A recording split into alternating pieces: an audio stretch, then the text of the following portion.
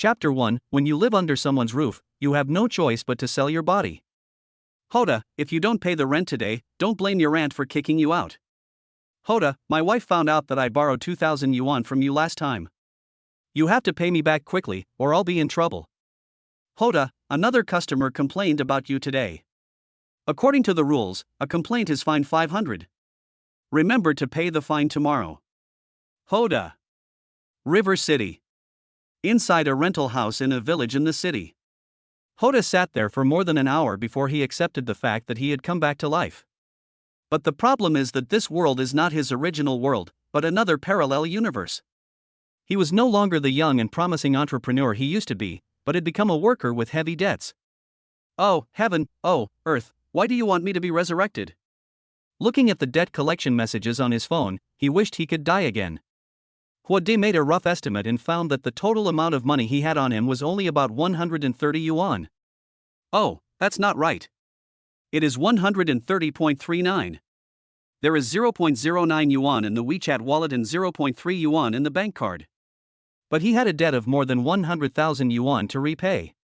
In addition to the rent and money owed to others, Hoda also discovered that the former owner had actually borrowed online loans.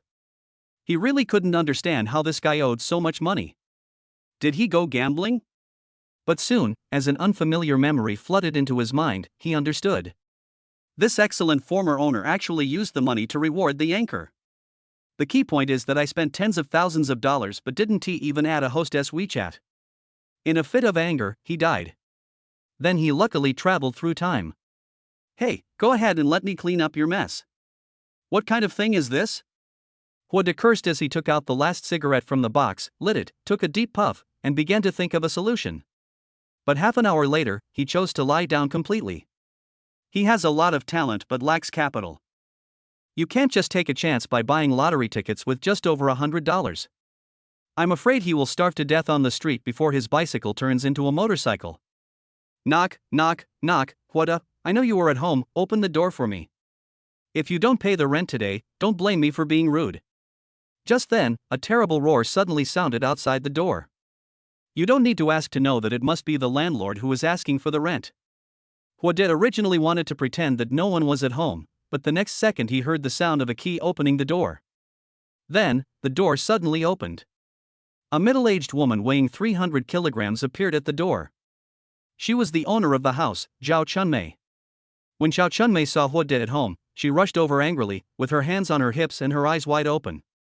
I knew you were at home. You must pay me the rent today, or you'll get out. Huode stood up awkwardly, with a flattering smile on his face. Aunt Zhao, don't get excited. I'm just having some trouble. If you can give me a few more days, I will find a way to pay the rent. As the saying goes, when you live under someone's roof, you have to bow your head. Although this rental house is a bit shabby, it can at least shelter us from wind and rain. If he was really kicked out, he would really become a homeless person. However, in the face of Huoda's flattery, Zhao Chunmei obviously didn't fall for it. Grace? I've already given you 3 months' grace. How can you ask me to give you more grace? I'm telling you, you have to pay it today, whether you want to or not. Huode felt bitter in his heart. He also wanted to pay the rent, but the problem was that he was short of money. Aunt Zhao, please have mercy on me and be flexible. I promise that I will pay you the rent as soon as possible. Huode was really determined to give it his all. If it were in another world, it would be others who would beg him humbly, and he would never beg others humbly. But Zhao Chunmei just wouldn't listen. I pity you, but who pities me? Don't talk nonsense, either pay up or get out of here. The woman in front of me has not been nourished by love for many years, which has led to endocrine disorders, irritability and extreme temper. What the hell? Just when Huode was thinking about how to ask the landlord to give him a few more days, a line of words suddenly popped up in front of him out of nowhere. Huode was startled and rubbed his eyes. The next second, the words in front of me disappeared immediately. Could it be that my brain was squeezed when I traveled through time and space, causing hallucinations? Kid, what are you doing? Don't think you can avoid paying rent by pretending to be stupid. I tell you, it's impossible. When Zhao Chunmei saw that Huode was suddenly stunned, she thought he was trying to pretend to be stupid in order to win her sympathy so that she would give him a few days' grace, so she immediately yelled at Huode. The woman in front of you is desperate for love. You only need to sell a little bit of your sex appeal to make her delay the rent payment date. Oh shit. What on earth is this and why is it here again? Huode was confused and became more and more panicked. It's broad daylight, could it be an evil spirit? For a while, Zhao Chunmei didn't even need to chase him away, he wanted to move out on his own. This house might be a bit spooky. But just as he had the idea of moving away, another line of words appeared in front of him. The temperature in Jiangcheng will suddenly drop at night. If you insist on leaving your rental house, you will 100% freeze to death on the street. Oh shit. Is it so scary? Although we still don't know what is going on, we have to say that Hoda has given up the idea of moving away. It is better to live a miserable life than to die. He didn't want to receive another death gift bag just after his resurrection. Never mind, let's give it a try. Huode made up his mind and decided to try the method just suggested. Aunt Zhao, please don't be angry. You are so beautiful and elegant. It would be great if there was someone caring to take care of you.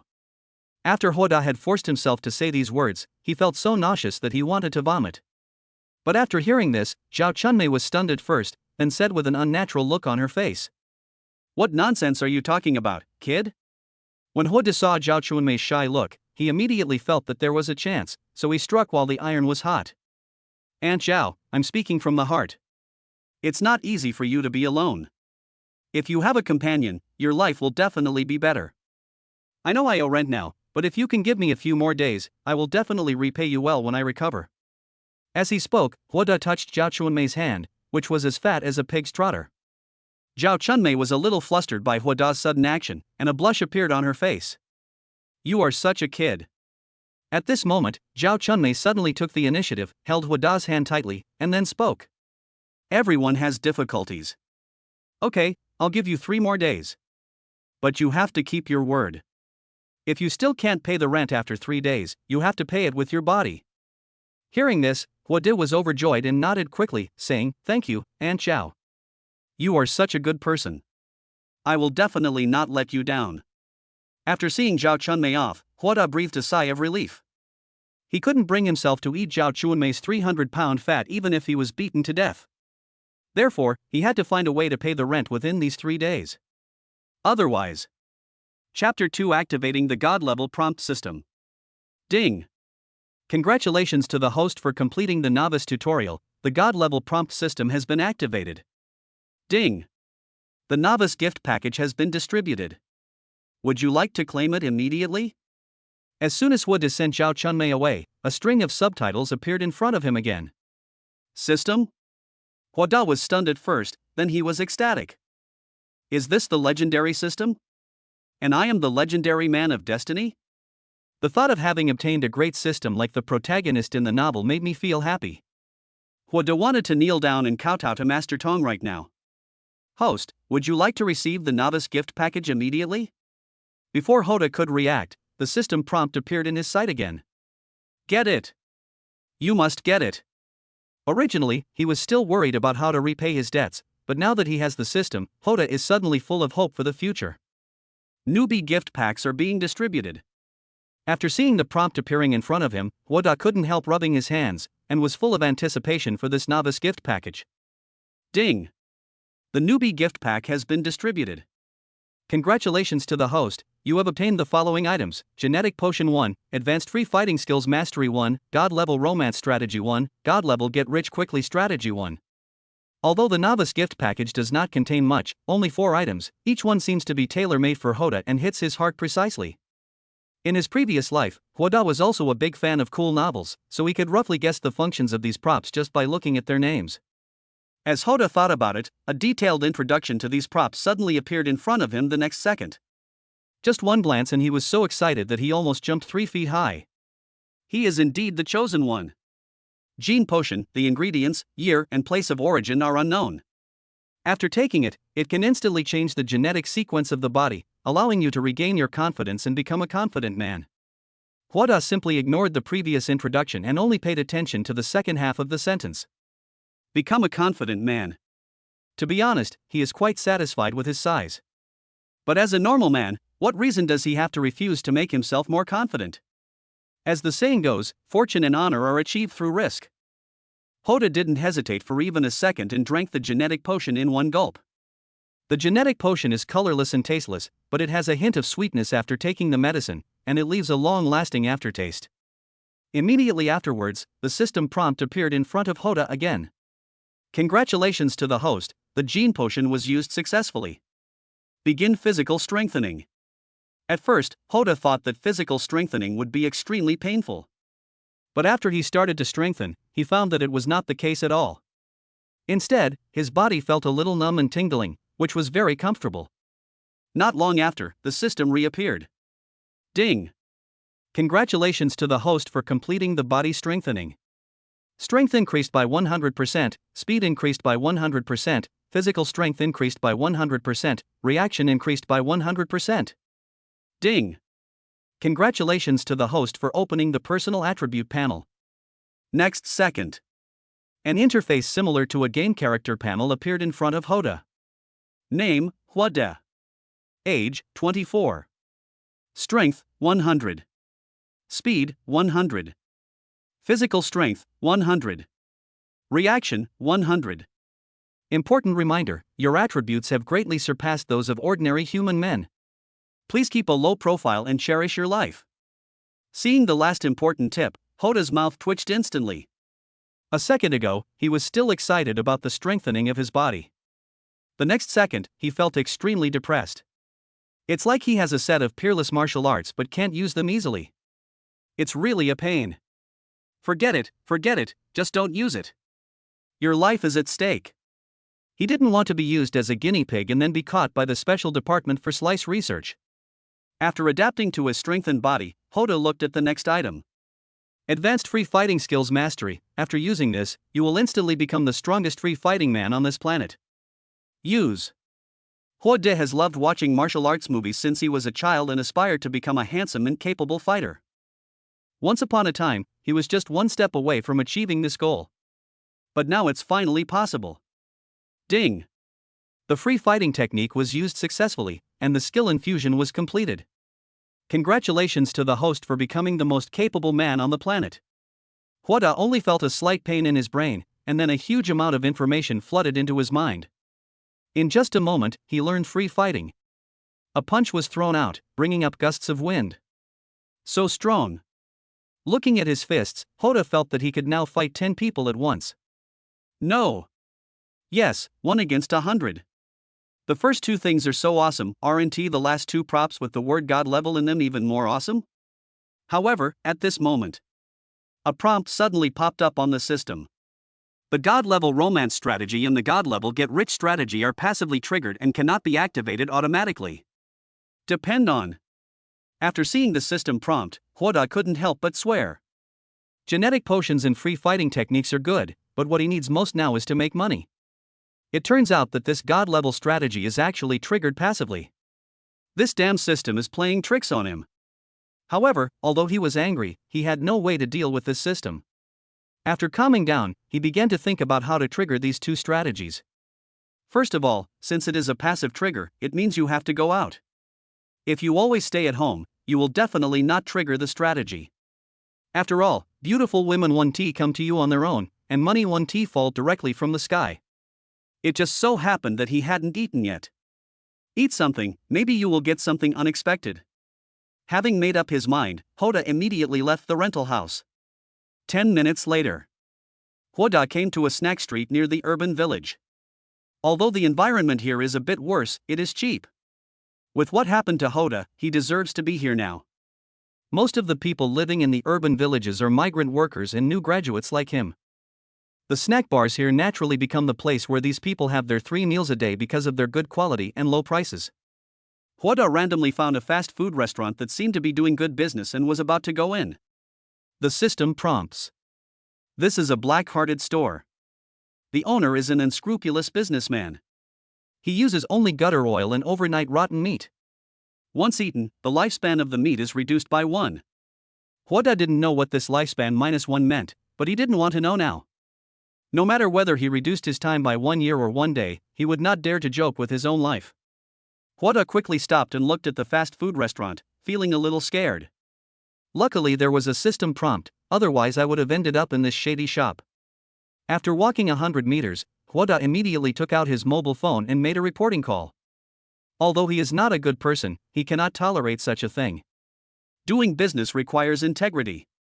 This is also an important reason why he was able to start from scratch in his previous life. Then, Hoda continued to look for a place to eat in the snack street. As he walked, he paid attention to the system's prompts, fearing that he would walk into another shady shop. But what he didn't expect was that the shops on this snack street actually had various hygiene problems. He did not show partiality and reported all of them. Because of the disturbance he made, Zhangcheng is destined not to be peaceful tonight. Chapter 3, the system is showing initial results, a scratch card worth 100,000 yuan. What's going on today? Why are there so many uncles in hats? It's not just the hat guy, the Industrial and Commercial Bureau, the Food Administration Bureau, and the Health Bureau are all out there. What happened? I heard that someone reported all the stores on this street. Oh my god, there are problems with so many stores? Hoda felt very proud when he heard the discussions of passers-by. It was really a wonderful feeling to do good deeds without leaving a name. There is a sports lottery store 500 meters ahead. A scratch-off ticket with a prize of 100,000 yuan will be sold in 10 minutes. The sudden prompt in front of him instantly brought Hoda back to reality. How many? 100,000 bonus. Hoda was stunned for a moment, thinking he had seen it wrong. After confirming again and again that there was indeed a prize of 100,000 yuan, Hoda became extremely excited.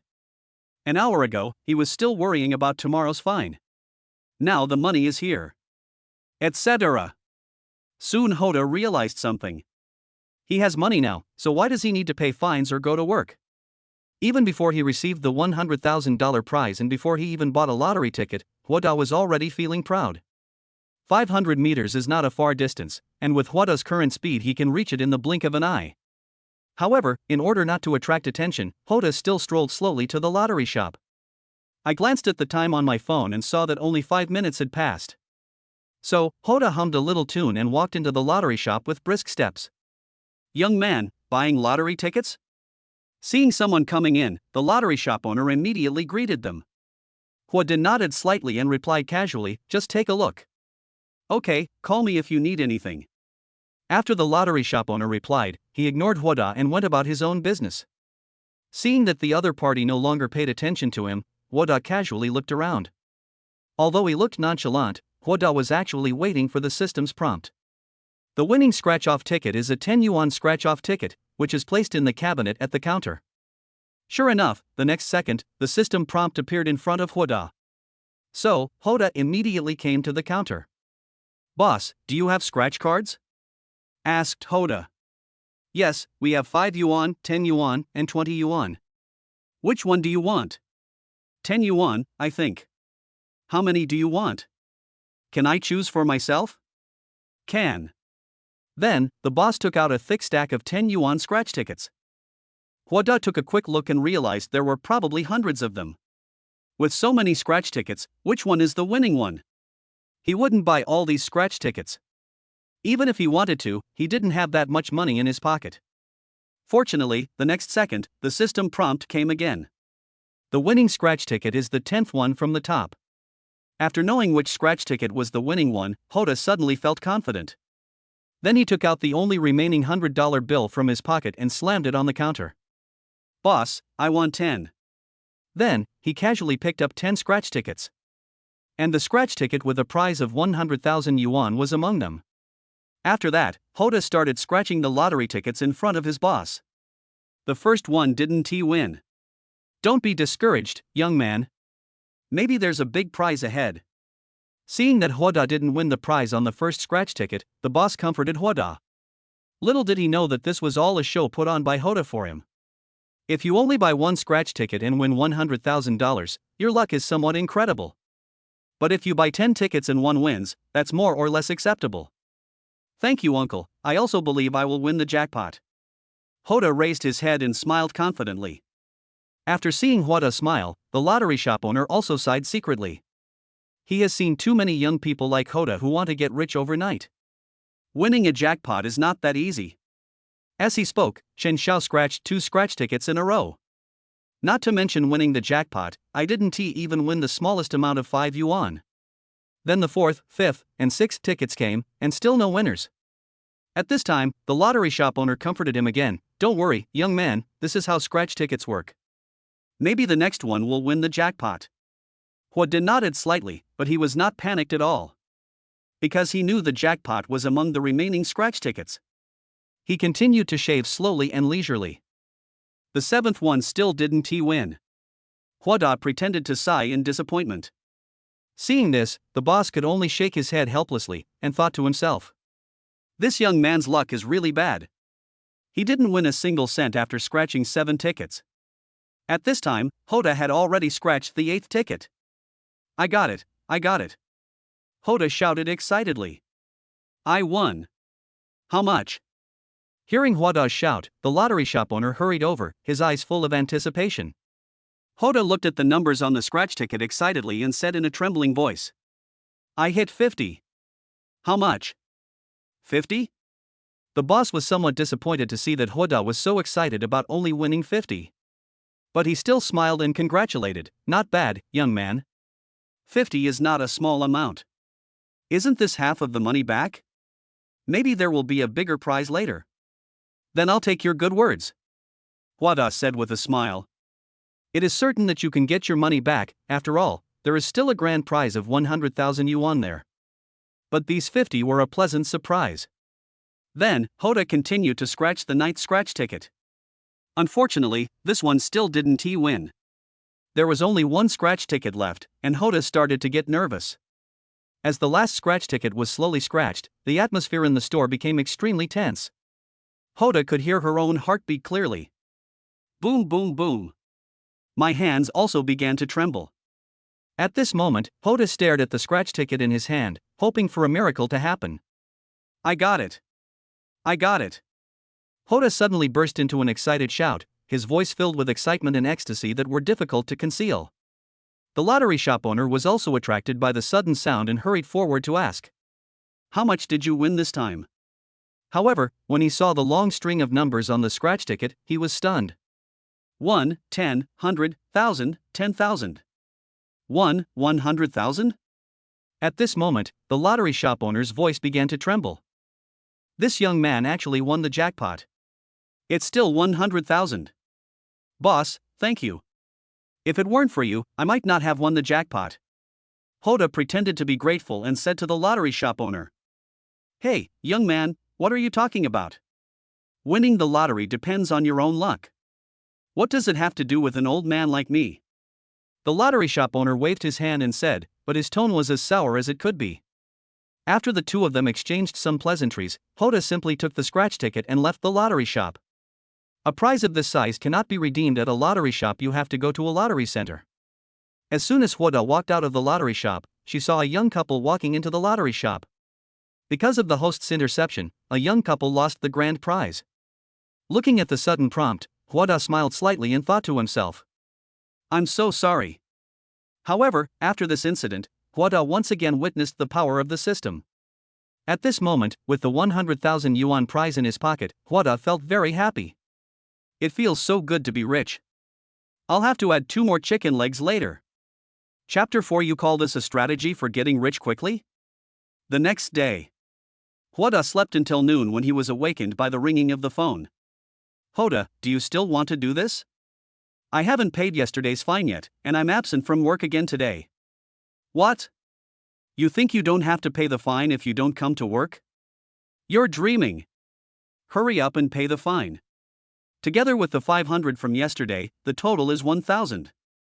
As soon as the call was connected, Joe Paopi's roar was heard from the other end. Joe Paopi is Hwada's immediate superior. His real name is Joe Dahai, but employees prefer to call him Joe Paopi in private. This guy is best at flattery and exploiting his subordinates. In Hwada's memory, the previous owner of this body had been exploited a lot by Joe Paopi. But Hwada won't tolerate this guy, especially since he won a jackpot of $100,000 last night. "Joe Paopi, I think you are the one who was daydreaming and you still want me to pay the fine. I'm telling you today, I quit." After saying that, Hwada didn't give Joe Paopi a chance to retort and just hung up the phone. The next step is to block and delete the whole thing. This Joe Paopi actually wants him to pay a fine. Go eat shit. After blocking and deleting all of Joe Paopi's contact information, Hoda suddenly felt extremely refreshed. Oh my god, it's already past 10 o'clock. At this time, Hoda glanced at the time on his mobile phone and found that it was already a quarter after 10. The lottery center closes at 11:30 noon. If he fails to redeem his winnings before the lottery center closes at noon, he will have to go hungry at noon. After winning the lottery last night, he indulged himself in luxury. Not only did I add 2 more chicken legs, I also ordered 2 bottles of snow beer. He only had $20 left in his pocket. Without having time to think, Hoda suddenly jumped up from the bed, put on his clothes and rushed out of the rental house without even covering his face. As soon as he went downstairs, Hoda unexpectedly ran into Zhao Chunmei. At this moment, the two looked at each other. Hoda could clearly see the strangeness in Zhao Chunmei's eyes and the smile on the corner of Zhao Chunmei's mouth. The whole person shuddered suddenly. The way Zhao Chunmei looked at him was very abnormal. A middle-aged woman who has not been nourished by love for a long time sees the prey that is within her reach. If the host does not pay the rent within 3 days, the other party will force the host. Oh shit. After seeing this tip, Hoda felt terrible. He never thought that what he said yesterday would make Zhao Chunmei fall in love with him and treat him as her prey. Blame it on this damn system. Fortunately, he will have money soon. As long as the rent can be paid in full, Zhao Chunmei will have no excuse to have sex with him. Xiaohua, what are you rushing to do?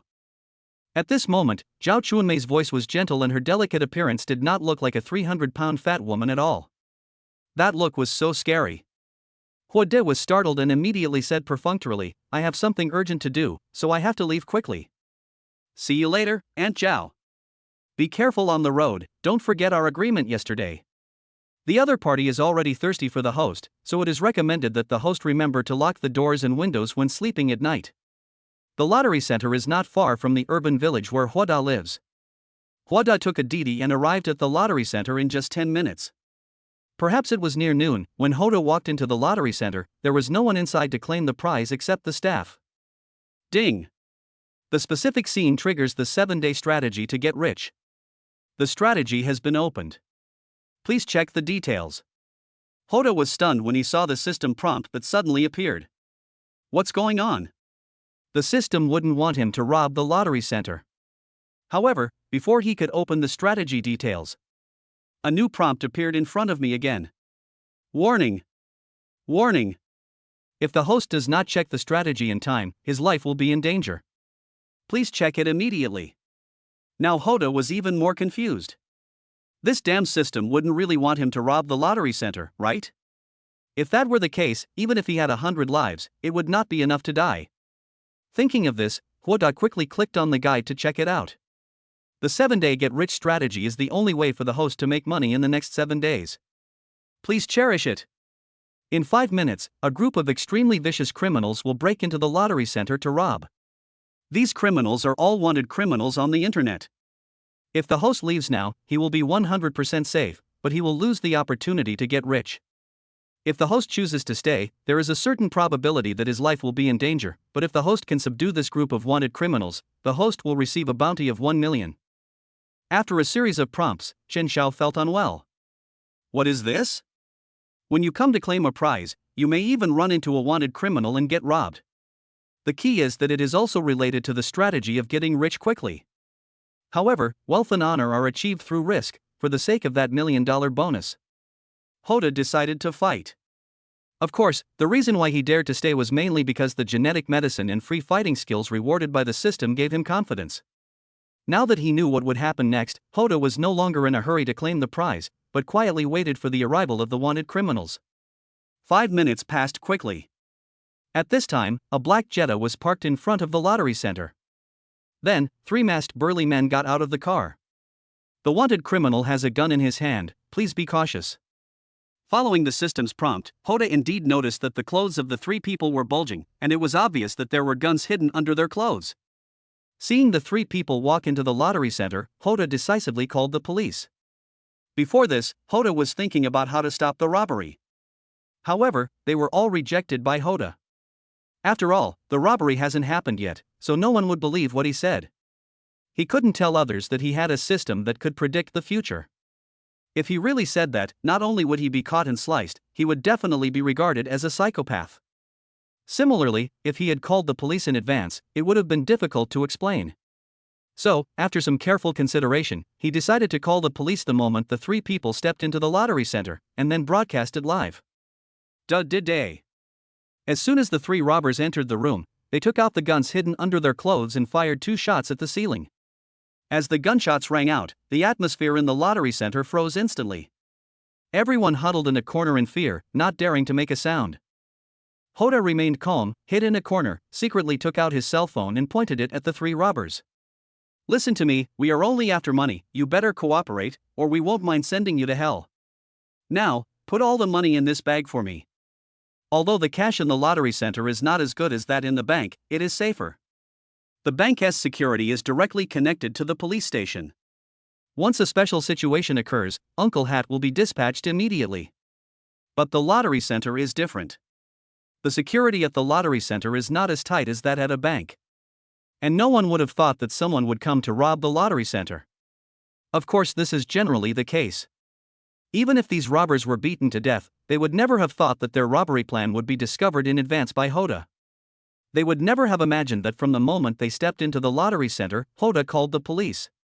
At this moment, countless police cars were rushing towards the lottery center. Chapter 5: Triggering a God-level romance strategy. Ding! Special scenes trigger God-level romance strategies. Please check the detailed strategies to avoid missing the great opportunity to meet beautiful women. Hoda was filming the robbers committing a crime when a system prompt suddenly appeared in front of him. What a God-level affair! What's the fuss about triggering a God-level romance at the robbery scene? However, just as Hoda was complaining about the system, the sirens of a police car suddenly sounded outside. "Boss, this is bad. There are a lot of police officers outside." One of the 3 robbers panicked when he heard the sirens.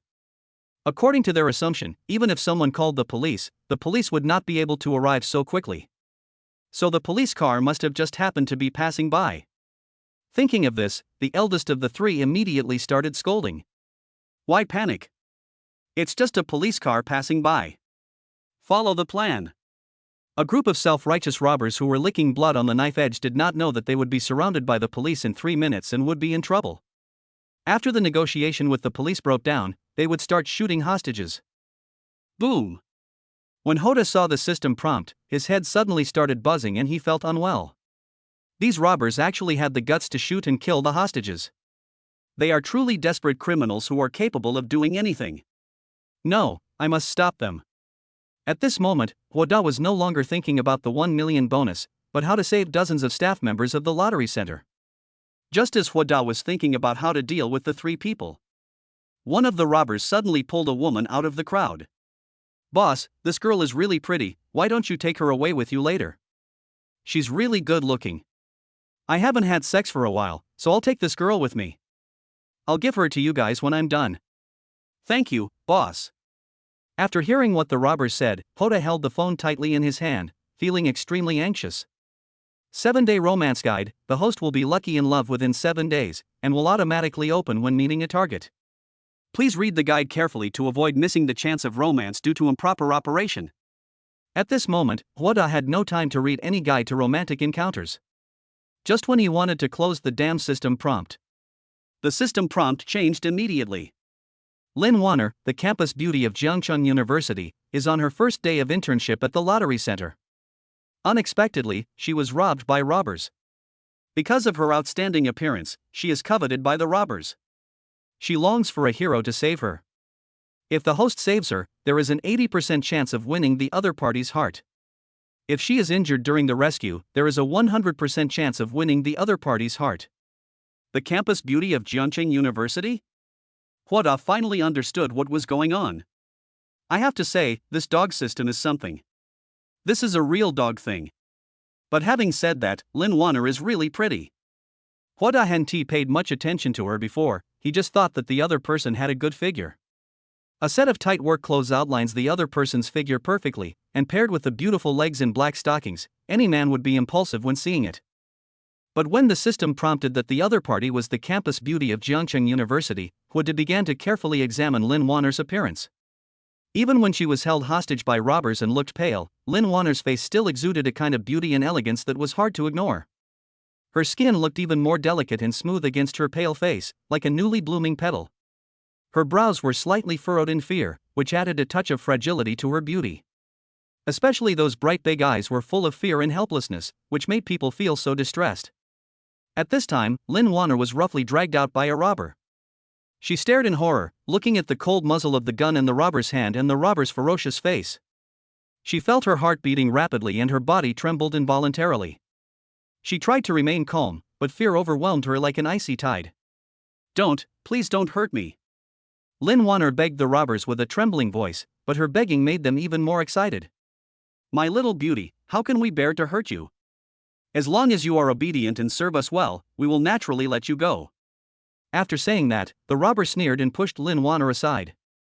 Then he ordered his men to quickly put the money into the bag.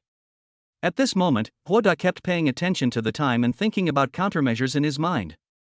If the robbers didn't have guns, he was confident that he could handle it even if 3 of them came together. But the other party has 3 weapons of equality in his hands, which makes it very difficult to deal with. After all, there are so many hostages here.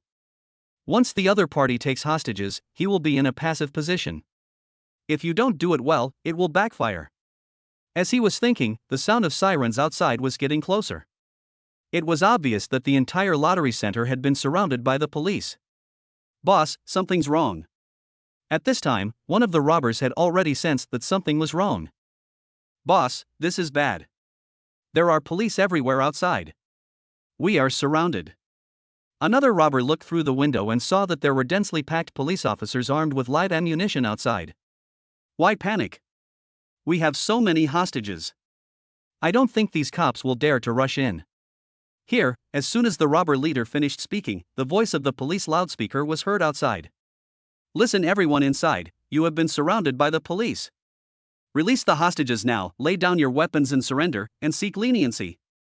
Upon hearing that the police had surrounded the place, the hostages became agitated, as if they saw hope of being rescued. However, the next second the leader of the robbers dragged Lynn Warner to the gate and shouted at the police outside.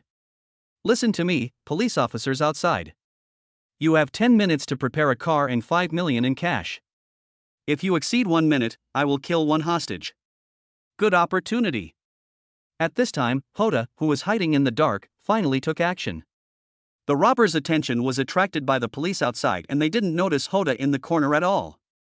After being transformed by genetic drugs, Hoda's speed is several times that of an ordinary person. In the blink of an eye, he was already behind one of the robbers. Then, Hoda covered the man's mouth with one hand and hit the back of his neck hard with the other hand. Woo! The robber only had time to let out a low whimper before he fainted and lost consciousness. Hoda gently pushed the man down, snatched the gun from his hand, and then quietly came behind the other robber. At this time, the hostages had already discovered Hoda. But they knew that Hoda was saving them, so they all held their breath, fearing that any noise would attract the attention of the robbers. Hoda came up behind another robber and knocked him down in the same way. This leaves only 1 robber left. He is also the most troublesome robber. Because the other party has hostages. Chapter 6, a hero saves a beauty and is wounded bravely. However, what Hoda didn't know was that everything he had just done was seen by a sniper in the distance, who reported it to his superiors. When the superiors learned about this, they were also shocked. However, the robbers now have hostages in their hands, so it will not be easy to attack by force. Now that we have Hoda as our insider, everything will be easier. Su Jun is the captain of the Criminal Investigation Brigade of Jiangcheng Public Security Bureau and the on-site commander of this incident. Calm down first and don't hurt the hostages. I have reported your request to my superiors, who have already gone to raise the money, and the car is on the way. After observing Hoda's movements, Su Jun immediately decided to stabilize the robber first, attract his attention, and create an opportunity for Hoda. The robber didn't expect that the Jiangcheng police would agree to his conditions so quickly, and he was feeling very proud. But the next second, he saw Hoda behind him through the glass door in front of him. At this moment, Hoda pounced on the robbers like a cheetah. Hoda was very accurate. He grabbed the robber's gun-holding hand and twisted it hard. With a click, the robber's wrist was broken and the gun in his hand fell. Then, Hoda locked the robber's throat with his other hand, forcing him to let go of Lynn Warner. Go! Hoda shouted at Lynn Warner and then started to wrestle with the robber. After hearing Huoda's instructions, Lin Wanner looked at him gratefully, turned around, and ran out of the lottery center without hesitation. When several policemen saw Lin Wanner coming out, they immediately stepped forward to meet her. It was not until this moment that Lin Wanner finally breathed a sigh of relief. However, from her pale face and frightened eyes, it can be seen that she was quite frightened. Bang! But at this moment, a gunshot instantly broke the silence. Lin Wanner quickly looked back and saw Huoda being shot and falling to the ground. Huoda was shot intentionally by the robbers. With his current strength, the robbers would have no chance of shooting him if he hadn't done it on purpose. The reason why he did this was, of course, because of the system's prompt. He did not forget the system's previous reminder that if he was injured while rescuing Lin Wanner, he would definitely win her heart. Now that Lin Wanner is safe, it's time to get hurt. Although he was slightly injured, his injury was not serious at all.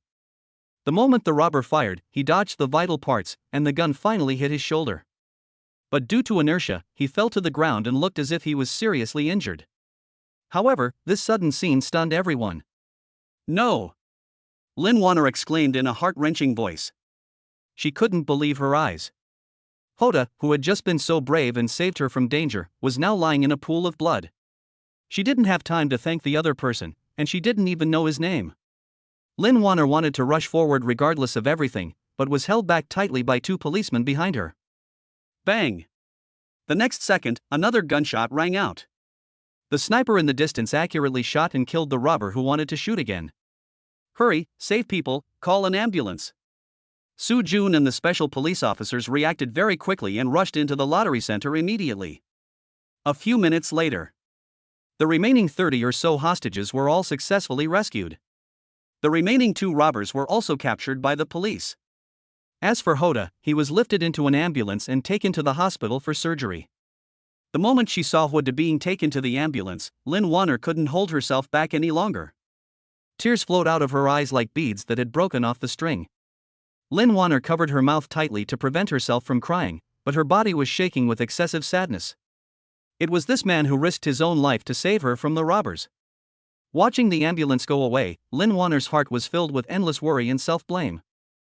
At the same time, there is an indescribable complex emotion surging. She realized that she had developed an inseparable feeling for this man whom she had never met but who saved her. In the ambulance, Huoda endured the pain in his body, but his heart was filled with joy. Just as he was being carried into the ambulance, he happened to hear that the police had confirmed the identities of the 3 robbers. It was the wanted criminal that the police had previously sought nationwide. This means that he will immediately receive a bounty of 1 million. In addition, he also saw the worried look in Lin Wanner's eyes when she looked at him. Based on his experience, this look was enough to show that Lin Wanner had been captured by him. After arriving at the hospital, Huoda was immediately sent to the operating room. Fortunately, the bullet did not hit a vital part and the operation was completed in just over an hour. Evening. Huoda slowly opened her eyes and found herself lying in a single room in the hospital. Then he moved his injured shoulder. It wasn't painful as I had imagined, but rather an itchy feeling. In fact, what Huoda didn't know was that his wounds were healing at a speed visible to the naked eye. After the previous transformation with genetic drugs, he has gained extraordinary healing abilities. Are you awake? How do you feel? Are you feeling uncomfortable anywhere?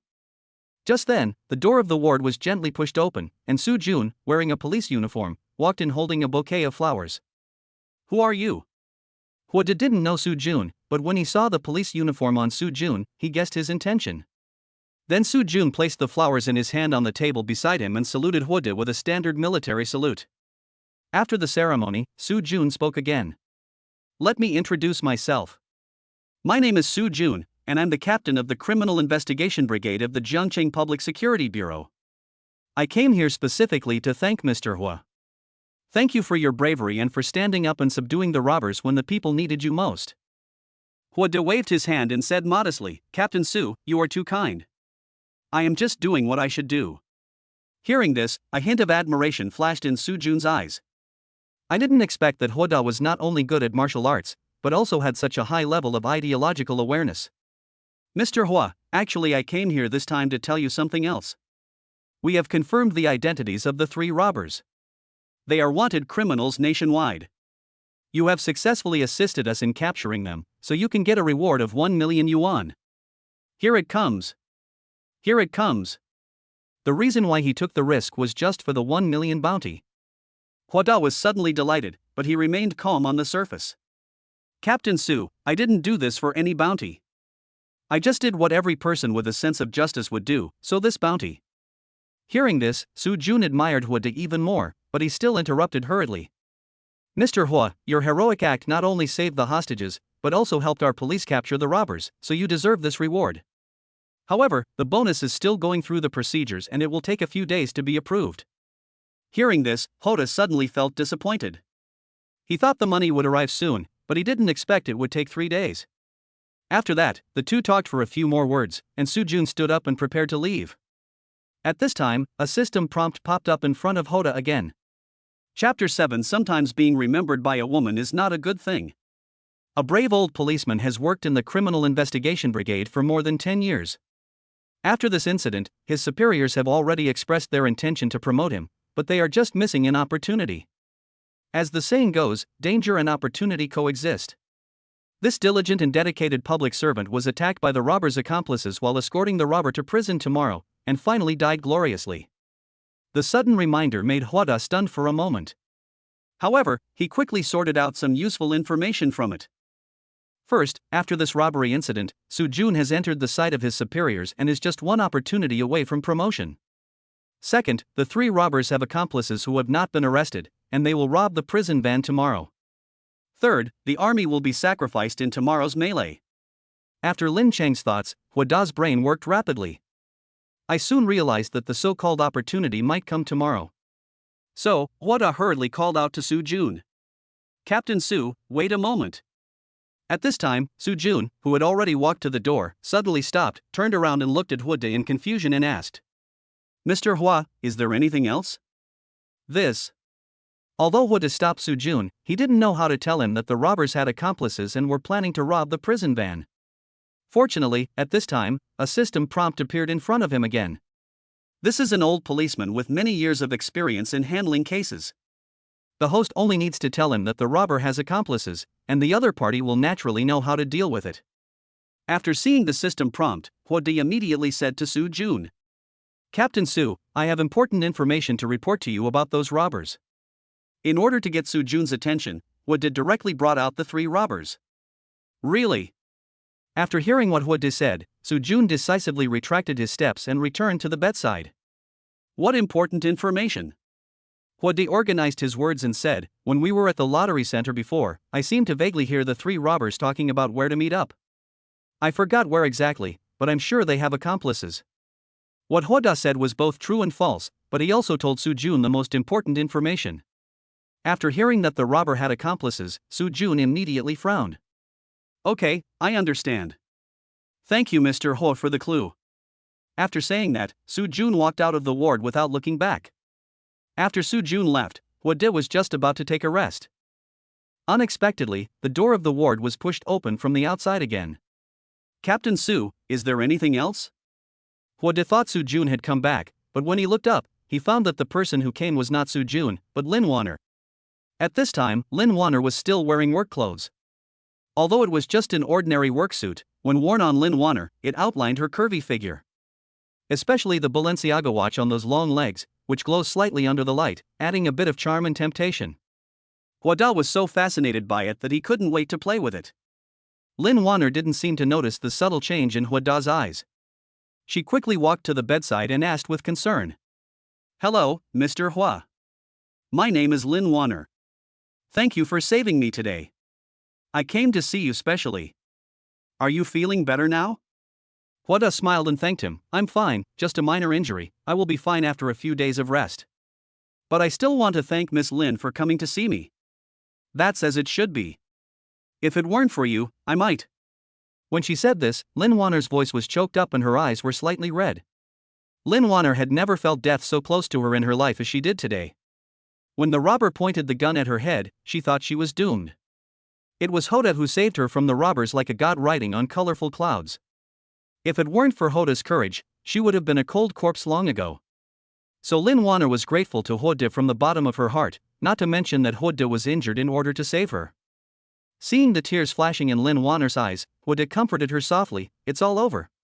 You're fine now. Lin Wanner nodded gratefully and tried to calm herself down. Then he looked at Hoda deeply, as if he wanted to engrave the image of this savior in his heart forever. Mr. Hua, I don't know how to thank you. Hua smiled slightly, waved his hand and said, actually, this is what I should do. I don't want a beautiful woman like Miss Lin to encounter misfortune at such a young age. After hearing what Hua said, Lin Wanner's face instantly blushed. She lowered her head shyly, her long eyelashes trembling slightly, and her hands twisted together unconsciously, revealing her inner nervousness and uneasiness, but more of it was joy and shyness after being praised. Looking at Lin Wanner's shy appearance, Hua felt his mouth dry and his heartbeat accelerated involuntarily. Especially when his eyes looked at the proud breasts of Lin Wanner, he swallowed his saliva even harder. Fortunately, Lin Wanner did not notice anything unusual about Hua. Well, Miss Lin, it's getting late, why don't you go back early? Hua ordered them to leave. He was afraid that if Lin Wanner stayed any longer, he would not be able to control himself and do something worse than an animal. Although he wanted to, it might not be appropriate to do that in the hospital. Moreover, he didn't know what Lin Wanner was thinking. Discovering that the hero who saved her was a handsome man, this rich girl who had been addicted to idol dramas since childhood decided to marry him, but she was too shy to express her feelings. Okay. This requires a commitment of one's body. This system is really good. Mr. Hua, Ms. Lin, it's really late. If you don't go back, I'm afraid you'll be in danger. I'm still lying in bed now. If you're in danger, I can't protect you. Before Lin Wanner could finish speaking, Hua interrupted him. Lin Wanner was stunned for a moment when she heard this, and then a shy look appeared on her face again. Lin Wanner didn't expect Hua to be so concerned about her safety, which made her very touched. Of course, so as not to worry Hoda. So, she nodded heavily and said, okay, then I'll go back first, and I'll come to see you tomorrow. Afterwards, the two exchanged contact information, and Lin Wanner left the ward, looking back every 3 steps. The moment he saw the door closed, Hoda breathed a sigh of relief. Sometimes being remembered by a woman is not a good thing. Just like now. Not long after Lin Wanner left, Hua received a message from her. Mr. Hua, what do you want to eat for breakfast tomorrow? I'll bring it to you. How about steamed buns and fried dough sticks? Ah, no, you just had surgery and can't eat anything oily. I'd better bring you century egg and lean meat porridge. I'll tell you a secret. My favorite food is preserved egg and lean meat porridge. Chapter 8, Being a Brave Man Becomes a Suspect. The next day. As expected, Lin Wanner came to Huada's ward early in the morning with a bag of breakfast. However, as she had to rush to work, Lin Wanner did not stay long and left in a hurry. Seeing Lin Wanner in such a rush, Huada really couldn't understand. According to the system's prompts, Lin Wanner is a lady from a wealthy family. Since you are a rich lady, why do you have to go to work? It is also a lottery center. I don't understand. I really don't understand. Huada is not a person who likes to dwell on trivial matters. If he can't figure it out, he will just give up. After washing up, Huada opened the breakfast that Lin Wanner brought and started eating. I have to say, this century egg and lean meat porridge tastes really good. After breakfast, Huada began to pay attention to the latest news. According to the system's prompt, the accomplices of the 3 robbers will rob the prison van today. I wonder if Captain Su can successfully capture these criminals. Huada waited until noon before he saw real-time news about the robbers' accomplices. At 10 a.m. today, the police were escorting the armed robbers from yesterday's lottery center to prison when they were attacked by the robbers' accomplices, and a fierce gunfight broke out at the scene. The police have successfully captured 3 accomplices of the robbers and there were no casualties at the scene.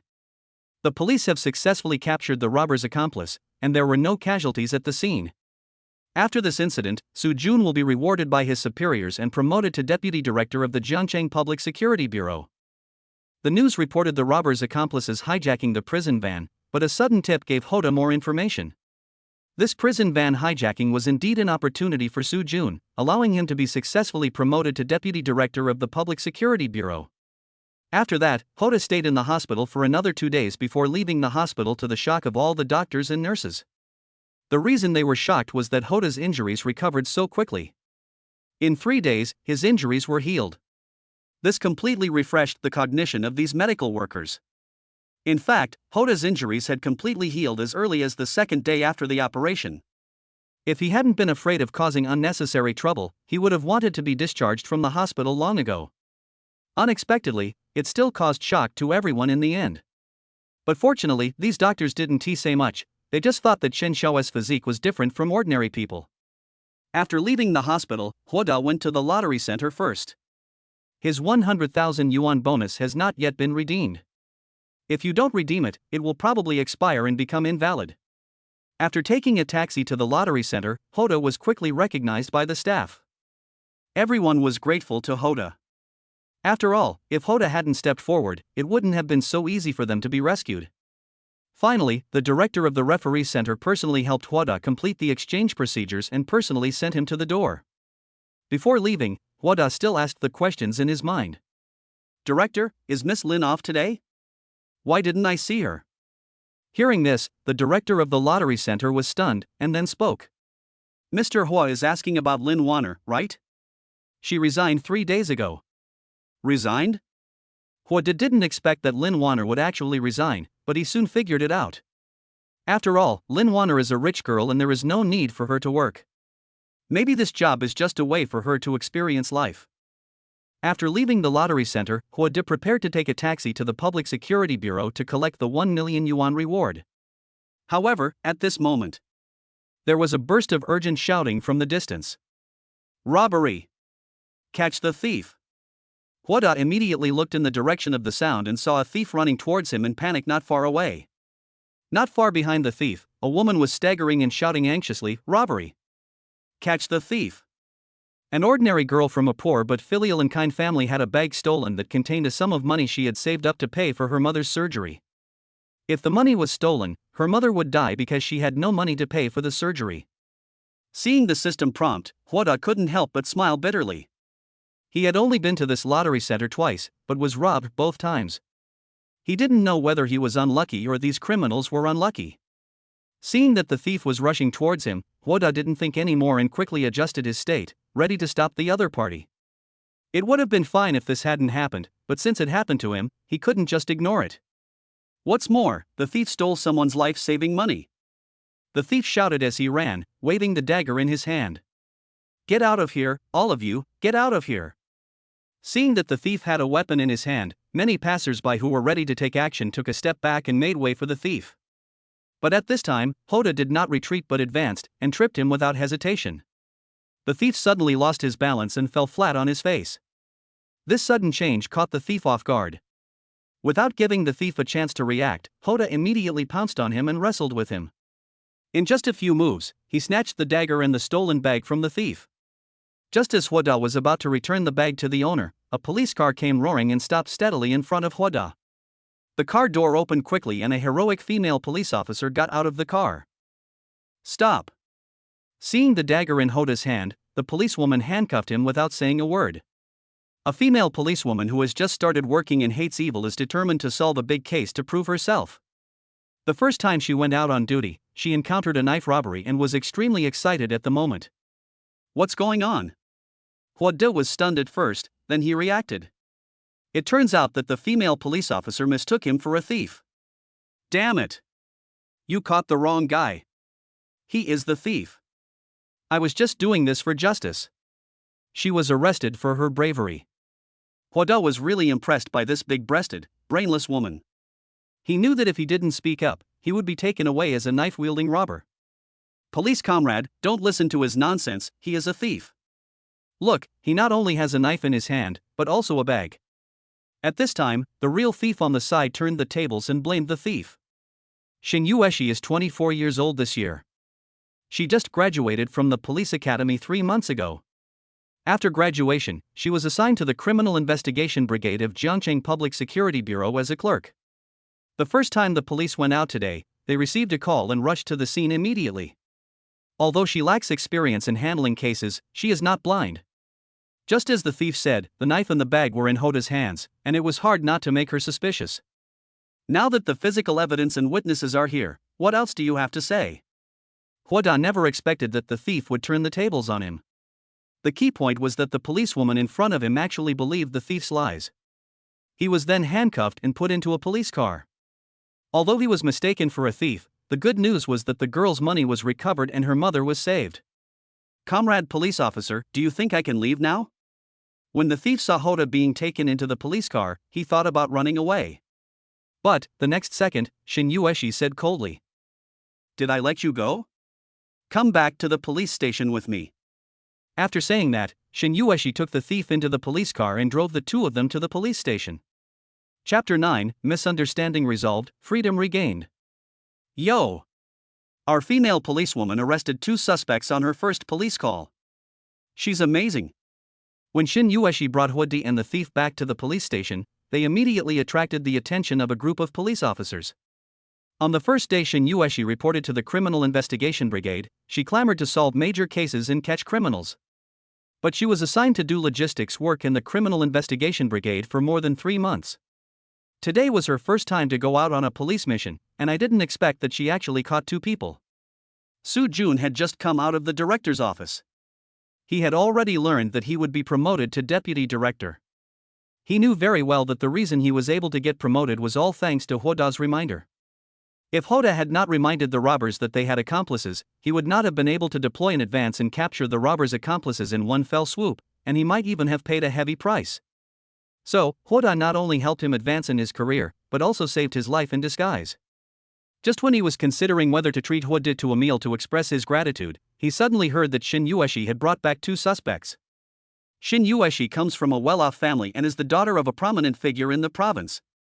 So as soon as I graduated, I was assigned to the Criminal Investigation Brigade of the Municipal Bureau.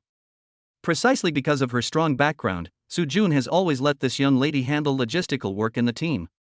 But this young lady is not a person who is content with her lot, and she is determined to solve the big case. After 3 months of observation, Soo-jun finally agreed to let her go out as a police officer. Unexpectedly, the police caught 2 suspects on their first trip. For a moment, Soo-jun was also full of curiosity about the person captured by Shin Yueshi. So he quickly walked towards the interrogation room. The other side. In the dark interrogation room, Hoda was handcuffed and secured to a special chair. In front of him were Shin Yueshi and a civilian police officer with complicated records. Shin Yueshi interrogated Hoda expressionlessly. "Name?" Hoda knew that he had not committed any crime, so he spoke calmly. "Hoda." "Shin Yueshi, gender?" Hearing this, Hoda was amused. "Comrade police officer, aren't my male characteristics obvious enough?" Shin Yueshi immediately slammed the table and stood up, angrily saying, "Hoda, I advise you to be honest and explain everything you did in detail, and strive for leniency. The boss of this beautiful policewoman is on his way. He has recognized your identity and you will be released without charge." To be honest, although Hoda knew he was innocent, he was afraid that this stupid woman would confess under torture. But after seeing the system prompt, I finally felt relieved. So he cooperated with Shin Yueshi and said, "My name is Hoda, male, 25 years old, a native of Jiangcheng." "That's more like it." Seeing that Hoda finally cooperated honestly, Shin Yueshi sat down again. "Tell me, why did you rob in broad daylight? Have you committed any crime before?"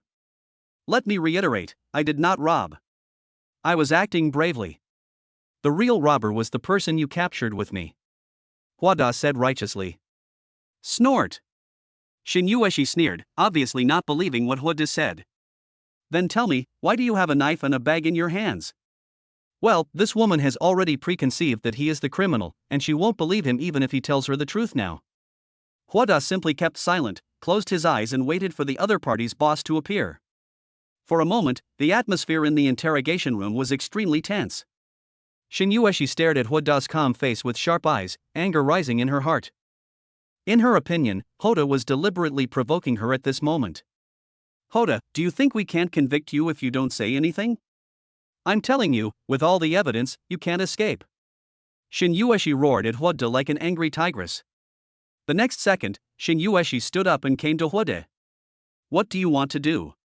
Seeing Shin Yueshi's murderous expression, he was really afraid that this woman would lynch him. But at this moment, the door of the interrogation room was suddenly pushed open and Soo-jun strode in. As soon as he entered the room, Soo-jun saw Hoda handcuffed to a chair, and the scene of Hoda rescuing the hostages regardless of his own safety suddenly popped up in his mind. He would never believe that Hoda was a suspect in a knife-wielding robbery. "Shin Yueshi, what are you doing?" Su Jun roared in anger and immediately walked quickly to Hwoda's side. Captain Su, why are you here? Shin Yueshi was stunned when she saw Su Jun suddenly appear, but then she thought that Su Jun must have heard that she had arrested a knife-wielding robbery suspect on her first day on duty, so he came to congratulate her. However, Shin Yueshi did not wait for Su Jun's congratulations. Instead, she saw Su Jun waiting for her with an angry face. Suddenly, her heart skipped a beat and she sensed that something was wrong. Shin Yueshi, do you know who you captured? Su Jun pointed at Hwoda, his tone full of blame. Shin Yueshi was stunned, looking at Su Jun in confusion and said, Captain Su, isn't he a suspect of knife-wielding robbery? Upon hearing this, Su Jun became furious. What's the knife-point robbery?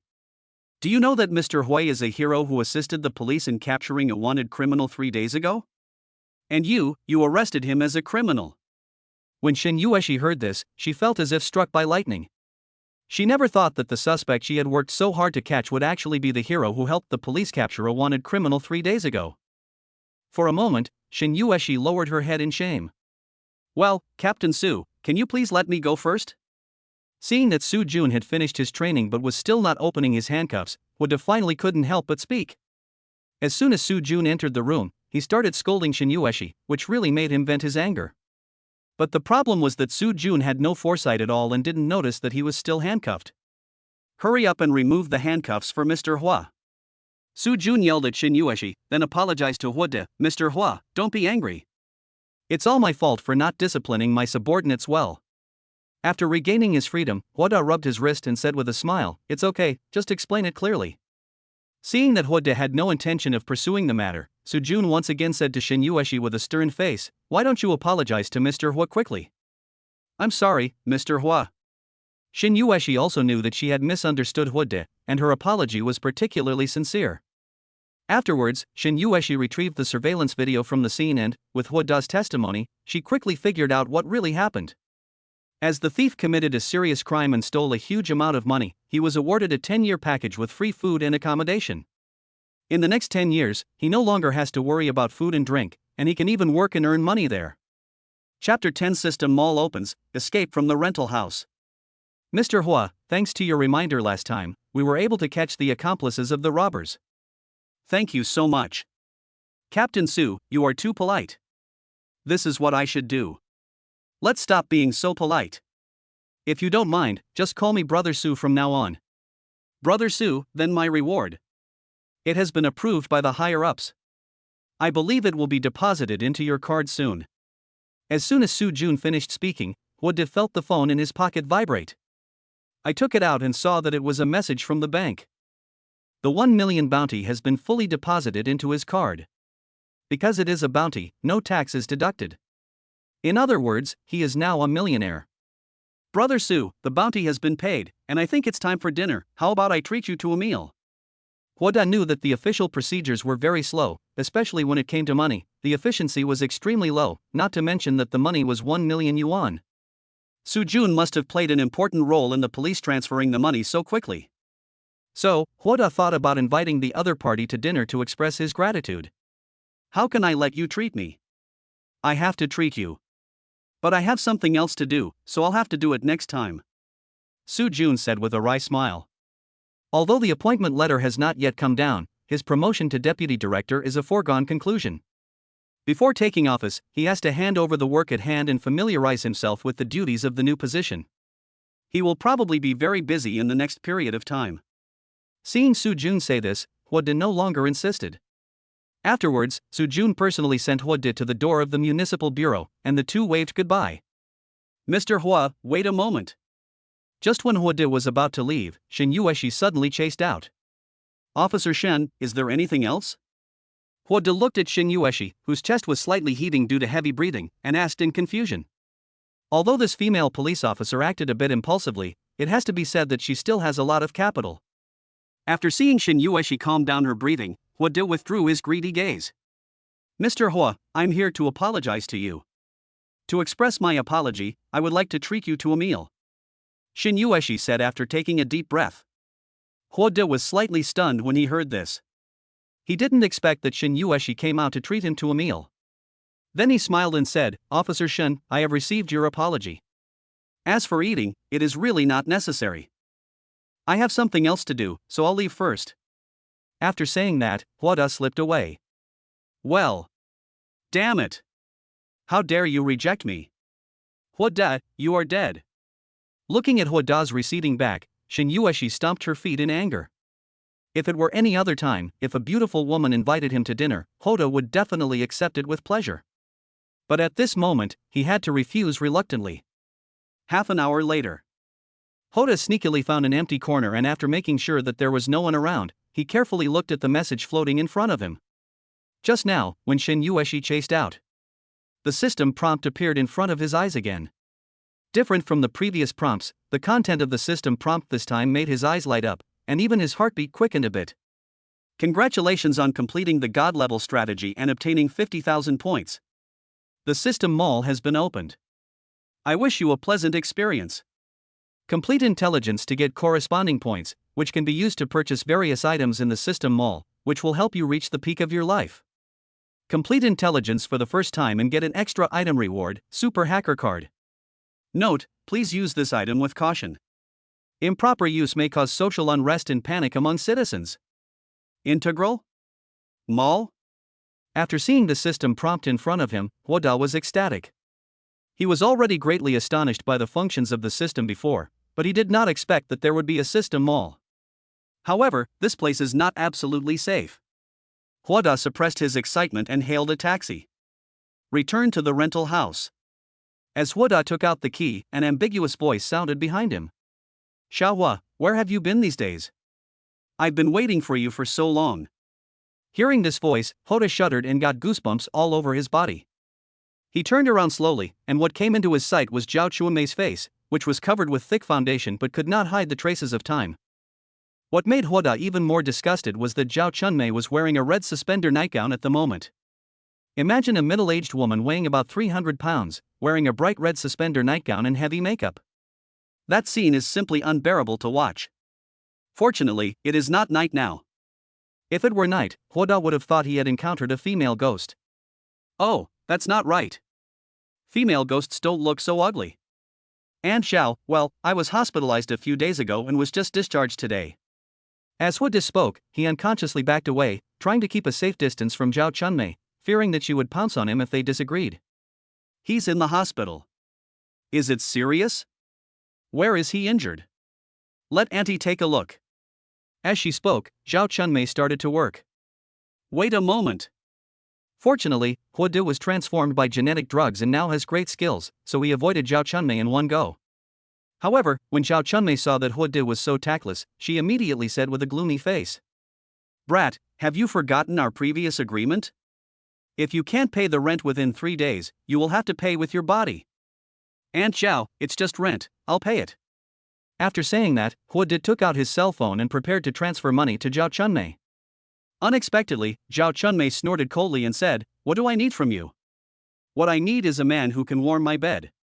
I advise you not to be ungrateful." "Well, Aunt Zhao, the company asked me to go on a business trip, and I have to rush to the airport. I'll transfer the rent to you later." As Hoda spoke, he quickly opened the door, then dodged and hid inside the house.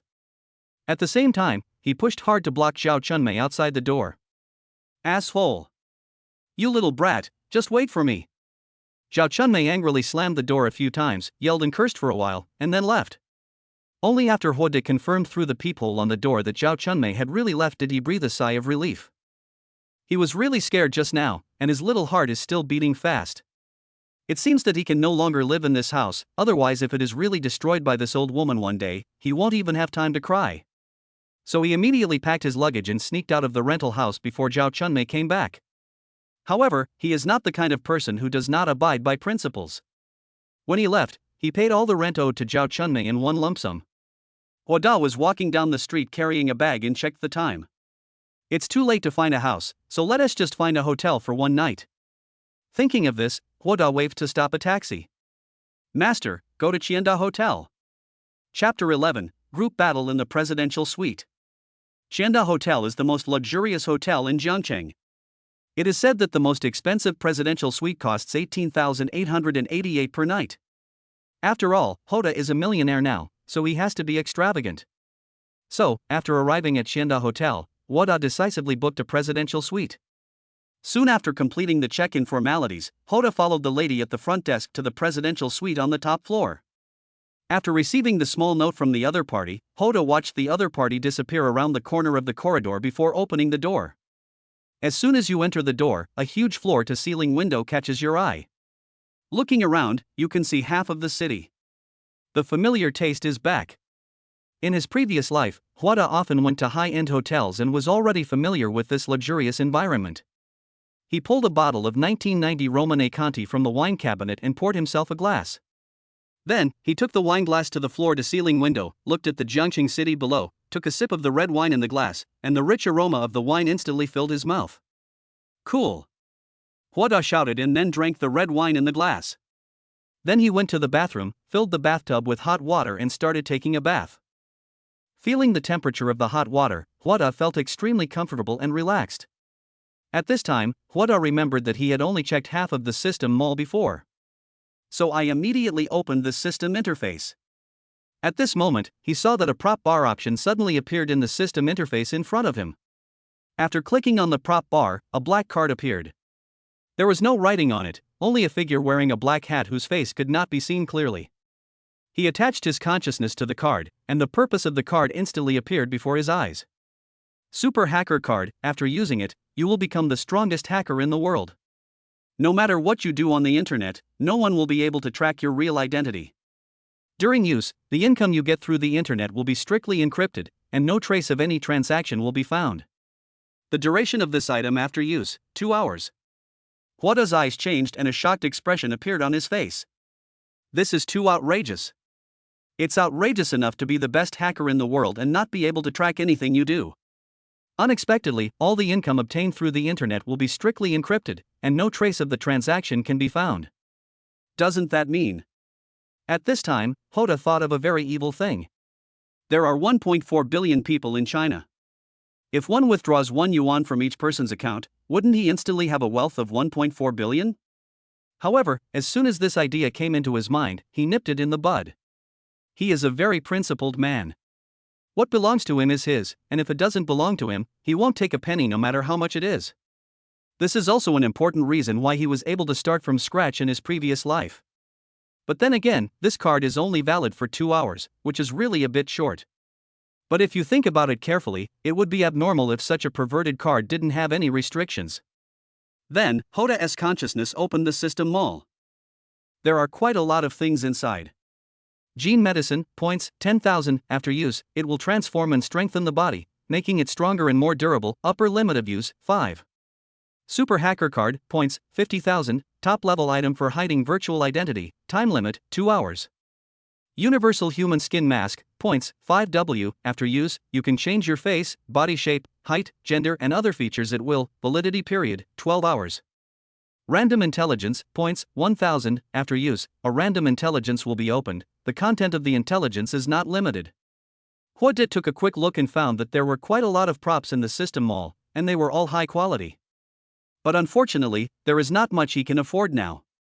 After looking around, Hoda finally exited the system mall without buying anything. As the saying goes, a good knife should be used where it is most useful. Currently, he has limited points and cannot squander them at will. Have to keep it and use it at the critical moment. Afterwards, he took a bath for a while before coming to the living room in his bathrobe. People who have never stayed in a presidential suite may not know that the presidential suite is actually like a commercial housing. Not only are there bedrooms, but there are also living rooms. The better hotels even have study rooms, gyms, and entertainment rooms. This is the case with the presidential suite at the Xianda Hotel. There are 3 bedrooms, 4 bathrooms, a study and an entertainment room, totaling 260 square meters. After taking a bath, Hoda suddenly felt hungry.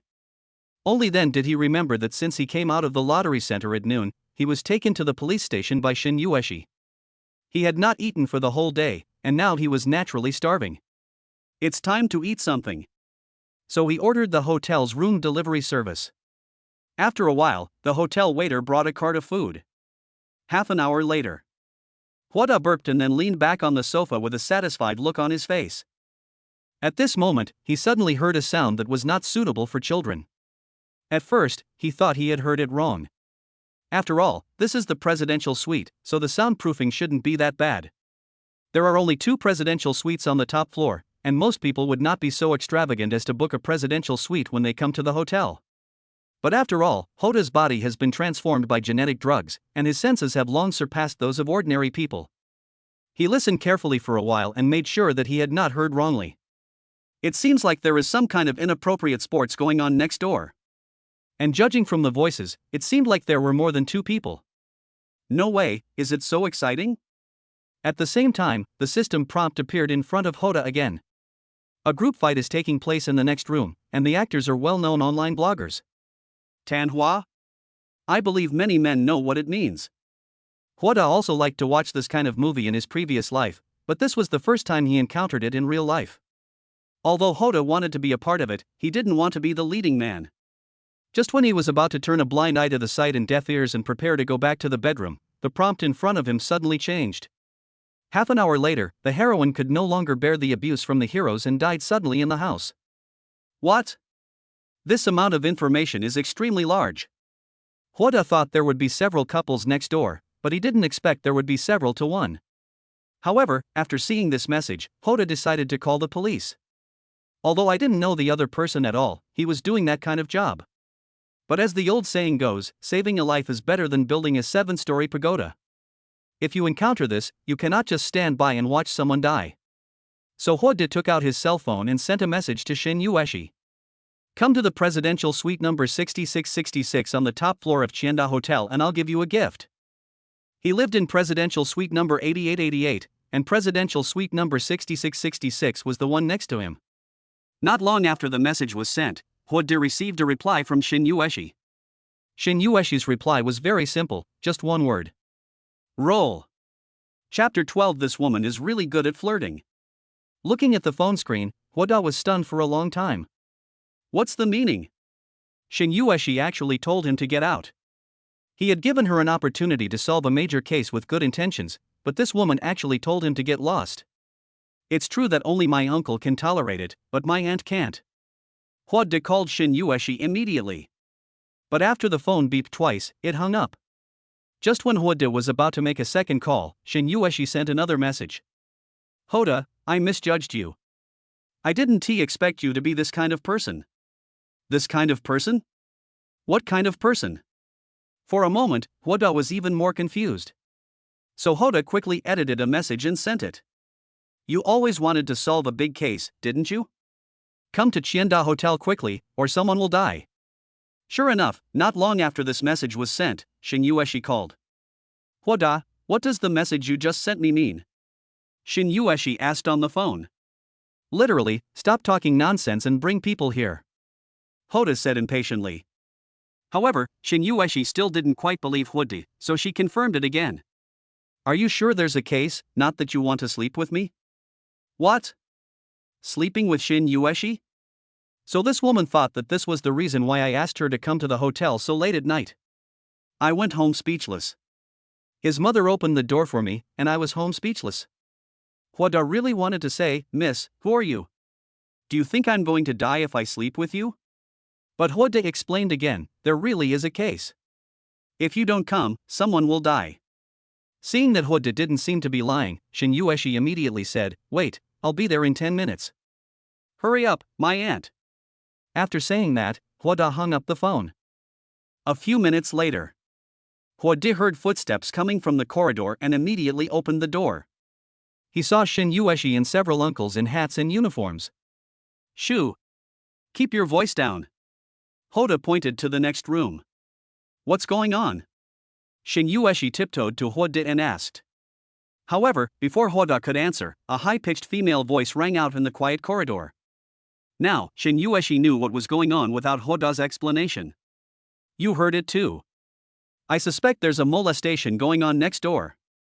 As soon as the words group fornication came out, Shin Yueshi was stunned on the spot and her face turned red.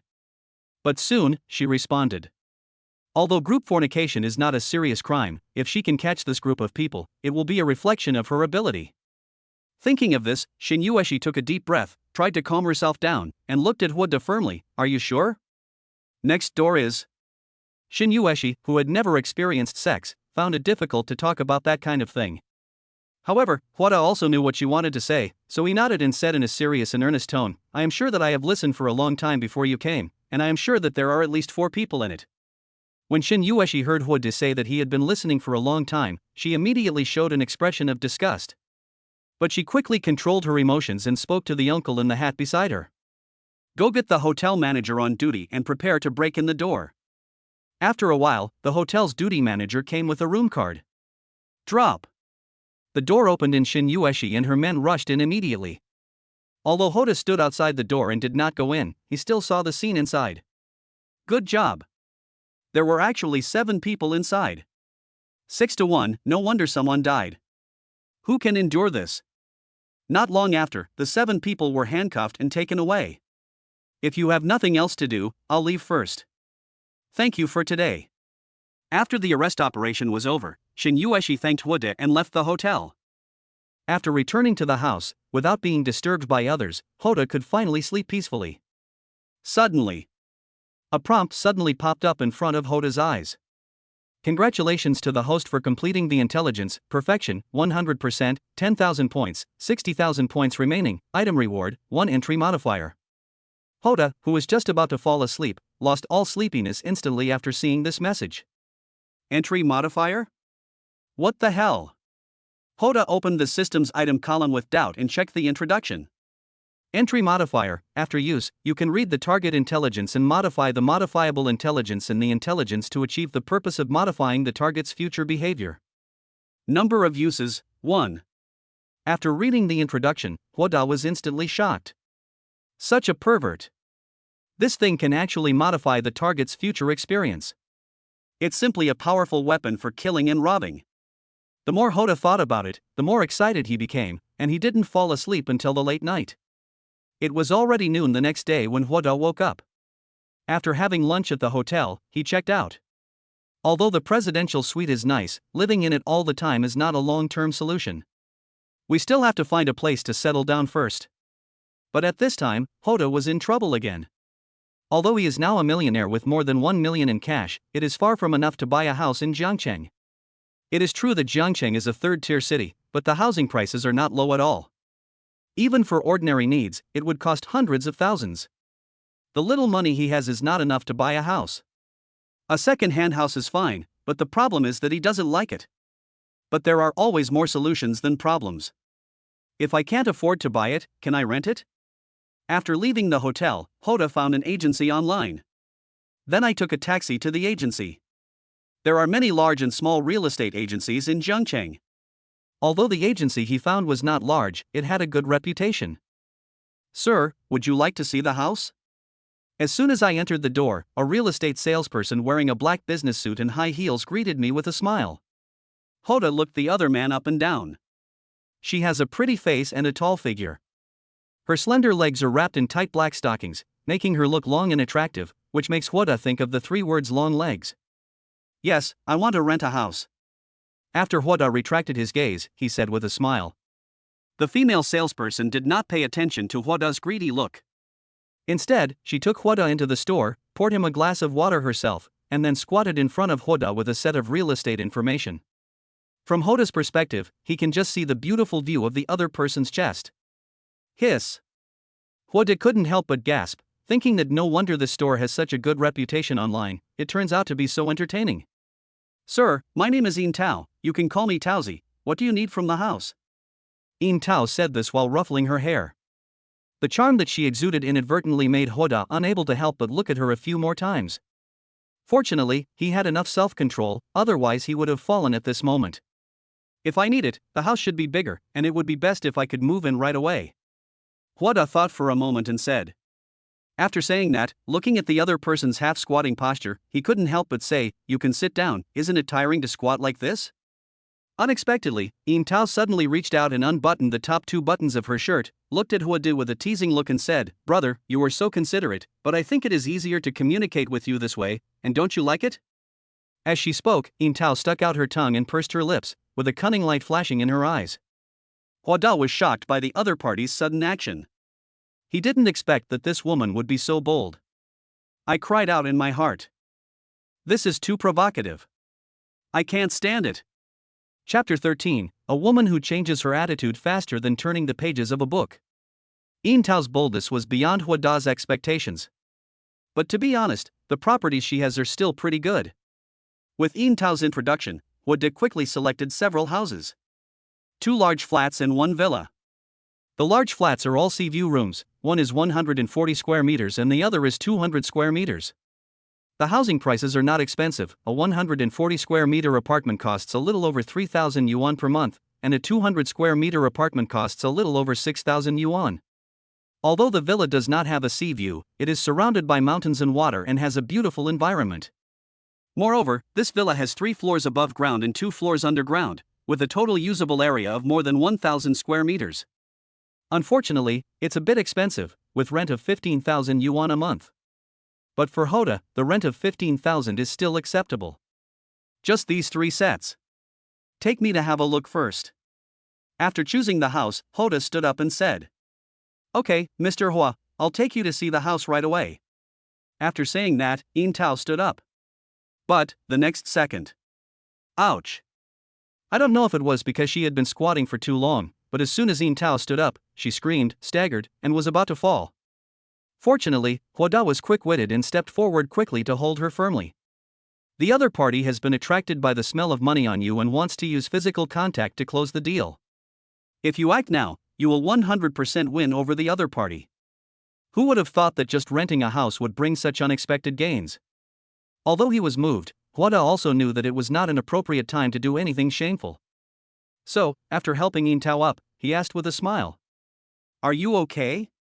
After Yin Tao stood firm, a blush appeared on her face.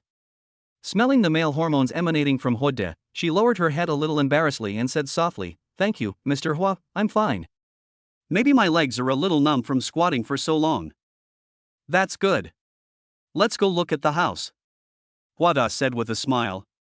After the two walked out of the agency, Yin Tao looked at Hua Da and asked, "Mr. Hua, where is your car parked?" "Ah, I don't have a car." Hua Da was slightly stunned and told the truth. "Ah, you don't have a car, how are we going to get there?"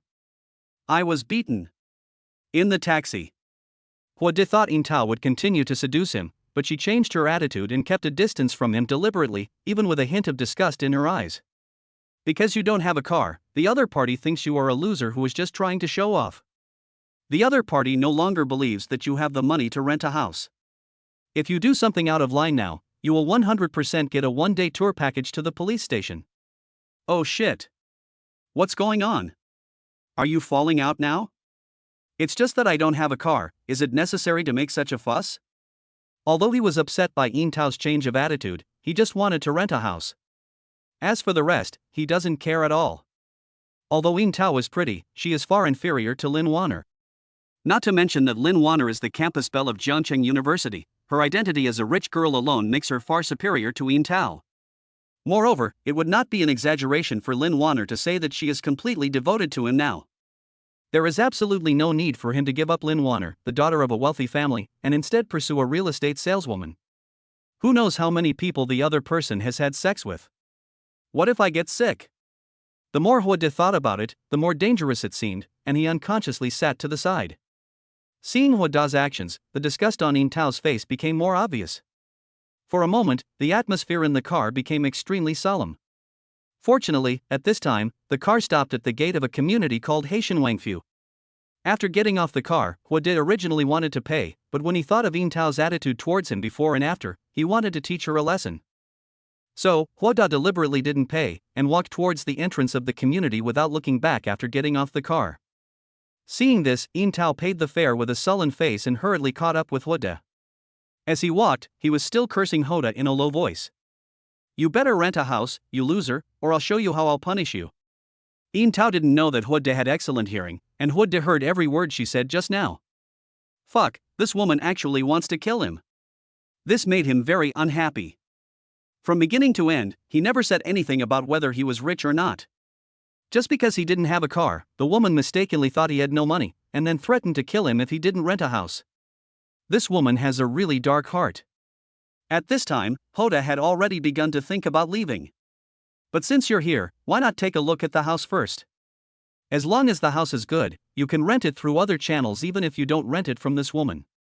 Then, Yin Tao took Huode to building 8 in the community. There are only 9 buildings in this community, and each building has 1 apartment per floor. The one we are looking at now is the largest apartment in the community, which is 200 square meters. Yin Tao introduced while pressing the elevator button. There are 20 layers in total, and Yin Tao pressed the 16th layer. Bite. The elevator door opens. What comes into view is a large corridor. Mr. Hua, the moment you step out of the elevator is like walking into your home. This is all the usable area of this house, Yin Tao said. Hua Dan nodded. He knew about the 1 floor per household policy. The advantage of this apartment type is that it has privacy, and the area on the corridor belongs to the owner. Then, Yin Tao entered the password on the fingerprint lock and brought Huode into the house. After the house was handed over, the landlord immediately renovated it. All the decoration materials and furniture and appliances were imported. The landlord originally intended to use it as a wedding house, but because of a job transfer abroad, he didn't want to sell it, so he rented it out first. While introducing the house, Yin Tao took Huode to visit the house. This is a standard room for couples. The agency bought it at a very low price and decorated it with the lowest quality decoration materials. A normal person will feel uncomfortable within 3 months due to excessive formaldehyde, and in severe cases, it may even endanger life. Oh shit. When Huode saw the system prompt, he was immediately startled. He was just wondering why he smelled an unpleasant odor as soon as he entered the door. At first he thought it was because his sense of smell was too sensitive, but he didn't expect that this house was actually a connecting room with formaldehyde levels seriously exceeding the standard. Ms. Yin, do you smell a bad smell? Huada asked, covering his nose. Upon hearing this, Yin Tao's face changed, and then she pretended to be calm and walked to the window and opened it, explaining, maybe no one has lived here for a long time, so just ventilate it. Huade originally thought that the other party didn't know that this house was a visiting house, but he clearly caught the change in the other party's expression just now. This proves that the other party knows the inside story of this house. Knowing that this house is a room for couples with excessive formaldehyde, he still dared to rent it out to others. He is really despicable. Fortunately, he has a system. If it were someone else, they would have been caught. At this moment, Huada had made up his mind that this agency must be punished as it deserved and not be allowed to harm anyone again. Chapter 14, The Cold Landlady. This house looks good, but it smells terrible. Also, I don't really like this decoration style. Why don't we go look at another house? While Huada was finding faults with the house, he was thinking about how to make the agency receive the punishment it deserved. Because this house uses inferior decoration materials and the waterproofing work is not done well, just turning on the faucet in the bathroom will cause water to leak downstairs, and the resident downstairs happens to be a small leader of the housing authority. Huada's eyes lit up. Now he had the solution. Can I use the toilet? Without waiting for Yin Tao to refuse, Huada walked straight into the bathroom. Asshole. Yin Tao wanted to stop Huada, but Huada moved too quickly and locked the door as soon as he entered. Hurry up. Right away, right away. In the bathroom, Huada responded, then quickly found the floor drain and blocked it. Then, he covered the wash basin drain and turned on the faucet. However, Huada did not turn the faucet switch to the maximum, but turned it to a more uniform speed. After everything that happened last night, he pressed the flush button on the toilet lid and walked out of the bathroom pretending that he had just finished using the toilet. Come on, take me to see another house. To be honest, at this time Yin Tao no longer wanted to take Huade to continue looking for houses. In her eyes, Huade was a complete loser and she was just making fun of him. The increasingly irritable female real estate salesperson does not want to take you to see another house and is thinking about how to get rid of you. Is there such a good thing? In this case, Huada decided to cooperate with the other party. Then, Huada took out his cell phone and pretended to receive a call. Ms. Yin, I'm so sorry, I have something urgent to do, I'm afraid. Huada said with a troubled expression. Hearing this, Yin Tao was overjoyed. She was still thinking of finding a reason to send Huade away, but she didn't expect that he had already found a reason himself. It's okay, go ahead and do your work. If you need anything, you can always contact me. That's it for now, see you next time. Goodbye. After the two separated, Huade did not leave immediately, but continued to stroll around the community while browsing the rental information online. The agency's routine is quite complicated, so he dare not look for an agency again. It is more reliable to contact the landlord directly. The other side. After Yin Tao returned to the company, she went to the boss's office and complained to him. Zhao Biao is the boss of the Dajiang agency, and is known as Brother Biao. In his early years, Zhao Biao worked as a bricklayer on a construction site. Because he was a righteous man, many brothers followed him. Gradually, he had more and more brothers under him, and his business grew bigger and bigger. Dajiang agency is one of his many industries. Originally, Zhao Biao didn't pay much attention to this company and only came once a year. But ever since Yin Tao came to work at the agency, Zhao Biao has been coming here every few days. After a few interactions, the two naturally got together. Baby, what's wrong? Who made you angry? Tell me and I'll teach him a lesson for you. Seeing Yin Tao coming in, Zhao Biao pulled her into his arms and let her sit on his lap. Don't mention it. I met a loser today and it really pissed me off. Then, Yin Tao told Zhao Biao everything about her meeting with Huda today. You know, I paid for the taxi fare. Don't be angry, little darling. Brother Biao will help you teach him a lesson. How do you want to teach him a lesson? Forget it, just consider it my bad luck today. Then I'll buy you a new bag later. Really? Thank you, Brother Biao. You're the best. Okay. When she heard about the new bags, Yin Tao immediately smiled and gave a sweet kiss. This thank you gift is not enough. So what do you want to do? What do you think? Zhao Biao carried Yin Tao directly to the desk and leaned over to kiss her. A moment later, beautiful melody was heard in the office. At the same time, Huada finally found a rental information on the internet. The other party's house is also in the Haitian Wangfu community, but it's not Building 8, but Building 6. Huada immediately dialed the other party's number. Hello, who are you? After the call was connected, what Huada didn't expect was that the other party was actually a woman. And judging from the voice, he seems quite young. Hello, I saw your rental information online, so I called to find out more. I wonder if it's convenient for me to come and see the house now. After hearing that Huda was here to rent a house, the other party was silent for a while and then said, then let's meet at the gate of the community in half an hour. Okay, no problem. Huda arrived at the gate of the community and waited for less than half an hour before he saw a white Mercedes-Benz parked at the gate. The next second, the cell phone in his pocket rang. Just as Huda was about to answer the phone, the passenger window of the Mercedes-Benz rolled down. Hello, are you looking for a room? This is so beautiful.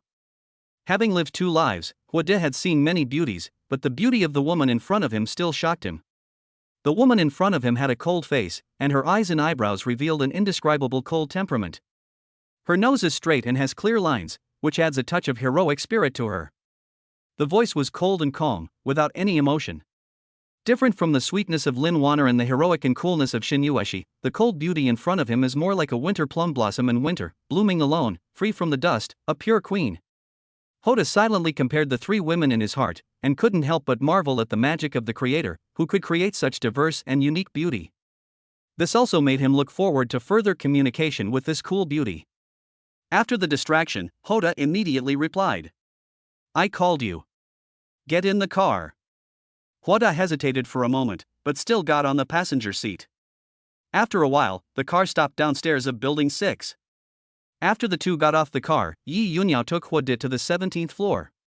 Different from the apartment type in Building 8 that Huada had seen before, all the apartments in this building are 140 square meters, but there is one apartment per floor.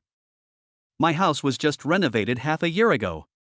All the furniture and appliances are brand new. And I haven't lived there for a single day myself. If you like, we can sign the contract anytime. However, we don't accept short-term rentals here. The minimum rental period is 1 year. After visiting the house, Huada also thought it was good and had the idea of renting it. The house is indeed nice, but can the rent be a little cheaper? The price Yi Yunyao offered was the same as that of the agency, but the problem was that the agency would charge a commission, while she, as the landlord, signed the contract directly with the tenant and there was no commission in between. Yi Yunyao smiled and shrugged. You should know that this community has a good geographical environment. From the balcony, you can see the endless sea. And because housing prices are high, the overall quality of the owners is generally high. I believe you should have learned about the prices here before, right? Huada nodded and said, how about this? 3,500 per month, I will pay the rent for the whole year in one go. Yi Yunyao asked for 3,700 yuan a month and required a deposit of 1/3 of the rent. Although Huda cut the price by 200, Yi Yunyao could not refuse the offer of paying off a year's rent in one lump sum. After all, few people would pay a year's rent in one go. Okay, then let's do as you say. Yi Yunyao readily agreed to the price offered by Huda. Firstly, Huda's proposal was indeed impossible to refuse, and secondly, Huda didn't look like the kind of person who would do something reckless. Yi Yunyao felt more at ease renting the house to him. Then, Yi Yunyao took out a blank contract from her bag. Just as the two were about to sign the contract, Yi Yunyao suddenly felt a pain in her stomach and broke out in a cold sweat. The next second, Yi Yunyao couldn't bear the pain anymore and collapsed to the ground. Chapter 15, Get a massage in a house for free. Seeing Yi Yunyao suddenly fall to the ground, her face pale and covered in cold sweat, Huda was startled and hurried forward to check. What's wrong with you? Are you feeling unwell? Huda asked anxiously, trying to help Yi Yunyao up. But Yi Yunyao seemed to be in great pain and couldn't move at all. My stomach hurts, so bad. Yi Yunyao used up all her strength and squeezed out a few words with difficulty. Seeing Yi Yunyao in so much pain, Huda was extremely worried, his eyes full of anxiety and panic. His brain was working rapidly, thinking of a countermeasure. But he was not a medical student after all, and faced with such a difficult situation, he was helpless for a while. The beauty in front of me is suffering from menstrual cramps and can't bear the pain. She urgently needs a cup of hot water to warm her stomach. You have dysmenorrhea caused by irregular lifestyle. Just bear with it for now. I'll get some hot water. Having said that, Huda turned and went into the kitchen. At this moment, Yi Yunyao's face was full of shock. She was sure that she didn't know Huda before, but how could she know that she had dysmenorrhea? Could this person be a doctor? A few minutes later, Huda returned to Yi Yunyao with a cup of hot water. But the system prompt appeared again in front of me. It is not difficult to completely relieve pain with hot water. Gentle abdominal massage can effectively relieve dysmenorrhea symptoms. Note that the technique should be gentle and massage in a clockwise direction. After seeing the system prompt, Huda was slightly stunned. He really didn't expect that the system would actually prompt him to give Yi Yunyao a massage, and it was an abdominal massage. Huda did not propose it to Yi Yunyao immediately. He planned to wait and see what would happen. You should drink some hot water first, it might feel better. Thanks. Yi Yunyao thanked him and took the cup of water handed to her by Huda. After drinking the hot water in the cup, Yi Yunyao immediately felt the pain eased a little, but it still hurt a little. Thank you so much, I'm much better now. You're welcome. My name is Huda. What's your name, miss? My name is Yi Yunyao. Miss Yi, do you need me to take you to the hospital? Seeing that Yi Yunyao's face was a little redder, but her hand was still on her stomach, he suggested sending her to the hospital. Unexpectedly, Yi Yunyao waved her hand and said, "No, it will be fine in a while. By the way, how did you know I had menstrual cramps? Are you a doctor?" I'm not a doctor, I just have some knowledge of Chinese medicine. I noticed that you didn't look very well just now, and there was a hint of depression between your brows. Plus, you just said that you had a severe stomachache, so I guessed that it might be dysmenorrhea. From a TCM perspective, dysmenorrhea is often related to factors such as poor blood circulation, stagnation of cold and dampness, and liver depression and qi stagnation. Poor blood circulation can cause obstruction of menstrual blood flow, thus causing pain. Cold and dampness stagnation is caused by the invasion of cold air, which makes menstrual blood stagnate and also causes severe pain and liver depression, and qi stagnation is caused by emotional depression and liver qi stagnation, which affects the normal flow of qi and blood and also causes dysmenorrhea. As Yi Yunyao listened to Huda's explanation, a hint of surprise and admiration flashed across her eyes. She didn't expect that Huda, at such a young age, had such a deep understanding of traditional Chinese medicine. Mr. Hua, which category do you think my situation belongs to? Yi Yunyao asked curiously. She really wanted to know the root cause of her dysmenorrhea. She has suffered from dysmenorrhea for a long time, but the pain has become more and more severe in recent months, even to the point where she cannot move. So she really wants to know what causes her dysmenorrhea so that she can find the right medicine. Huda hesitated for a moment, then said, "Judging from your symptoms just now, you may be suffering from both cold and dampness stagnation and liver qi stagnation. Your constitution may be cold, and you usually like to eat cold food, so you have irregular periods, dysmenorrhea, and uterine coldness. Also, you may have been experiencing mood swings recently and are easily irritated. You need to control your emotions. Upon hearing this, Yi Yunyao's expression instantly froze. She now admires Huoda's medical skills more and more. Because what Huoda said was alright. She usually likes to drink cold drinks, and she has been in a bad mood recently because of work. Moreover, her constitution is indeed cold, and her hands and feet are often cold. Mr. Hua, how do you think I should treat this situation? Out of admiration for Huoda's medical skills, Yi Yunyao unconsciously used the honorific title. Huoda thought for a moment, then said, first of all, you have to keep warm, especially your abdomen and feet. You can't get cold. Secondly, you can try to use some traditional Chinese medicines that warm the meridians and dispel cold, soothe the liver and relieve depression, such as mugwort, safflower, angelica, and chuanxiong. The most important thing is to stay in a good mood and not put too much pressure on yourself. If possible, you can do abdominal massage regularly to effectively relieve pain. Mr. Hua, can you give me a massage? Yi Yunyao said this shyly, but she regretted it as soon as she said it, but she felt a little bit of anticipation in her heart. Huoda took in the expression on Yi Yunyao's face, and couldn't help but feel a little excited. You can, but you need to lift up your clothes. No problem, I can do it. Yi Yunyao didn't hesitate for even a second and agreed immediately. Then go into the room. After saying that, Huoda helped Yi Yunyao to the bedroom. After Yi Yunyao lay down, Huoda signaled her to lift up her shirt. Next second, a white and slender waist without a trace of fat appeared in front of Huoda. Huoda swallowed subconsciously and said while trying to suppress the heat in his heart. Ms. Yi, try to relax your body. I am going to start massaging you. Afterwards, Huoda gently placed his hand on Yi Yunyao's lower abdomen and began to press clockwise as the system prompted. As Huoda's fingers moved slowly, Yi Yunyao suddenly felt the pain eased a little. So comfortable. Yi Yunyao couldn't help but moan, her tightly furrowed brows gradually relaxed, and an expression of enjoyment appeared on her face. After a few minutes, Huoda finished the massage. Okay, Miss Yi, how do you feel? It really doesn't hurt anymore, you're so awesome, Mr. Hua. Yi Yunyao felt it and found that her stomach really didn't hurt anymore, and said with gratitude on her face. Huoda smiled and said, No, you flatter me. Since you're okay, let's sign the contract. No need to sign, Mr. Hua, you cured me, so this house is your medical fee. You can stay here as long as you want. Isn't this bad? What's wrong with that? It's decided. Yi Yunyao said without any doubt. At this moment, she seemed to have turned back into the cold and aloof Yi Yunyao. Huoda never expected that just by giving Yi Yunyao a massage, he could get a house for free and even save the rent. Thank you very much. Chapter 16 Its Retribution, the house is leaking. After separating from Yi Yunyao, Huoda stayed there that night. Just as Yi Yunyao said, this house is fully equipped with furniture and appliances, so there is no problem moving in right away. In the evening, Huoda ordered some takeout, had a simple meal, and returned to her bedroom early. Huoda lay in bed, recalling what had happened during this period. Everything seemed so unreal. But it has to be said that now that he has millions of dollars in his hands and a place to stay, he has barely gained a foothold in this world. You have completed the primary intelligence, completion degree, perfect, bonus points, 10,000, remaining points, 70,000.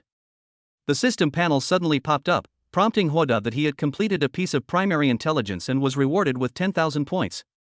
This should have been done when I was massaging Yi Yunyao in the afternoon. Huoda thought to himself. What made him a little depressed was that he was only rewarded with 10,000 points for completing a piece of basic intelligence. Isn't that a bit too little? I don't know how many points can be rewarded for intermediate intelligence and advanced intelligence. Although he now has 70,000 points remaining, he still cannot afford to squander them. However, Huoda's eyes were now fixed on the first item in the system all. Random intelligence, points, 1,000. He immediately covered it with his own consciousness, and then a product introduction popped up in front of him. This product will randomly open various types of intelligence, including invalid intelligence, primary intelligence, intermediate intelligence, advanced intelligence, special intelligence, and God-level intelligence. The quality of the intelligence depends entirely on luck. Once this product is sold, the points will not be refunded or exchanged. I wish the host good luck. What? After reading the introduction, Huoda was stunned. Isn't this just opening a blind box? Whether it goes well or not depends entirely on luck. This is like a lottery, it's all about probability. The worse it is, the greater the probability of winning. The better it is, the smaller the probability of winning. Just when Hoda was considering whether to take a chance and turn his bicycle into a motorcycle. The other side. Lin Hao returned home after a day's work, dragging his tired body. When he opened the bathroom door and prepared to enjoy a relaxing hot bath, he was completely shocked by the scene before him. There was a large wet mark on the ceiling of the bathroom, and water droplets were dripping down. At this time, a small puddle of water had gathered on the floor of the bathroom, and some areas were even beginning to accumulate water. Oh my god! This is the house I just decorated. Lin Hao stood at the bathroom door with a grim face, and rushed out the next second. Lin Hao came upstairs and knocked hard on the door of room 1603.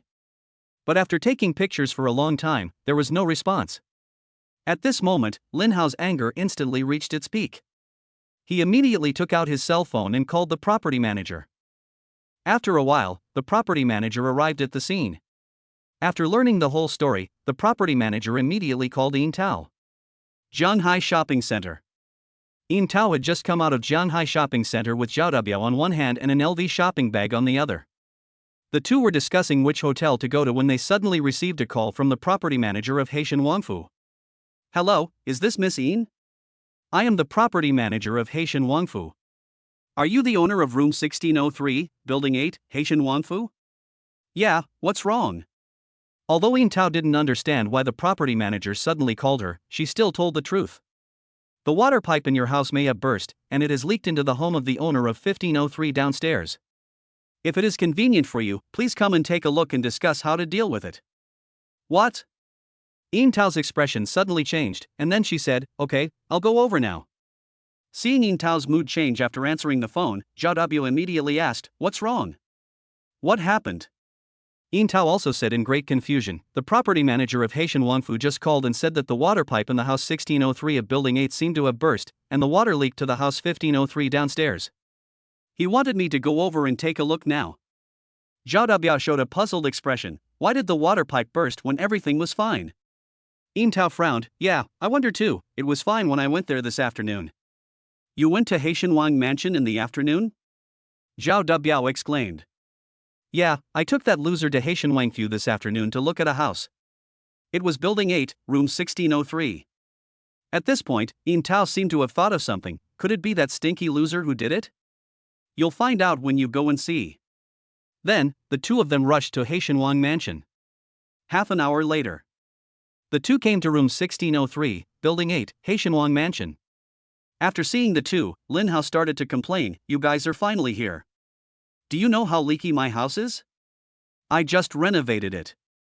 I'm sorry. I'm sorry. Yin Tao quickly apologized and then immediately opened the door. As soon as the door opened, everyone rushed to the bathroom.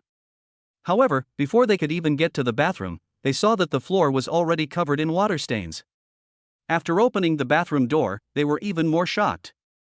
The entire bathroom was flooded with water, as if it had just experienced a small flood. At this moment, the four of them also saw the faucet that was still spraying water out. This is not a burst pipe, it's clearly because you forgot to turn off the water. This time, Lin Hao was even more furious. What the hell are you doing? Why did you leave without even turning off the faucet? Lin Hao almost roared at Yin Tao and Zhao Dabiao. Yin Tao stepped forward and immediately turned off the faucet, then kept apologizing to Lin Hao. I'm really sorry, don't worry, we will take full responsibility for this matter. It should be repaired and compensation should be paid. Although Lin Hao was still angry, he had to suppress his anger temporarily when he saw Yin Tao's sincere apology. At this time, the property manager on the site immediately said, Mr. Lin, don't worry, I will ask the cleaner to come and clean it up now. Haitian Wangfu is a well-known wealthy community in Jiangcheng. The property management fees are quite high, and naturally the property services are also among the best in Jiangcheng. Even though it was almost 10 o'clock in the evening, the property manager made a phone call and immediately found two cleaning ladies. Mr. Lin, this is my business card. I am Zhao Dabiao. It's really too late tonight, so I won't disturb you any longer. I'll find a renovation company to repair your house tomorrow morning. If you need compensation, just tell me the amount. Zhao Dabiao handed a business card to Lin Hao with a very sincere tone.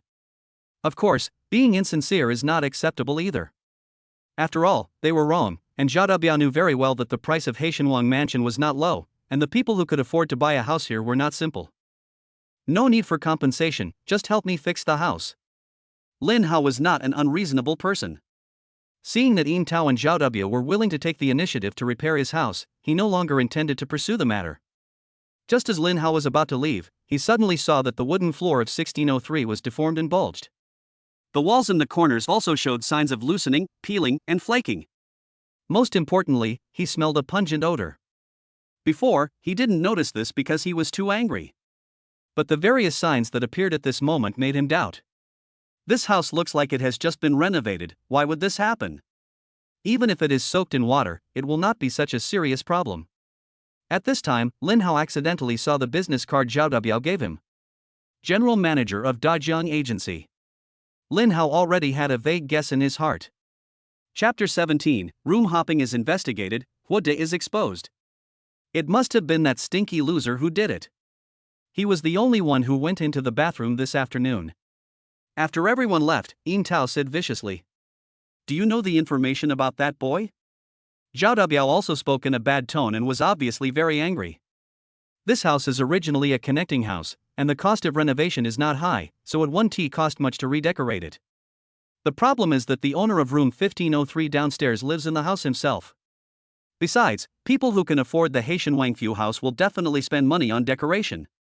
Of course, the person who made Zhao Debiao most unhappy was Hu De. Yin Tao shook her head and said, "I don't know. I didn't think the guy wanted to rent a house, so I didn't leave his phone number." Grass. Zhao Debiao cursed angrily. He felt very unhappy about being tricked and not being able to find anyone to take revenge on. He could only swallow his bitterness in silence. The next day, after Lin Hao arrived at the unit, he immediately reported the room hopping incident he discovered last night. He works in the housing authority, so his superiors take this very seriously. He immediately ordered people to go to Heishanwang Mansion to search for evidence. 10 o'clock in the morning. Yin Tao found a construction team and went to Heishanwangfu to renovate the house. Just as the workers were about to start working, a group of uniformed housing authority staff walked in. They looked serious, holding various testing equipment in their hands, and obviously came well prepared. "Excuse me, are you Ms. Yin Tao?" The leading housing authority staff member locked his eyes on Yin Tao in the crowd and asked. Yin Tao was stunned for a moment, obviously not expecting that someone from the housing authority would suddenly come to her house. At this moment, she had a bad feeling, but she still pretended to be calm and stepped forward and said, "Yes, may I ask what can I do for you?" "We are staff from the housing authority. We have received a report that there may be illegal renovations here. We need to collect evidence and conduct an investigation.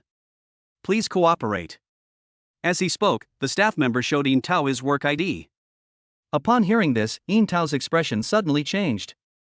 Although she didn't know who the bastard had made the report, she was already cursing the other person's ancestors in her heart. However, she was still trying to argue, "It's impossible. How could I have violated the regulations in the renovation? Someone must have deliberately slandered me. We will know if it is illegal renovation once we check." Seeing that she couldn't stop him, Yin Tao immediately called Zhao Debiao. At the same time, staff from the housing authority began an in-depth inspection of the house. Soon, they discovered some problems. The decoration materials did not comply with the regulations, the circuit modification posed a safety hazard, and even some walls were modified without authorization, affecting the structural safety of the house. Of course, the most important thing is that they detected that this house had serious formaldehyde problems. This series of illegal operations made the staff of the housing authority frown. They immediately began to take photos for evidence and recorded in detail all the problems they found. By the time Zhao Debiao arrived, the staff of the housing authority had just finished collecting evidence and issued an administrative penalty notice to Yin Tao.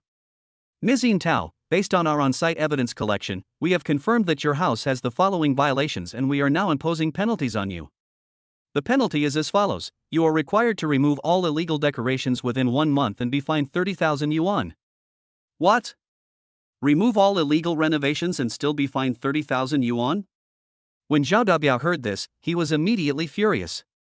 A fine of 30,000 yuan is nothing, but if all the illegal decorations are removed, wouldn't that mean that all his previous investments would be wasted?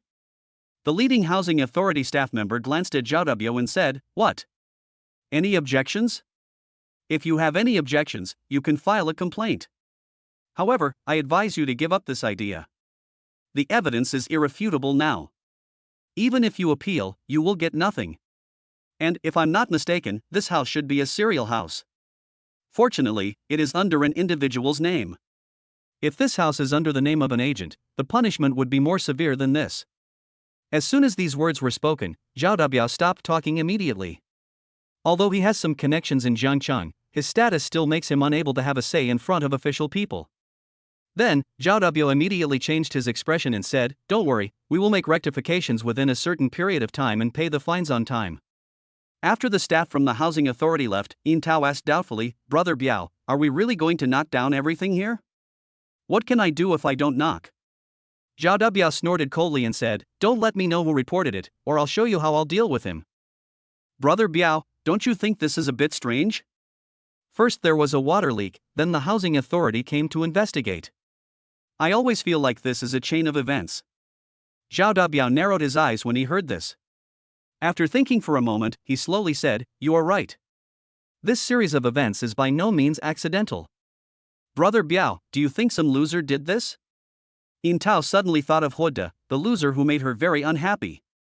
Zhao Dubiao pondered for a moment, a ruthless look flashed in his eyes. This possibility cannot be ruled out. "Go check this person's background and see where he comes from." Yin Tao nodded, and then the two of them left. At the same time, Huoda had just gotten up and was about to go out for lunch.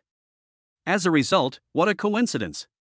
At the gate of the community, I met Zhao Dubiao and Yin Tao who were about to leave. "Brother Biao, he is the brat from yesterday." Yin Tao pointed at Huoda in front and said, "Potential danger detected. Zhao Dubiao and Yin Tao have developed strong hostility towards you because of the house leak and the punishment by the housing authority, and are plotting to take extreme measures against you. Please be careful." Seeing the system prompt in front of him, Huoda was suddenly shocked. "Are these two people trying to kill me?" At this time, Huoda also saw two people walking towards him in the distance. Zhao Dubiao and Yin Tao walked quickly up to Huoda. At this moment, Zhao Dubiao's face was gloomy. He looked at Huoda with a bad face and said viciously, "Boy, I know you did all this. Just wait for me." "What? What do you mean I did it? Why don't I understand what you are talking about?" Although Huoda didn't know Zhao Dubiao, seeing him and Yin Tao together, he thought they were in the same group. Moreover, he didn't expect that the other party would know that he was the one who did it so quickly. However, he was not panicked at all. Your act of stupidity makes the other party even more angry. He decides to find someone to kill you no matter whether you did it or not. Zhao Dubiao snorted coldly, "Stop pretending here, kid, I'm telling you, if you offend me, I have plenty of ways to kill you." Feeling the hostility from Zhao Dubiao, Huoda knew he couldn't escape and was planning to strike first. But at this moment, Zhao Dubiao's phone suddenly rang. At the same time, a system prompt appeared in front of Huoda. The call came from Zhao Dubiao's mistress. The other party is the mistress of Jiangcheng Underground Emperor Deng Changyan. The two of them got together behind Deng Changyan's back. You can use Deng Changyan to kill someone with a borrowed knife. Borrowing a knife to kill someone? I like this one. Chapter 18, Borrowing a Knife to Kill. After answering the phone, Zhao Dubiao took Yin Tao away. But he did not forget to find someone to deal with Huoda. So he called his subordinates. Although Huoda knew that Zhao Dubiao was going to deal with him, he was not worried. Instead, he still thought calmly about what to eat for lunch. An hour later, Huoda walked out of Shaxian Hotel. Although he is not short of money now, he still likes the taste of Shaxian restaurant. In his words, the food is large in quantity and filling, and the main focus is on affordability. Just as he was biting a toothpick and passing by a path, suddenly a Wuling Hongguang van stopped in front of him, blocking his way. The next second, the car door opened. 5 young men armed with sticks got out of the car. Huoda knew without hesitation that this group of people must have been hired by Zhao Dubiao to deal with him. "Boy, do you know who we are?" The yellow-haired leader looked at Huoda with disdain and asked. Looking at the 5 people in front of him, there was no fear in Huoda's eyes, but instead an inexplicable excitement. He had learned a set of free fighting skills through system rewards, but he had always been troubled by lack of opportunities. Now, isn't the opportunity here? Huoda sneered and said, "Zhao Dubiao must have sent you here.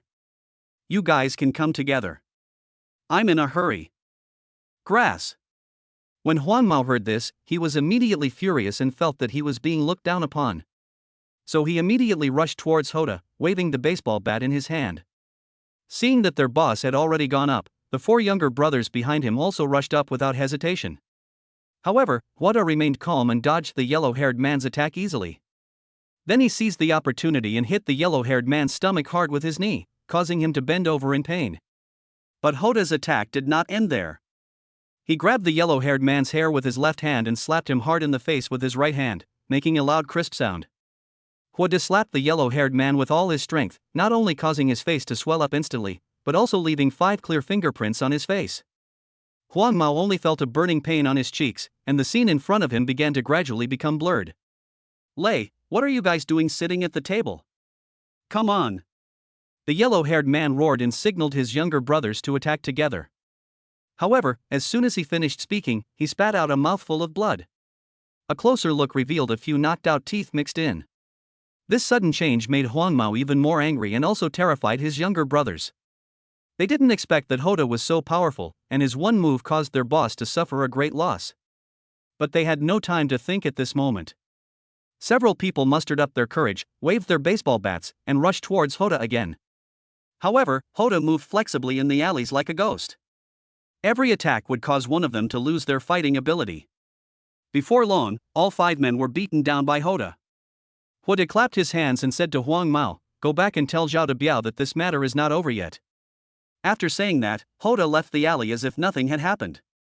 After returning home, Hoda was thinking about how to take revenge on Zhao Debiao. Suddenly, an idea flashed in his mind. Maybe this could be used. Hoda remembered the super hacker card rewarded by the system. After a while, he came up with a perfect plan to kill someone by borrowing a knife.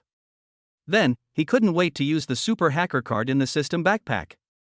Super hacker card is successfully used. You will become the most powerful hacker in the world within 2 hours. During this period, all your operations on the internet will be encrypted. Please serve freely. All of a sudden, a powerful stream of information flooded into Hoda's mind. In a few seconds, he had mastered the most advanced hacking skills in the world. The super hacker card is only valid for 2 hours, so Hoda immediately began to remotely hack into Zhao Debiao's mobile phone. Soon, he located Zhao Debiao's current location through his mobile phone. Hilton Hotel Jiangcheng, room 8808. This is an executive suite. Coincidentally, there is a computer in the room. What's even more coincidental is that it is an Apple all-in-one computer with a built-in camera. Hoda used hacking techniques to remotely turn on the camera on the computer. Immediately afterwards, an embarrassing scene appeared on the phone. There are 2 people in the picture, one of whom is Zhao Debiao. The other person was a woman whom Hoda did not know, but he soon learned her identity through the system's prompts. The woman of Deng Changyan, the underground emperor of Jiangcheng. Seeing the content on the screen, Hoda smiled evilly and pressed the record button. A few minutes later, Hoda finished the recording with satisfaction, then found Zhao Debiao's contact information on the internet and sent him the short video. The other side. Zhao Debiao lit a cigarette and entered sage mode. Suddenly, the sound of a text message rang in my ear. He frowned, picked up the phone, glanced at the screen, and found that it was an unfamiliar number. What surprised him was that the number on the screen was as long as 18 digits, with some strange symbols in between. Fuck, telecom fraud has become more and more rampant recently. Zhao Debiao cursed angrily and was about to throw his phone aside when he suddenly realized that this text message was not an ordinary text message. It turned out to be a MMS. The content was a video, and the cover of the video gave him an inexplicable sense of familiarity. Driven by curiosity, Zhao Debiao finally clicked on the MMS. Suddenly, the screen changed. A short video that could be compared to an everyday romance movie immediately appeared on the phone screen. When Zhao Debiao saw this video, he was shocked. Just as I was about to turn off my phone, a piece of text suddenly appeared on the screen. If you don't want Deng Changyan to see this video, prepare 2 million yuan and transfer it to this account. Then, a bank account number appeared on the screen. Zhao Debiao's head was buzzing, his face turned pale with fear, and his heart was filled with terror. It was only today that he found out that his mistress was actually Deng Changyan's woman. He had originally planned to cut off contact with this woman after today. But I didn't expect that I was actually recorded. The key is that the other party seems to know everything. It's over. It's over. Thinking of Deng Changyan's horror, Zhao Debia broke out in a cold sweat. Although he had some money and a few younger brothers under him, he was no match for Deng Changyan. He is the underground emperor of Jiangcheng. He is a real big shot who was involved in both black and white affairs. If Deng Changyan really knew that he had played with his woman, he would not be able to die even if he had 10 lives. No, we must not let Deng Changyan know about this. Zhao Debiao took a look at the bathroom and confirmed that Deng Changyan's woman was still taking a shower, then immediately transferred 2 million yuan to the designated account. Although 2 million is a lot, it's not something he can't afford. Compared to these 200W, your life is obviously more valuable. Chapter 19 Wonderful Short Video. After the transfer was completed, Zhao Debiao immediately sent a text message back. I have transferred the money to you as you requested. Shouldn't you delete the original video? Logically speaking, this is a case of extortion. But at this moment, Zhao Debiao was so scared that he didn't dare to call the police. Because once he called the police, he would be confessing his crime and would still be killed by Deng Changyan. All his hopes now rest on this mysterious man keeping his word and deleting the original video after receiving the money. And it was because He De was sure of Zhao Debiao's this that he came up with this insidious trick. At the same time, He De at home had also received a 2 million yuan call from Zhao Debiao. System, is it true that this money will not be found? Please rest assured, all transaction records have been encrypted in the strictest way, no one will trace you back, and your income is legal and compliant. After seeing the system prompt, He De finally breathed a sigh of relief. Then, He De immediately edited another message and sent it. Don't worry, I'm a man of my words. I've deleted the video. After seeing the text message, Zhao Debiao finally felt relieved. But then, a fierce light flashed in his eyes again. He was very upset when he thought about not only losing 2 million yuan in vain but also not even knowing who the other party was. And everything that happened in the past 2 days caused him heavy losses. Thinking of this, he suddenly thought of He De. So he immediately called his subordinate Huang Mao. How's it going? Boss, that guy is too powerful, we are no match for him. Waste, a bunch of waste. Now, Zhao Debiao became even angrier. Brother Biao, what makes you so angry? Just then, Deng Changyan's woman finally finished her bath and came out of the bathroom wrapped in a bath towel. Looking at the other person's graceful figure, Zhao Debiao suddenly felt that he was able to do it again. Zhao Debiao thought to himself, I've spent 2 million yuan, I must get some interest back. The other side. After receiving the money, He De began to work on the next plan. Recording a short video and asking Zhao Debiao for 2 million yuan was only the first half of the plan. He is now going to carry out the second half of the plan. As he said, he is a man of his words.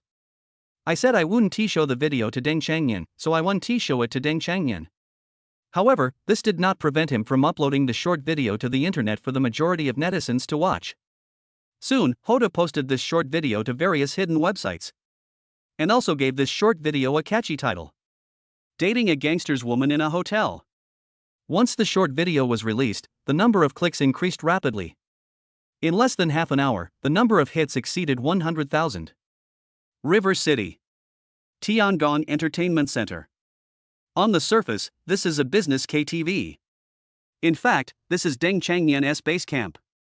It is also the largest KTV club in Jiangcheng. Because it was daytime, there were not many guests in the club. In a lounge, some of the guys were playing cards, while others were playing games on their phones. Among them was a young man named Ergu, who was watching a movie on his mobile phone. Oh my god, this girl has an amazing figure. You kid, you're watching a movie in broad daylight again, let me see it too. At this time, another little brother named Shoho came over. Fuck, you're still talking about me. Don't you want to see it yourself? Why does this woman look so familiar to me? I seem to have seen her somewhere before. You didn't dream about it, did you? And the male lead was you. No, I think I've seen it somewhere. I remember now, this is Big Brother's woman. Following the skinny monkey's exclamation, the entire lounge seemed to have pressed the mute button, and all the sounds suddenly stopped. Everyone's eyes were focused on Ergu, and then many people came over.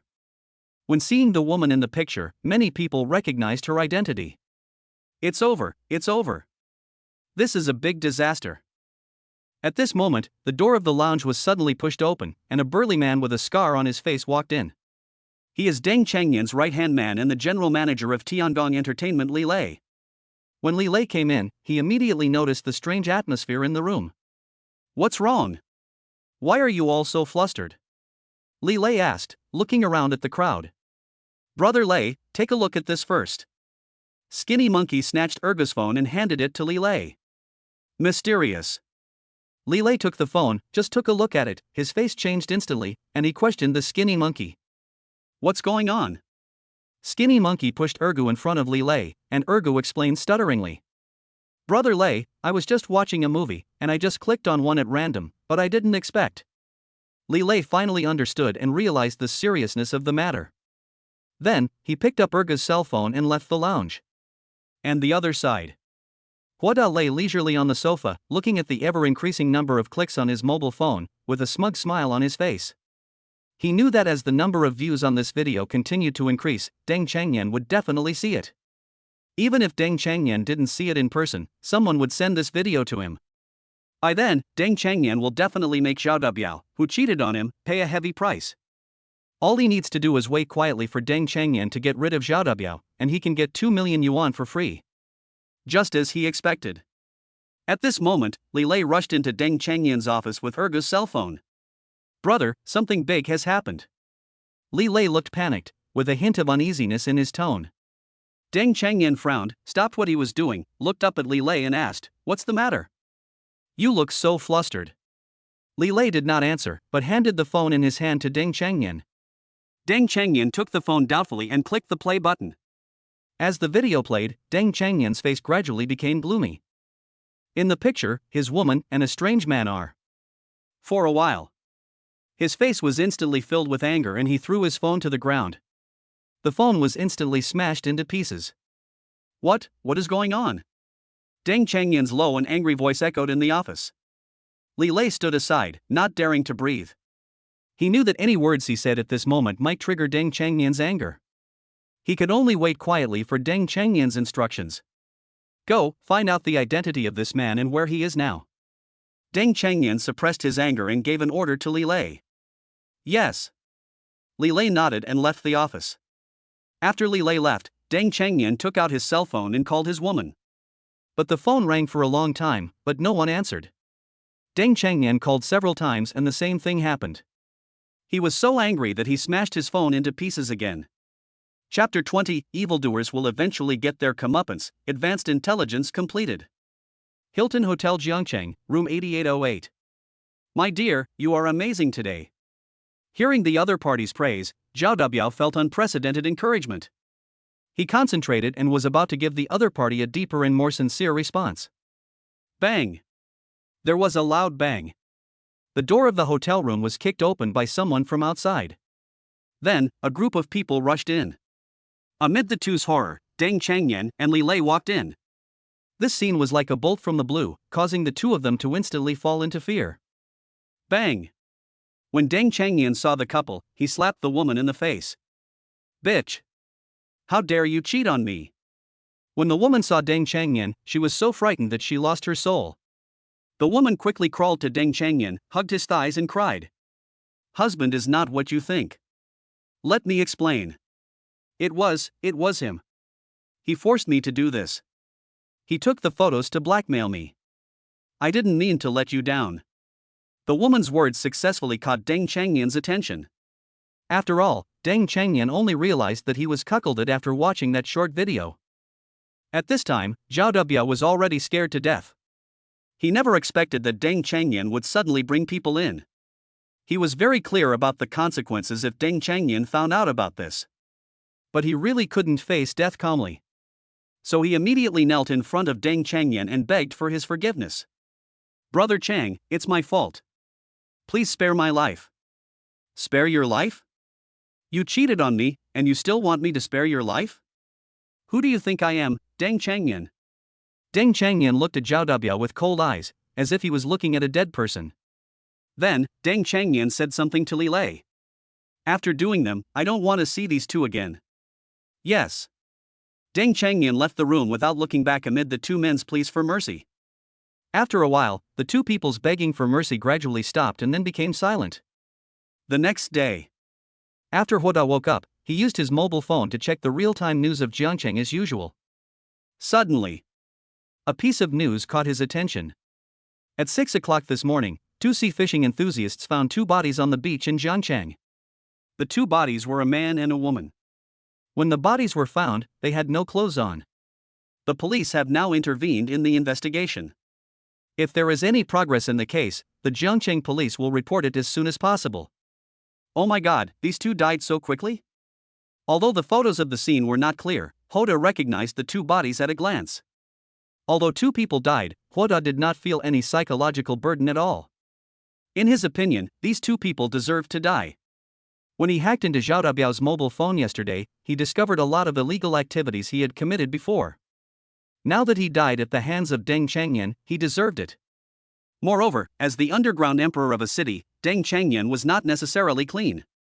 This is a dog-eat-dog fight between the two. Ding! You have successfully completed the advanced intelligence and obtained points, 10W, reward, Universal Human Skin Mask 1. Huada's eyes lit up instantly. Good things really happen one after another. Not only did he solve the problem of Zhao Dabiao and get 2 million yuan for free, but he also completed advanced intelligence and obtained 100,000 points, and even received additional benefits. He had wanted to buy the Universal Human Skin Mask before, but he had never been able to afford it because of his financial constraints. Now, the system gives you one for free. This system is sometimes very considerate. After getting these 100,000 points, his remaining points already reached 170,000. With 170,000 points, he can finally spend them. He couldn't wait to open the system mall, but after seeing the items inside, his heart suddenly sank.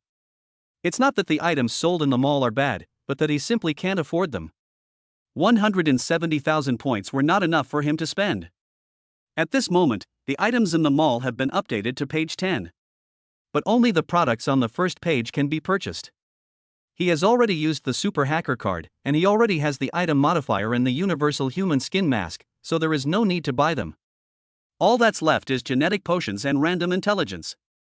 Well, it seems he still needs to work hard to score points. My mood, which was originally quite good, suddenly became low. But the Great Wall was not built in a day, and you can't become fat in one bite, and there is no need to rush. Huada's attitude was pretty good. He was just depressed for a while and then put the matter behind him. Now that he has a huge sum of 3 million yuan in his hands, it is time to reward himself. Thinking of this, Huada went out happily. Half an hour later, Huada arrived at the door of a foot bath shop called Edo. He was just thinking about going in to find a pretty female technician to give him a back massage, but because he arrived too early, the door was not open yet. That's right, which foot massage shop opens at 8 a.m.? There was no choice but for Hoda to change direction and go to the breakfast shop across the street. Have breakfast first and then wait for the foot massage shop to open. Boss, give me a basket of Xiaolong Bao and a bowl of sweet soy milk. Perhaps because it was past the morning rush hour, there were not many people in the store at this time, so Huada found an empty seat and sat down. After a while, the owner of the breakfast shop brought a basket of dumplings and a bowl of sweet soy milk. Unlike others, Huada has liked drinking sweet soy milk since she was a child. Take a bite and it's the taste of childhood. Boss, your soy milk is really delicious. Huada looked up at his boss and did not hesitate to praise him. Who would have thought that when I looked up, I discovered that the owner of this breakfast shop was actually a beautiful woman. She was wearing a white apron and her hair was casually tied into a ponytail. She had no gorgeous decorations and no exquisite makeup, but her beauty was as warm and dazzling as the first ray of sunshine in the morning. She has a pretty face and her eyes reveal a kind of indifference and tranquility, as if the troubles of time have nothing to do with her. Although she was in a busy breakfast shop, surrounded by noisy voices and busy figures, she was like a lotus that emerged from the mud without being stained, quietly blooming her beauty. Hoda was attracted by the unique temperament she exuded, a beauty that went beyond appearance, a tranquility and beauty that emanated from deep within her heart. He couldn't help but look at her a few more times, and an inexplicable emotion surged in his heart. If you like, please take care of my business in the future. The beautiful boss said to Hoda with a smile. Okay, no problem. Huada agreed immediately. Even if it's just for the beauty of the boss, he will often patronize this store in the future, not to mention that the buns and soy milk in this store are really delicious. Just as Huoda was enjoying a delicious breakfast, a group of uninvited guests suddenly came into the store. Boss, is it time to pay this month's protection fee? Chapter 21. A pair of miserable father and daughter. Boss, it's time to pay this month's protection fee. The yellow-haired man, with bandages on his hands and leaning on a crutch, walked into the store with 4 younger brothers who also had bandages on their bodies. Although several of them were injured, Baiji's expression changed obviously after seeing them, and her body began to tremble. Didn't you just pay the protection fee last week? Baiji said cautiously. She worked hard every day, getting up early and going to bed late, but only earned a little money a month, and more than half of it was paid as protection money. In the past, you could do business peacefully after paying protection fees. Not only has the price of protection fees increased recently, but now you have to pay protection fees again after only a week. Pooh. The yellow-haired man spat and said in dissatisfaction, last week, we followed Brother Biao. Now we have changed our base and followed a new big brother. Naturally, the protection fee must be recalculated. But I have no money anymore, and my dad is still in the hospital and needs money for treatment. Please be kind to me. As she said this, Baiji was about to kneel down and kowtow to Huang Mao a few times. But at this moment, a pair of strong hands suddenly appeared and held her tightly. At the same time, a cold voice came to her ears. Don't you think your injuries are bad enough? Where did you come from? How dare you control your master? Before he could finish his words, Huang Mao saw a face that he would never forget. Brother, oh no, hero. Please spare my life, sir. I didn't know you were in charge of this store. Let's get out of here right now. Get out of here right now. Huang Mao and his friends originally followed Zhao Dabiao, but now that Zhao Dabiao is dead, they naturally found a new big brother. So I thought of collecting some protection money to show my respect to the new big brother. But he never expected to meet Huoda here. If I see you guys coming here to collect protection money again next time, I don't mind making you like Zhao Dabiao. Roll. As soon as these words were spoken, the yellow-haired man and his companions were so scared that they ran away immediately. The speed at which he ran didn't seem like he was injured. Mainly because they were really scared. Ordinary people don't know how Zhao Dabiao died, but those younger brothers who used to follow Zhao Dabiao know it very well. However, from the tone of Huoda's voice, it seemed that Zhao Dabiao's death was related to him. The amount of information here is extremely large. Zhao Dabiao died because he offended Deng Changyan, the underground emperor of Jiangcheng. Could it be that Huoda has something to do with Deng Changyan? Huang Mao and his companions didn't know, nor did they dare to know. They are just ordinary hooligans and dare not talk about these big brothers. Thank you. After Huang Mao and his men left, Baiji looked at Huoda with evasive eyes and said thank you, which made it obvious that she thought Huoda was also a gangster. Seeing Baiji's expression, Huoda guessed a little bit of her inner thoughts, but Huoda had no intention of explaining. But he still spoke to comfort her, don't worry, they won't dare to come to collect protection money anymore. After saying that, Huoda turned around and prepared to go back to eat breakfast. Suddenly, a system prompt suddenly popped up in front of his eyes. A filial girl with a rough fate. Her mother passed away early in life, and now her father is seriously ill. She has shouldered the financial burden of the entire family at a young age. The black-hearted hospital delayed the treatment of the girl's father in order to make money, and also planned to sell her father's human organs after his death. After seeing this prompt, Huoda took back the leg he had just sold and turned to Baiji and said, "Oh, by the way, I just heard you say that your father is seriously ill, right? I happen to know a little bit about Chinese medicine. If you don't mind, take me to see your father. Maybe I can cure your father's illness." In order to dispel the other party's concerns, Huoda spoke again, "My name is Huoda, and I'm not the bad person you think." Baiji looked up at Huoda, seeing that Huoda's eyes were clear and he didn't look like he was lying. She nodded and said, "My name is Baiji. I'll take you to the hospital to see my dad after the store closes." 9 a.m. There were not many people coming to buy breakfast, so Baiji simply closed the door early. After helping to clean up, Huoda and Baiji took a taxi to the hospital. In the car, Baiji had been secretly observing Huoda intentionally or unintentionally. When she thought of the look in Huoda's eyes when he scared away Huang Mao and others, she still felt a little scared. But then she thought about how Huoda helped her clean up, and he didn't seem like a bad person. Moreover, he also knows Chinese medicine. The more Baiji thought about it, the more she felt that Huoda was a bit mysterious, and it seemed that he was hard to see through.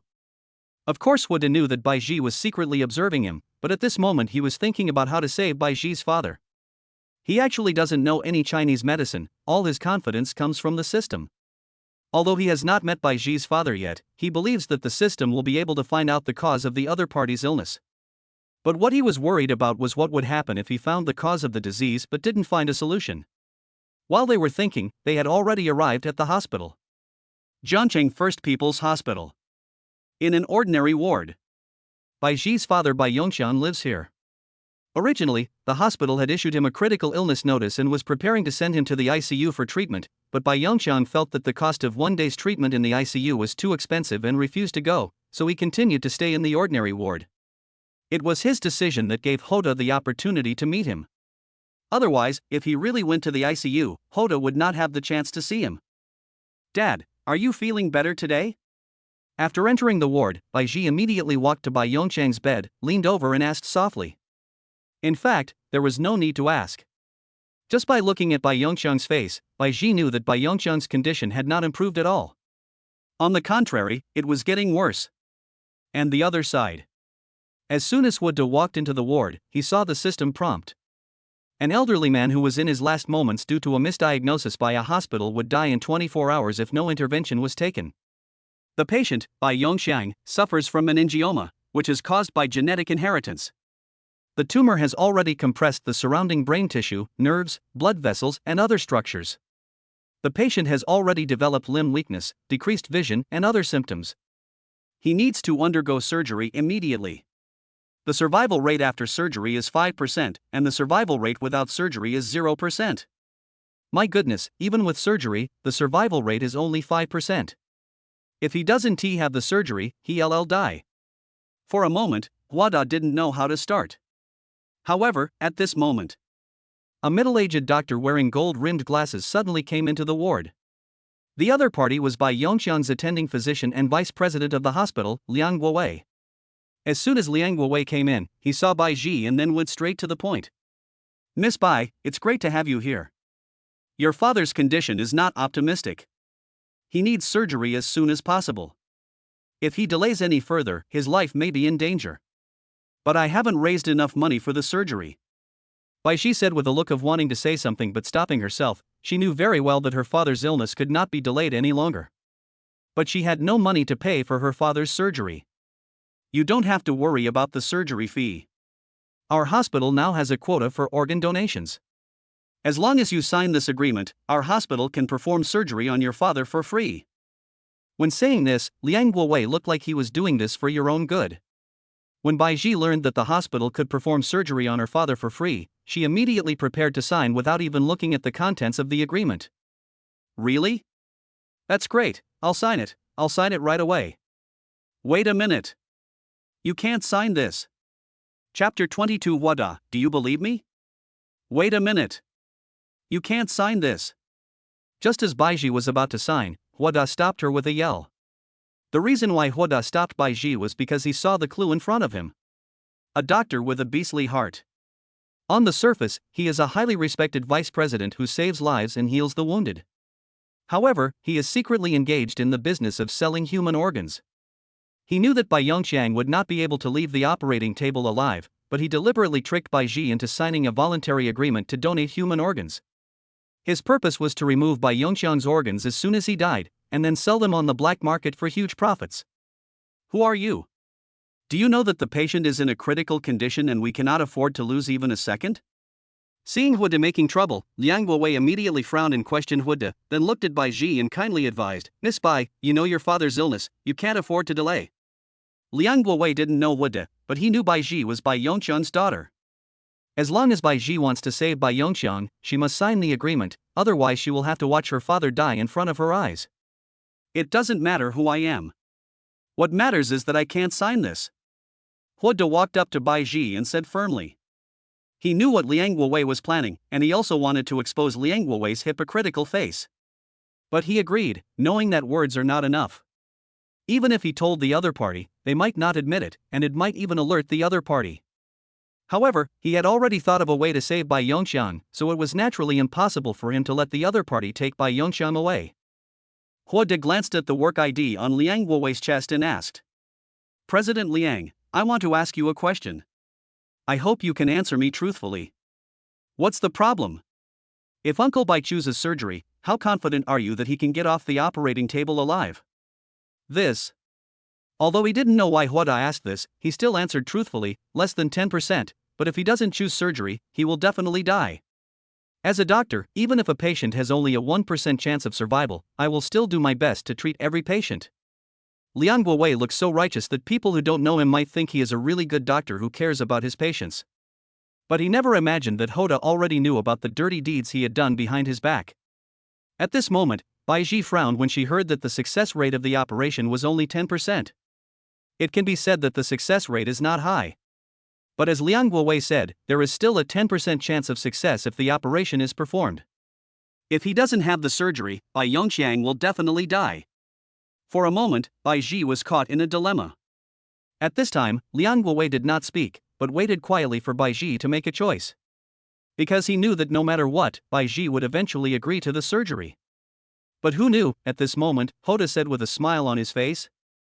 Miss Bai, if I say I can cure Uncle Bai 100% without surgery, would you believe me? Really? You can really cure my dad? Baizhi suddenly grabbed Huoda's arm excitedly and asked. Without waiting for Huoda to answer, Liang Guowei sneered and said, "Humph, how shameless. Little brother, I don't mean to look down on you, but you know that medicine is a rigorous science and you can't cure a disease by just bragging. Miss Bai, you must not be fooled by this kind of charlatan." Huoda ignored Liang Guowei's ridicule and said to Baizhi gently, "Miss Bai, don't worry, I won't joke with Uncle Bai's life. I am a very good Chinese medicine practitioner." Liang Guowei was even more disdainful when he heard this. Traditional Chinese medicine? Humph, this is the scientific age, and you still believe in those outdated things. Ms. Bai, you have to think carefully. If you miss the best time for treatment, it will be too late to regret. I don't know why. When Baizhi heard Huoda say that he had a way to save her father, she believed in Huoda from the bottom of her heart. She took a deep breath and said to Liang Guowei, "Dean Liang, thank you for your concern, but I still want to consider other treatment options." Although Liang Guowei was dissatisfied, he couldn't force Baizhi to sign immediately.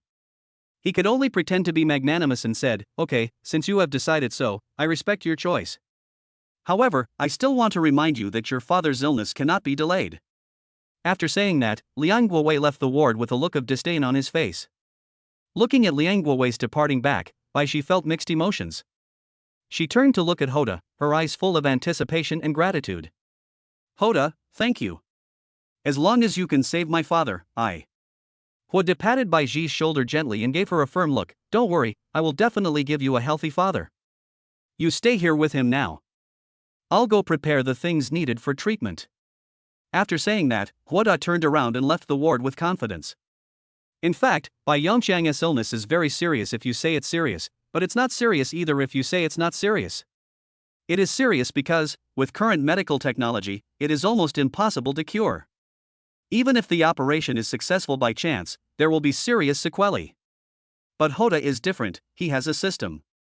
After Huoda walked out of the ward, he turned and walked into the emergency passage. After looking around and making sure there was no one around, he opened the system mall. According to previous suggestions, Bai Yongqiang's meningioma was a lesion caused by genetic genes. Therefore, Huoda's idea of treating Bai Yongqiang was to change Bai Yongqiang's genes through genetic drugs and cure the meningioma fundamentally. The only thing he was unsure of now was whether the genetic medicine sold in the system mall could be used by anyone other than him. However, this time, the system seemed to know what he was thinking and suddenly popped up a prompt. The genetic medicine sold in the system mall can only be used on the host himself and cannot be used on others. One sentence directly wiped out Huoda's hope. But then, another prompt popped up.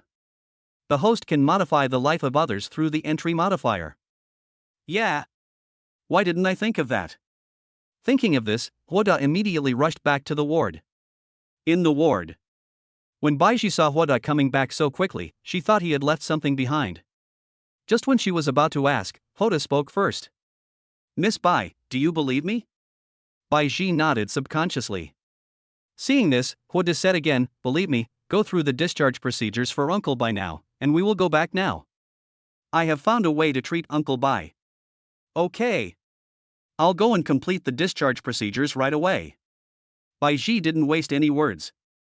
Since she chose to believe Huoda, she would naturally cooperate with her whole heart. Chapter 23. This is my first kiss. This is also my first kiss. Soon, Bai Ji completed the discharge procedures for Bai Yongxiang. The three of them took a car back to the Bai family.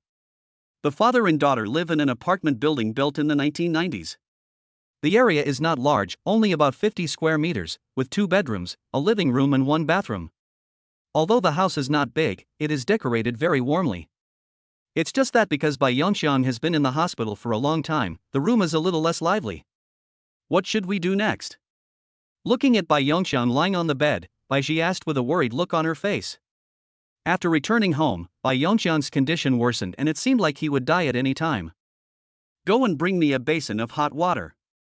Hua De thought about it and made up an excuse to get Bai Ji away temporarily. After Bai Ji left, Hua De opened the system backpack and used the entry modifier. Next second, the entry modifier in the backpack disappeared instantly. And a piece of information popped up in front of Hoda's eyes. Entry modifier consumption 1, target has been locked, please modify according to the displayed entry, and you are responsible for all consequences. Note, within 2 hours, the host can modify any entry of the target. I wish you a pleasant experience. I didn't expect this powerful weapon could actually save lives. Hua De made a self-deprecating remark and then began to observe Bai Yongxiang carefully. Soon, a piece of information different from the previous ones appeared before his eyes. An elderly man on his deathbed, if nothing unexpected happens, will pass away in a few hours. The elderly man who is seriously ill is suffering from pain all the time and has fallen into a long coma. The original information is fixed. At this time, there was an additional modify button behind the information. By clicking the button, you can modify any entry or even change the content of the entire information. Hoda simply clicked the change button. Then, he modified the information according to what he thought. An elderly person who is healthy and has no diseases falls into a deep sleep due to overwork and will wake up after getting enough rest. The old man is very healthy and has no hidden diseases. He can live to be 100 years old as long as he keeps exercising. After modifying the intelligence, Bai Yongxiang's complexion became visibly rosy, and even his breathing became much smoother. At this time, Bai Ji just came back into the house with a basin of hot water. The water is coming. Your father is fine now. Please wipe his body. Hua De said with a smile. All right? Bai Ji looked at Hua De in disbelief, and almost dropped the basin of water in her hand out of shock. Don't believe it? You'll know when you see it. Bai Ji walked to the bedside doubtfully and looked at Bai Yongxiang carefully. Really? She found that Bai Yongxiang's condition had improved significantly. How is this possible? Bai Ji muttered to herself, with a gleam of disbelief in her eyes. She quickly put down the basin, gently touched her father's cheek, and felt a hint of warmth. Is my father really well? But why hasn't he woken up yet? Hua De smiled and explained, don't worry, Uncle Bai is just too tired. He needs to rest for a while. He will wake up naturally when he has rested enough. Bai Ji felt relieved when she heard this, and her eyes became moist. She excitedly held Hua Da's hand and said in a choked voice, Mr. Hua, thank you so much. If it weren't for you, I really don't know what I would do. Hua De felt the warmth from Bai Ji's hand and comforted her, don't say that. Aren't we friends? Friend? Bai Ji was stunned at first, then she took a deep breath, then mustered up her courage, suddenly stood on tiptoe, lightly touched Hua Da's lips, and quickly withdrew her touch like a dragonfly touching the water. After doing all this, she lowered her head shyly, her cheeks flushed, and she did not dare to look at Hua Da. Hua De was also slightly startled by Bai Ji's sudden action. If you take action now against a girl who loves you, she will be willing to cooperate with you. In other words, even if you do whatever you want to her, she will not be disgusted. Forehead. Now, even if Hua Da was slow-witted, he knew what was going on. It was my first kiss. Bai Ji's words instantly made Hua De excited, and he spoke as if possessed by a ghost. Can you kiss me again? I didn't react just now. Hate. Bai Ji's cheeks turned even redder. She glared at Hua Da shyly and ran out of the room pretending to be angry. Hua Da smiled and touched his lips, savoring the sweet kiss just now, and an inexplicable smile appeared on his face. In a sense, this was also his first kiss. It was his first kiss since coming into this world. After that, Hua De stayed at the Bai family for a while and only left after Bai Yongxiang woke up. After Bai Yongxiang woke up, he knew that it was Huode who saved him, and he insisted on asking Huode to stay for a few drinks to repay him for saving his life. But Huode understood that the father and daughter needed some space to be alone at this time, so she declined their kindness. After leaving the Bai family, Huode had lunch at Shaxian Hotel and then strolled back to Haishanwang Mansion. Huode? It's really you. As soon as Huode walked into the gate of the community, he heard someone calling his name. When I turned around, it was Lin Wanner. At this moment, Lin Wanner had just gotten out of a red Porsche Panamera that was not photographed. It was obviously a new car that she had just picked up. Huode is not very familiar with the Porsche brand, but he knows that it is not something that ordinary people can afford. Originally he thought that Lin Wanner just had a little money at home, but now it seems that he was too superficial. He mentioned Pamei right after graduation. This is not just a little money, he is really rich. At this time, Lin Wanner had already walked up to Huode. After seeing Lin Wanner, Huode's eyes never left Lin Wanner. Today, Lin Wanner was wearing a tight black suspender skirt with the hem slit all the way to her thighs. As she walked, the beautiful scenery that appeared and disappeared made Huode feel his blood boiling instantly. Lin Wanner seemed to have noticed Huode's greedy gaze. Instead of being angry, she seemed a little secretly delighted, as if she was very happy that Huode was fascinated by her. Why didn't you tell me you were discharged from the hospital? You didn't even reply to my messages. Do you know how hard I've been looking for you these past few days? As soon as they met, Lin Wanner began to complain. As he spoke, tears began to well up in his eyes. Huode was most afraid of women crying, especially in public. Ms. Lin, don't cry first. I really have something to do these days. I didn't mean to ignore your message. Huode explained quickly. He did have something to do these days, but it wasn't so busy that he didn't even have time to reply to messages. The main reason why he didn't reply was that he forgot. But, can I say this? The answer is obviously no. Fortunately, Lin Wanner didn't feel conflicted. By the way, why are you here? Huode asked curiously. I live here, and you? I live here too. I just moved here after being discharged from the hospital. Hearing that Huode also lived in Haishanwang Mansion, Lin Wanner's face suddenly showed a look of surprise. Really? That's great, we will be neighbors in the future and can see each other often. Oh, by the way, my grandfather's birthday is in a few days, and he wants to invite you to attend. He wants to thank you in person for saving me. Lin Wanner suddenly remembered and said. Birthday? Invite me? That's not necessary? Huode instinctively wanted to refuse. Ding. Obtain future information. A rich family banquet full of dangers and opportunities. Choosing to attend will bring unexpected gains. Chapter 24, One Wave After Another. No, you have to go. When Lin Wanner saw Huode refuse, she immediately put her hands on her hips, looking like she would cry in front of her if she didn't agree. After seeing the information prompted by the system, Huode was about to agree, so he agreed, okay then. Seeing Huode agreed, Lin Wanner's face immediately showed a satisfied smile. In that case, please accompany me to the antique market tomorrow. I plan to pick out a birthday present for my grandfather. Huode thought that he would be fine anyway.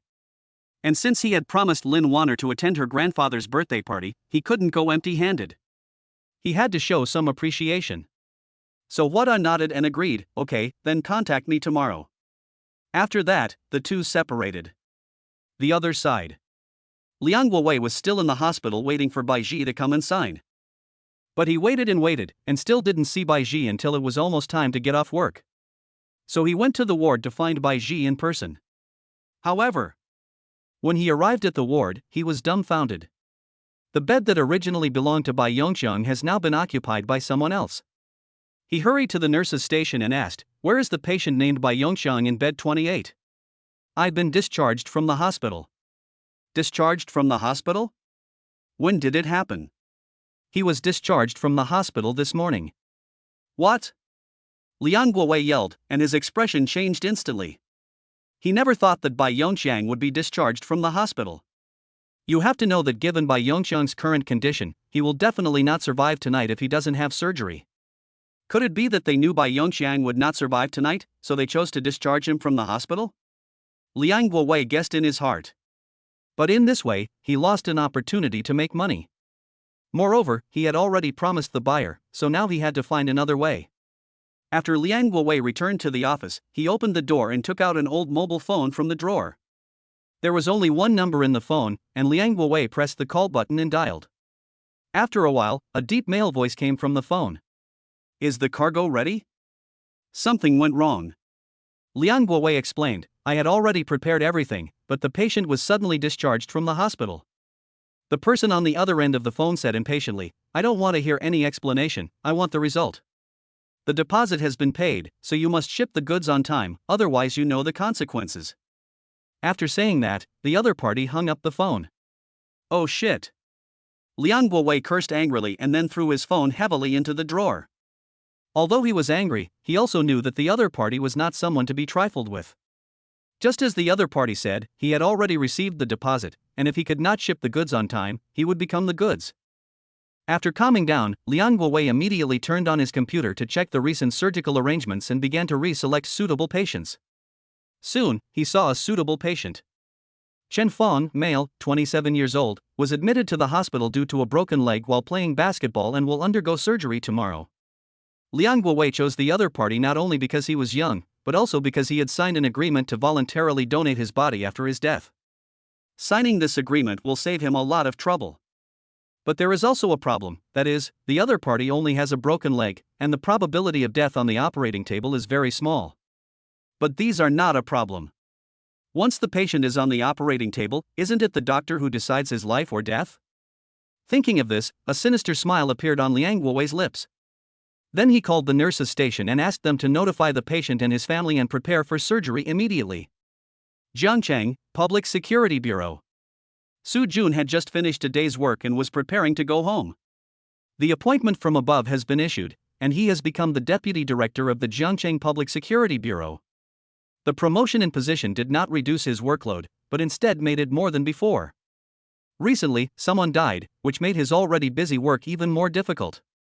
Deputy Director, the identities of the two bodies floating on the beach have been confirmed. Just as Su Jun was about to leave, Xing Yueshi hurried into the office. "Who is it?" Su Jun put down the briefcase in his hand and sat back down. Xing Yueshi reported as she handed the document in her hand to Su Jun. The man's name was Zhao Dabiao. When he was young, he worked on a construction site. Later, he became a foreman. He gathered some hooligans under him. Before his death, he ran an agency, a decoration company, and a construction company. The woman's name is Chen Li. She doesn't have a job, but we found out that she was working as a hostess at Tiangong Entertainment a few years ago. Later, she was kept by Deng Changnian. Deng Changnian? Does this matter have anything to do with Deng Changnian? Upon hearing this, Su Jun exclaimed in surprise. He has been a policeman for so many years, so he naturally knows who Deng Changnian is. If this murder case is related to Deng Changnian, then it would not be simple. At present, the evidence we have does not point to Deng Changnian. Xing Yueshi said truthfully. Have you found out the relationship between the two deceased? Su Jun asked. Not yet, but we're checking. Although there is no conclusive evidence pointing to Deng Changnian, based on Su Jun's many years of experience in handling cases, the real murderer behind this murder is very likely Deng Changnian. Because only Deng Changnian dared to do this in Jiangcheng. But Su Jie knew very well that if it was really Deng Changnian who did it, then they would have no way to bring him to justice. Even if the investigation leads to the other party, he will most likely push one of his younger brothers to take the blame. Su Jun rubbed his temples and inexplicably felt a sense of powerlessness. Even though he is now the deputy director of the Public Security Bureau, sometimes he is still helpless when faced with murderers at large. Because he knew that these murderers had a powerful umbrella of protection behind them. Until we find out who is the protector behind Deng Changnian, we cannot touch Deng Changnian. Okay, let's first find out the relationship between the two deceased. Su Jun waved his hand and planned to let Xing Yueshi go back. But at this moment, his cell phone on the table rang. Deputy Director, something bad has happened. A medical accident has occurred at Jiangcheng First People's Hospital, and the family members are making a fuss. I see. I'll be there right away. After Su Jun hung up the phone, he said to Xing Yueshi, who had not yet left, "Come with me to Jiangcheng First People's Hospital." Something happened. While rushing to Jiangcheng First People's Hospital, Su Jun closed his eyes for a while. These days are really weird. Things happened one after another. First, robbers robbed the lottery center in broad daylight. Later, 2 floating corpses appeared on the beach. Now it's a medical accident again and the family members are making trouble. There really is no peace at all. At the same time, Hoda, who was at home, also saw the short video about the medical accident that occurred in Zhengqing First People's Hospital. Hoda's first reaction was that this medical accident was likely related to human organ trafficking. Chapter 25, Medical Accident or Deliberate Murder. This morning, when Hoda learned that Liang Guowei was secretly engaged in illegal human organ trafficking, he wanted to report this information to Su Jun. However, without solid evidence, he was not sure whether Su Jun would believe him. After all, the police rely on evidence when investigating cases, and it will be of no avail even if he speaks eloquently without any evidence. But what Hoda never expected was that something would happen so soon. Ding! Get real-time intelligence. This is not an ordinary medical accident, this is a deliberate murder case, because you took Bai Yongxiang away, making it impossible for Liang Guowei to collect the goods. In order to deliver the goods on time and prevent himself from becoming the goods, Liang Guowei found a substitute. Hoda was simply dumbfounded. He didn't expect that this incident was caused by him. It seems that he saved Bai Yongxiang's life, but indirectly killed another life.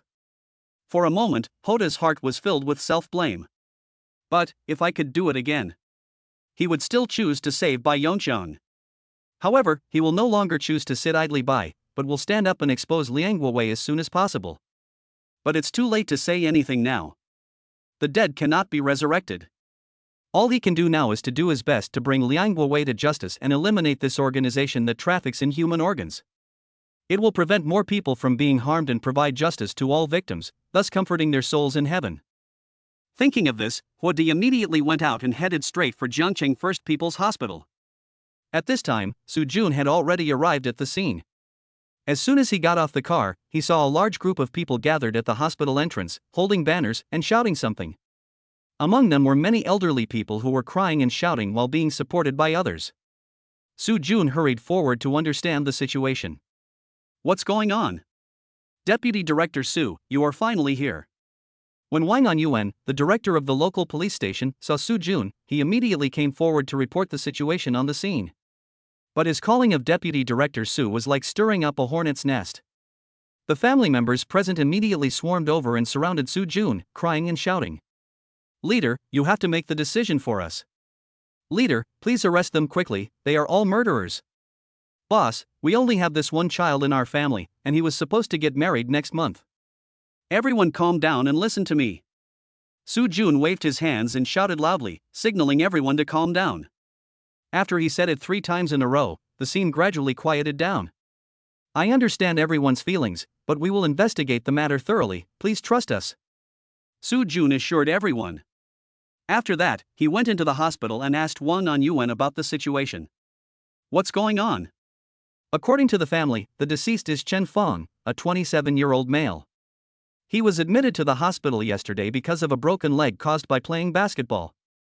He was originally scheduled to have surgery tomorrow morning, but the hospital suddenly called in the evening to say the surgery had been moved up. The operation started at 5:40 p.m. and was supposed to be completed in 2 hours, but it was not completed until 2 hours later. In the meantime, a nurse came out and informed the family of the deceased that the deceased was suffering from aortic bleeding and was being resuscitated. At 9:10 p.m., the doctor came out of the operating room and announced that the deceased had died from excessive blood loss. I'm afraid this matter is not that simple, right? Su Jun vaguely felt that there was something fishy about this matter. Wang Anyu sighed and said, it's really not that simple. Logically, even if the patient dies, the hospital should allow the patient's family to see the patient for the last time. But the hospital refused to allow the patient's family to see the patient. Hearing this, Su Jun frowned instantly. There's no doubt that there's something wrong. At this time, Wang Anyuan continued, not only that, the hospital won't let our people touch the body, and even the forensic doctor can't perform an autopsy.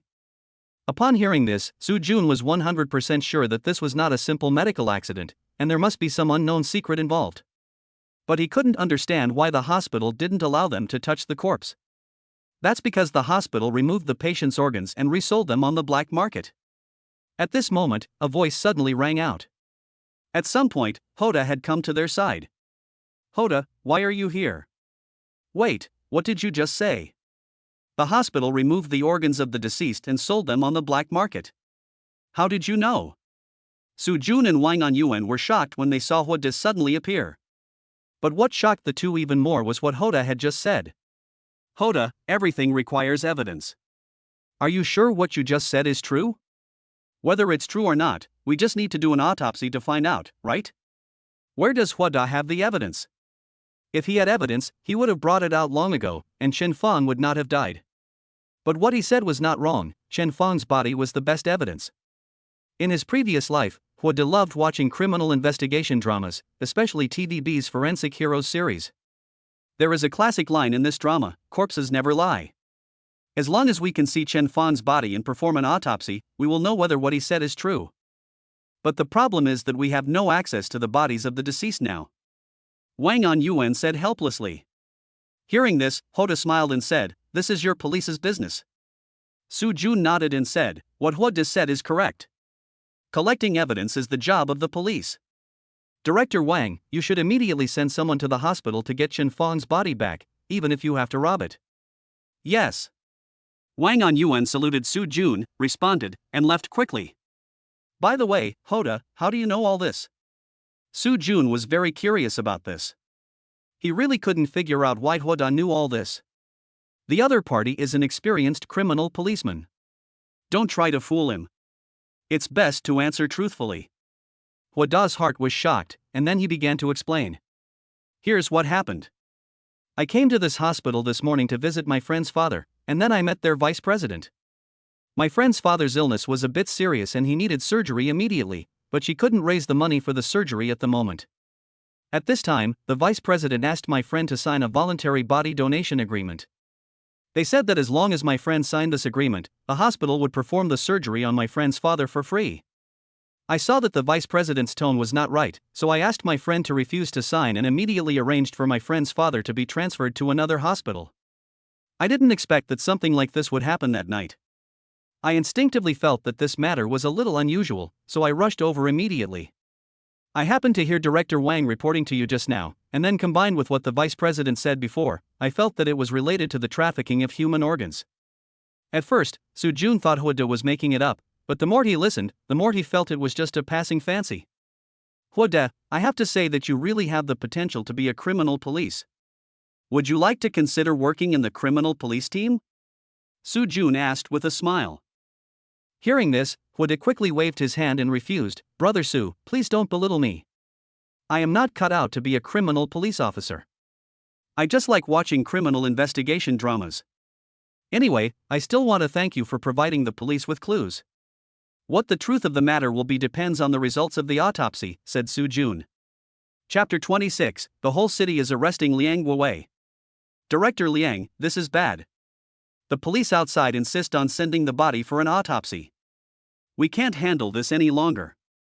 You have to hold on even if you can't. If something goes wrong, none of us can escape. After saying that, Liang Guowei hung up the phone. The development of things has completely exceeded his expectations and has become uncontrollable. Fortunately, he had sent out the removed organs as soon as possible.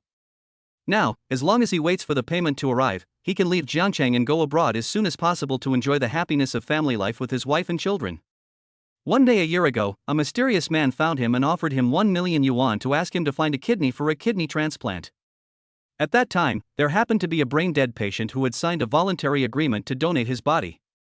Liang Guowei secretly sold one of the brain-dead patient's kidneys to the mysterious man for 1 million yuan. Since then, he began to help the mysterious man collect various human organs. This year, he earned at least tens of millions. Liang Guowei also knew that what he was doing was illegal, and he couldn't help but worry about the day when his crime would be exposed. So, he sent his wife and children abroad early.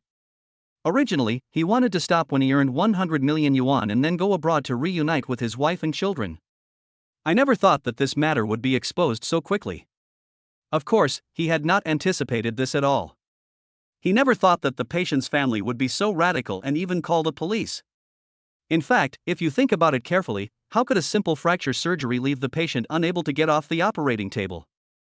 No normal person would be able to accept this. Bite. At this time, Liang Guowei's cell phone rang. He picked up his phone and saw that the payment for the goods had arrived. Then he started packing his things and sneaked out of the office when no one was around.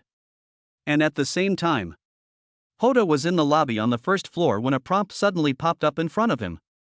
Liang Guowei has left the office and is walking towards the underground garage.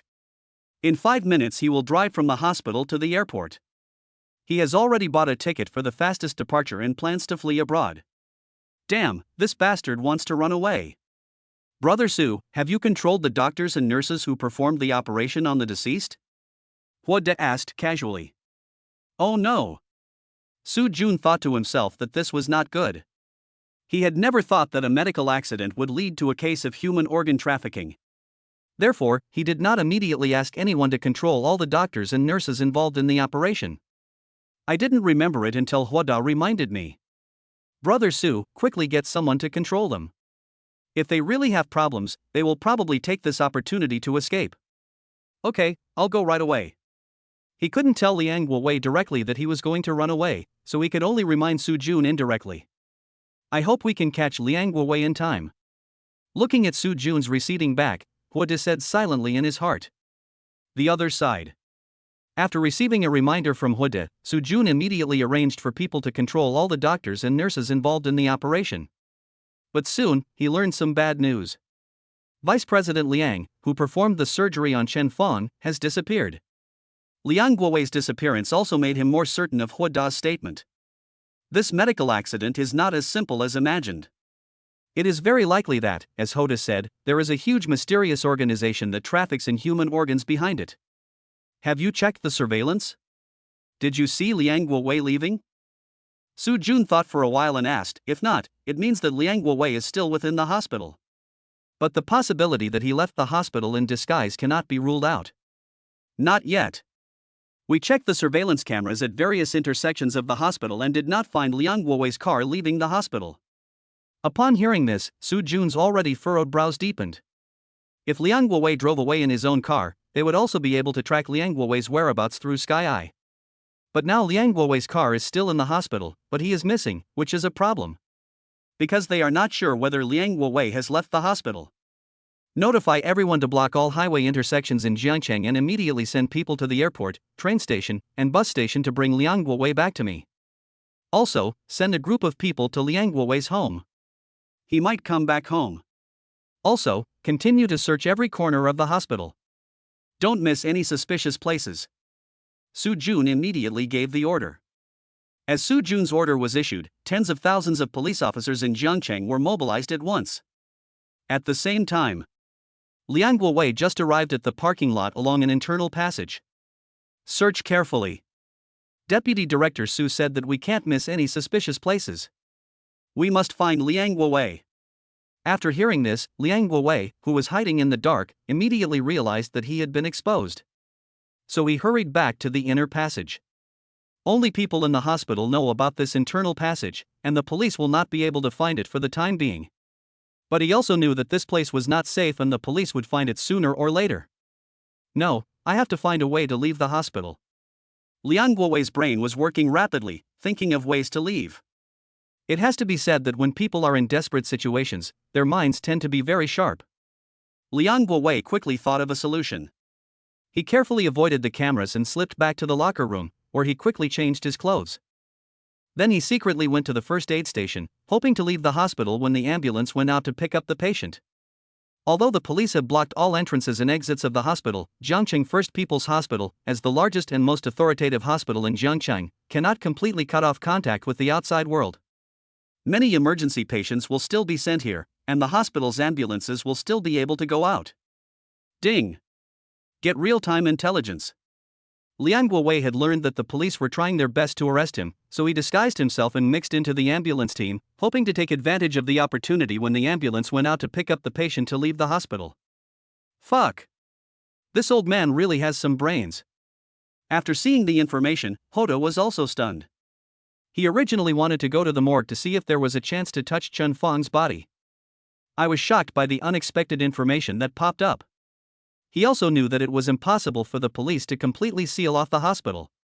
After all, hospitals are places to treat illnesses and save lives, and new patients come in and out every moment.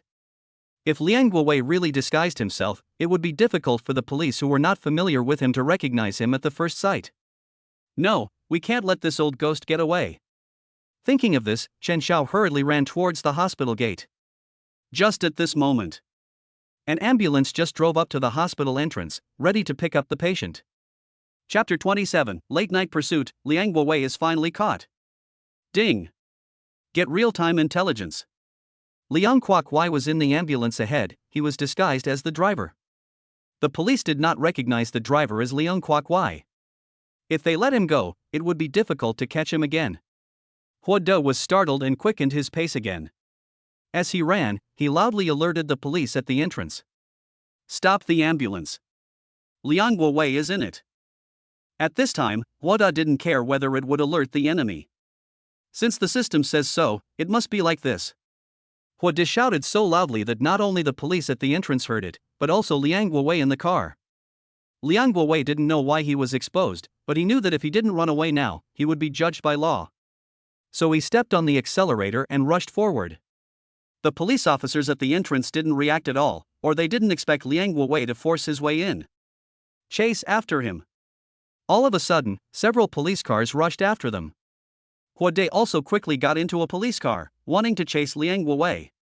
He was not sure whether the police could successfully capture Liang Guowei, but he knew that with him there, the chances of catching Liang Guowei would be greatly increased. Why are you here? We are on duty. Please get down quickly. Xin Yueshi was just about to drive after him, but unexpectedly Hua De came up directly. Hua De glared at Xin Yueshi and said unhappily, "Drive quickly, it will be too late if you don't catch up." "Humph, you'd better not hold me back." Xin Yueshi also knew that now was not the time to argue with Hua De, but Hua De had just glared at her, which made her very unhappy. So much nonsense, drive. Sit tight. Next second. Xin Yueshi drove the police car and took off directly. Let Hua De truly experience what it means to be pushed on the back. Xin Yueshi was a very good driver. Even though she was the last one to start, she quickly overtook one police car after another and caught up to the first place. In front, Liang Guowei had already stepped on the accelerator to the bottom, and the speed of the car soared to 140 miles per hour. Fortunately, it is night now and there are not many vehicles on the road.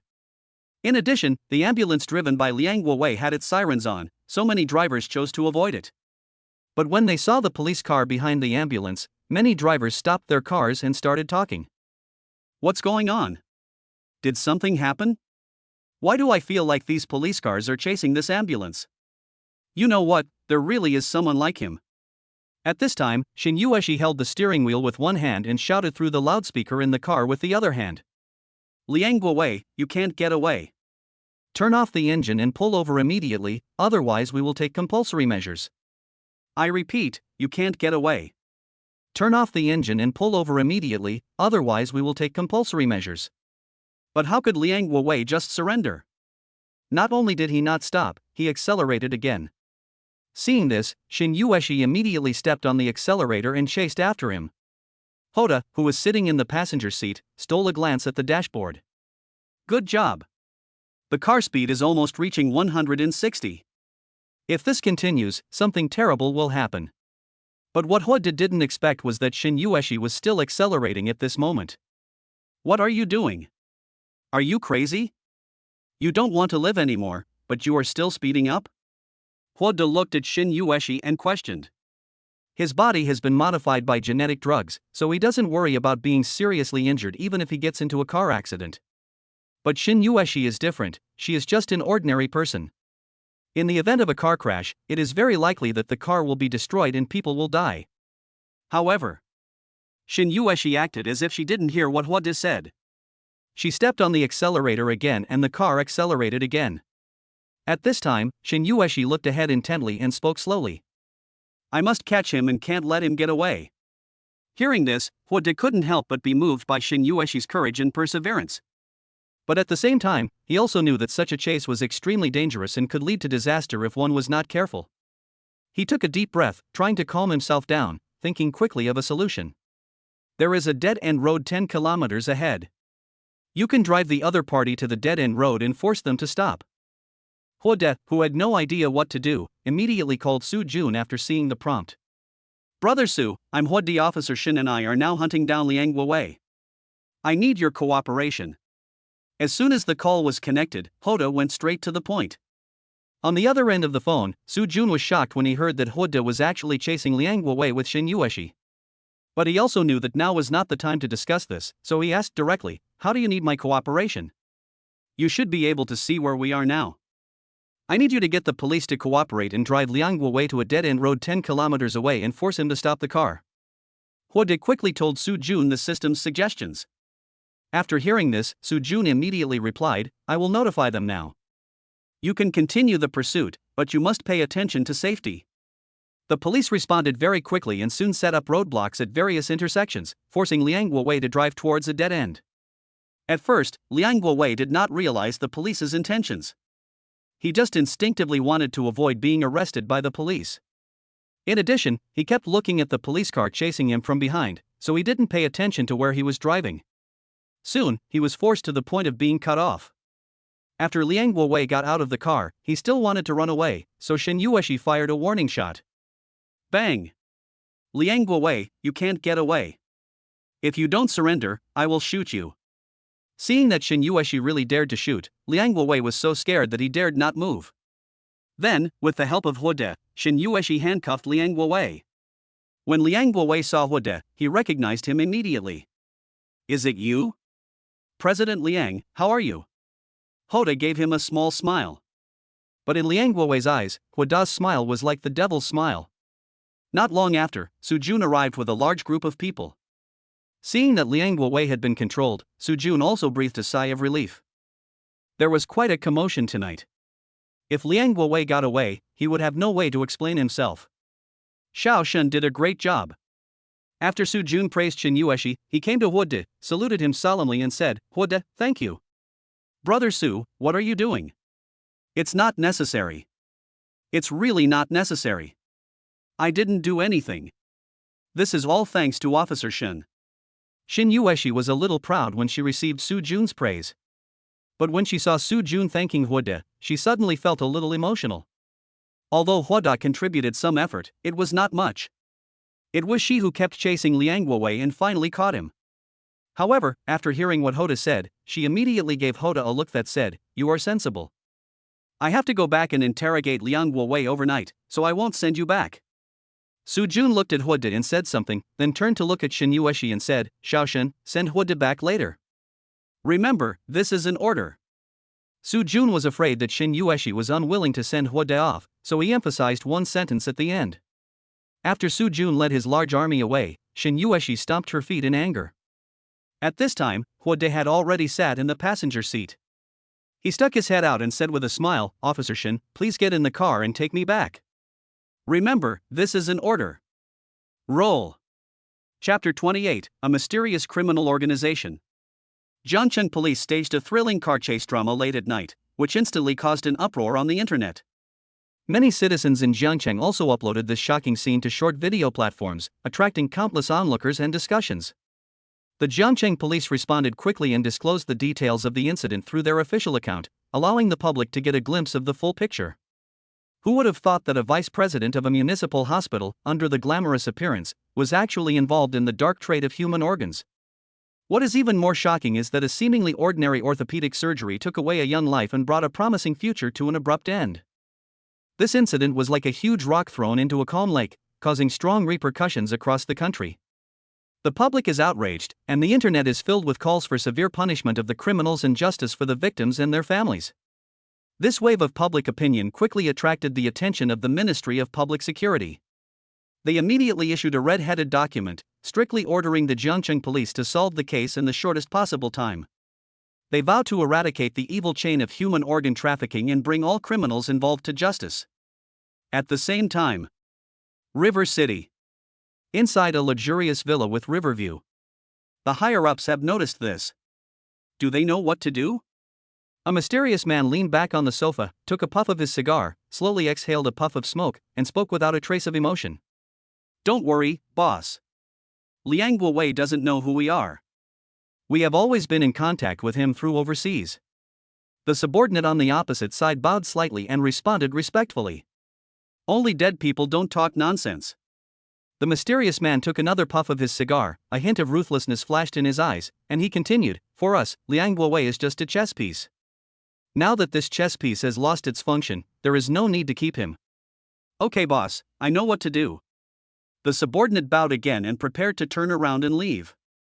At this time, the mysterious man called out to his men again, "Remember, don't leave any clues." "Yes." The next day, 10 a.m. Su Jun stared at the pair of panda eyes and walked out of the interrogation room with a tired body. Last night, he conducted a surprise interrogation of Liang Guowei overnight. Liang Guowei confessed to the crime of premeditated murder of Chen Fong and trafficking in human organs. But when Su Jun asked him about the organization, Liang Guowei knew nothing about it. According to his account, he only communicated with a person named Dr. He knew nothing else. Based on Su Jun's many years of experience in handling cases, the other party must be a criminal group with a very strict organizational structure and high confidentiality among its members. It is easy to imagine how difficult it is to dig out all the members behind this criminal group. Su Jun rubbed his tired eyes and thought to himself. He knew that this case had attracted great attention from the country and the people, and that the burden on his shoulders was very heavy. He must find a breakthrough as soon as possible and wipe out this criminal group in one fell swoop. But the problem is that all the clues have been cut off at Liang Guowei's side, and there is no way to start. At this time, he thought of Hoda. Last night, it was Hoda's reminder that revealed the secret behind the medical accident. It was also because of Hoda's reminder that they prevented Liang Guowei from escaping and finally succeeded in capturing him. Maybe Hoda will have some ideas. With the idea of having one more person and one more idea, Su Jun called Hoda. It was almost 1 o'clock last night when Hoda got home, and he hasn't woken up yet. But a sudden phone call interrupted his sweet dream. "Hello?" Hoda answered the phone in a daze, without even checking the caller ID. "Brother Hua, I am your elder brother Su." "Brother Su, what do you want to talk to me about? Are you free at noon? I want to treat you to a meal. I wanted to thank you last time, but I never had the chance. You helped me a lot this time, so I must treat you to a meal to thank you." After hearing this, Hoda became much more sober. He soon realized that Su Jun had other intentions. It seemed like he was inviting us to dinner, but in fact, he was asking for opinions on the case. Thinking of this, Hoda smiled and said, "Okay, send me the address and I'll be there in a while." "Okay, I'll send you the address, and we'll see you later." "See you later." After hanging up the phone, Hoda started thinking. Brother Su said last night that he would interrogate Liang Guowei overnight. It seems that Liang Guowei doesn't know much. He should only be responsible for finding the source of goods. He has no status in this criminal organization and may not even be a member of this organization. The person who can really get in touch with the organization should be the person who contacted him, or the person behind that contact. But this person is not easy to find. I have to say, Hoda's brain is really sharp. After a brief analysis, I got to the point. It is no exaggeration to describe Hoda as someone whose intelligence is almost demonic. The other side. After Su Jun sent his location to Hoda, he prepared to leave the police station. But as soon as he reached the door, he was stopped by Shin Yueshi. "Director Su Fuji, can you take me with you?" Su Jun was stunned when he heard this, and asked in surprise, "What do you mean by taking you with me?" Seeing Su Jun still pretending to be stupid, Shin Yueshi immediately said with a pursed mouth, "I heard everything at the door of your office. If you want to treat Hoda to a meal, take me with you, okay?" "Take you with me?" Su Jun looked Shin Yueshi up and down, looking embarrassed. "Yes, take me with you, please." Shin Yueshi pulled Su Jun's arm and said pleadingly. He has been working with Shin Yueshi for some time. Shin Yueshi has always been decisive and efficient at work, and never regards herself as a woman. Su Jun couldn't help but laugh when he saw Shin Yueshi's rare coquettish look. However, when he thought that Shin Yueshi and Hoda were of similar age, an idea suddenly popped into his mind. How about bringing brother Hua and Xiaoshin together? Once this idea came to Su Jun's mind, the more he thought about it, the more feasible it seemed. Hoda is young, promising, and has a strong sense of justice. He is a rare young man. Although Shin Yueshi usually has a bad temper, she is a pretty girl in Jiangcheng police station. The two of them together are a perfect match. Thinking of this, Su Jun immediately smiled and said, "Okay, then you can come with me. I just happen to have something to talk to you about." "Thank you, Deputy Director Su." Upon hearing this, Shin Yueshi immediately smiled brightly. Deputy Director Su, let me drive. You can lie down in the back for a while. When Su Jun heard this, he was instantly shocked. He still vividly remembers the scene of Shin Yueshi racing after Liang Wei last night. He doesn't dare let this girl drive. So, he hurriedly took 2 steps and got on the driver's seat before Shin Yueshi. It's okay, I'll drive, you don't know the way. Chapter 29, Treating Guests to Dinner and Asking Huodi for Advice. A high seafood stall, a seafood stall that has been operating in Jiangcheng for 20 years, has seen its reputation plummet in Jiangcheng due to a change of owner, poor seafood quality, and overcharging. Based on Su Junfa's location, Huodi took a taxi and came to a high seafood stall. As soon as he entered the door, Hoda saw the prompt in front of him. He didn't know why Su Jun chose this restaurant, but he knew one thing: Su Jun was probably going to be ripped off tonight. On the way here, Su Jun sent Hoda the box number. So, after entering the door, Hoda went straight to box number 6.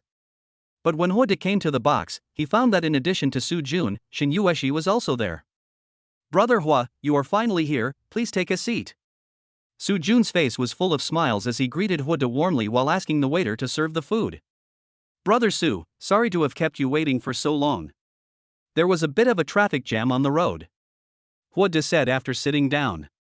At this time, Hoda turned his gaze to Shin Yueshi opposite him, and teased with a playful smile on his face, "Oh, Officer Shin is here too, what a coincidence." Snort. Shin Yueshi snorted coldly and did not respond.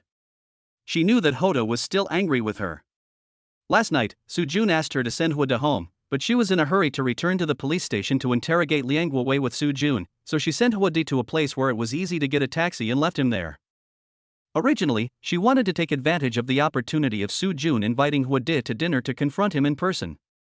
Unexpectedly, this guy Hoda had a weird look on his face as soon as he entered the door, which immediately made her very unhappy.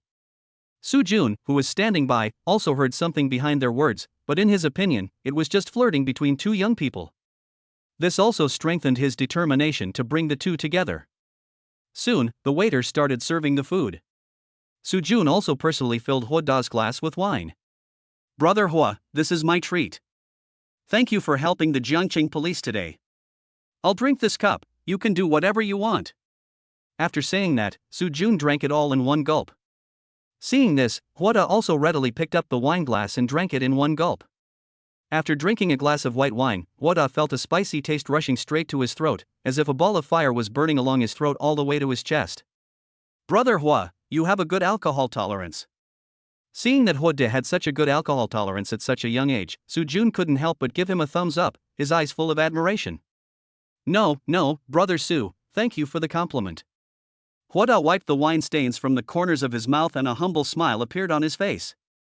In his previous life, he had worked in the mall for many years and had already developed a good drinking capacity. In this life, after the genetic drug transformation, he can drink even more than before. It is no exaggeration to say that you can drink 1,000 cups without getting drunk. Come on, don't just drink, eat the food. This sweet and sour carp is the signature dish of this restaurant, and this steamed grouper is the signature dish among all the signature dishes. Let me tell you, this store has been open for more than 20 years and is very famous in Jiangcheng. While Su Jun was introducing the restaurant's specialties, he was inviting Hoda to start eating. Pa, why is the fish so mushy and smells so fishy? Shin Yueshi took a bite of the steamed grouper and immediately spit it out because she couldn't stand the fishy smell of the fish. That's impossible. I've been eating at this restaurant for several years. As he spoke, Su Jun also picked up a piece of fish and tasted it. Pooh. Su Jun frowned and couldn't help spitting out the fish in his mouth, his face full of surprise and disappointment. This fish is really not fresh. I'll ask the boss to replace it with another one. Su Jun didn't expect that the first time he invited Hoda to dinner, he would fail miserably. Hoda had known for a long time that the store had changed owners, and that its ingredients and reputation were no longer as good as before.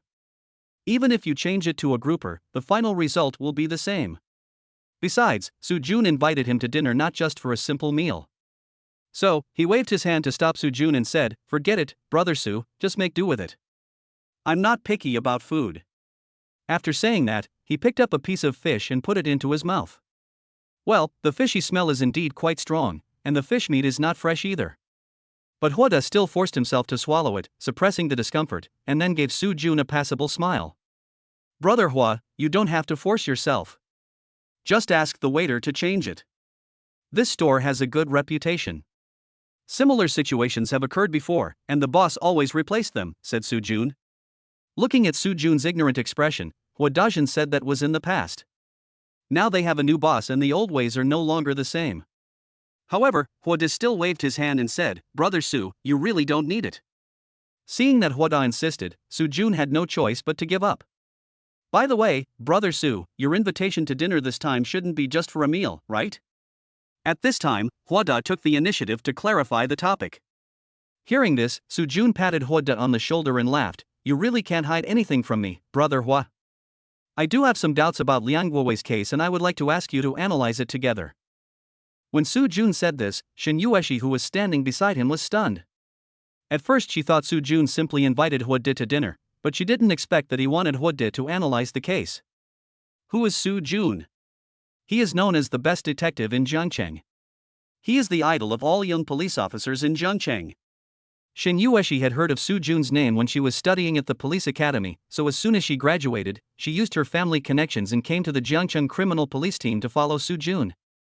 However, such a senior detective now wants a young man in his early 20s to help him analyze the case. This really subverted her perception. However, neither of them noticed the change in her expression, and instead they continued talking about the case seriously. Brother Hua, this is the case. Last night we conducted a surprise interrogation of Liang Guowei. Liang Guowei has confessed to the 2 charges of premeditated murder and trafficking in human organs, but there is a problem. At this time, Hua Da suddenly interrupted Su Jun and asked, Brother Su, I think you didn't find out anything about the organization behind Liang Guowei, right? Su Jun nodded and said, Well, now all the clues have been cut off from Liang Guowei. We only know that the person who contacted Liang Guowei every time was a man named Doctor. We don't know whether this person is a man or a woman, tall or short, fat or thin, how old he is, or what his nationality is. We don't know how or where to check, so we want to hear your advice. When Su Jun said this, his tone revealed a strong sense of frustration. He has been a police officer for so many years and has been involved in several thousand cases, big and small. But this was the first time that he felt from the bottom of his heart that he was extremely incompetent and had no idea how to investigate this case. When Hua Da heard this, his brows furrowed and his expression became serious. He anticipated that this case was unusual, but he didn't expect that even Su Jun was helpless. Even Su Jun has no ideas, so what ideas can he have? We can start with Chen Feng's removed organs and investigate the transplant operations that will be performed in the near future across the country, focusing on the rich, especially the wealthy in Jiangcheng. The sudden appearance of information made Hoda's eyes light up. Brother Su, I have an idea. Chapter 30 Hua Da offers suggestions, new direction of investigation. Brother Su, I have an idea, but I don't know if it's correct. Tell me about it. Chen Feng's organs have already been removed, so we can start from that aspect, Hua Da suggested. Su Jun is indeed a veteran criminal policeman. He already had an idea as soon as Hua Da gave the beginning. You mean to investigate in reverse order based on where these organs are going? Su Jun asked. Hua Da nodded and said, That's right. Those who can buy human organs on the black market are definitely not ordinary people. They must be rich or noble. You can start from this point. Yeah, why didn't I think of that? Su Jun slapped his thigh and said, Start with the buyer, and then follow the clues to find the culprit. Brother Hua, you are really my lucky star. No, I was just saying it casually. Brother Su, you were just too anxious and didn't think of it for the time being. Even if I didn't say it, you would have thought of it in a few days. Hua Da said modestly. No. If you hadn't reminded me, it would probably take me a long time to think of it. Su Jun said. At this time, Shen Yueshi couldn't stand it anymore and asked, Can you two stop praising each other? Hoda, you said to start with the buyer, but there are so many rich people in the country, how long will it take to find out? Hearing this, Hua Da looked at Shen Yueshi as if she were an idiot. Seeing Hua Da's disgusted look, Shen Yueshi immediately shouted, What kind of look is that? Am I asking the wrong question? Xiaoshen, have you forgotten why rich people buy human organs? Su Jun also showed an intriguing expression. Why? Isn't it for the transplant surgery? What else can you do? Shen Yueshi looked at the two of them with confusion. Yes, you said it was a transplant operation.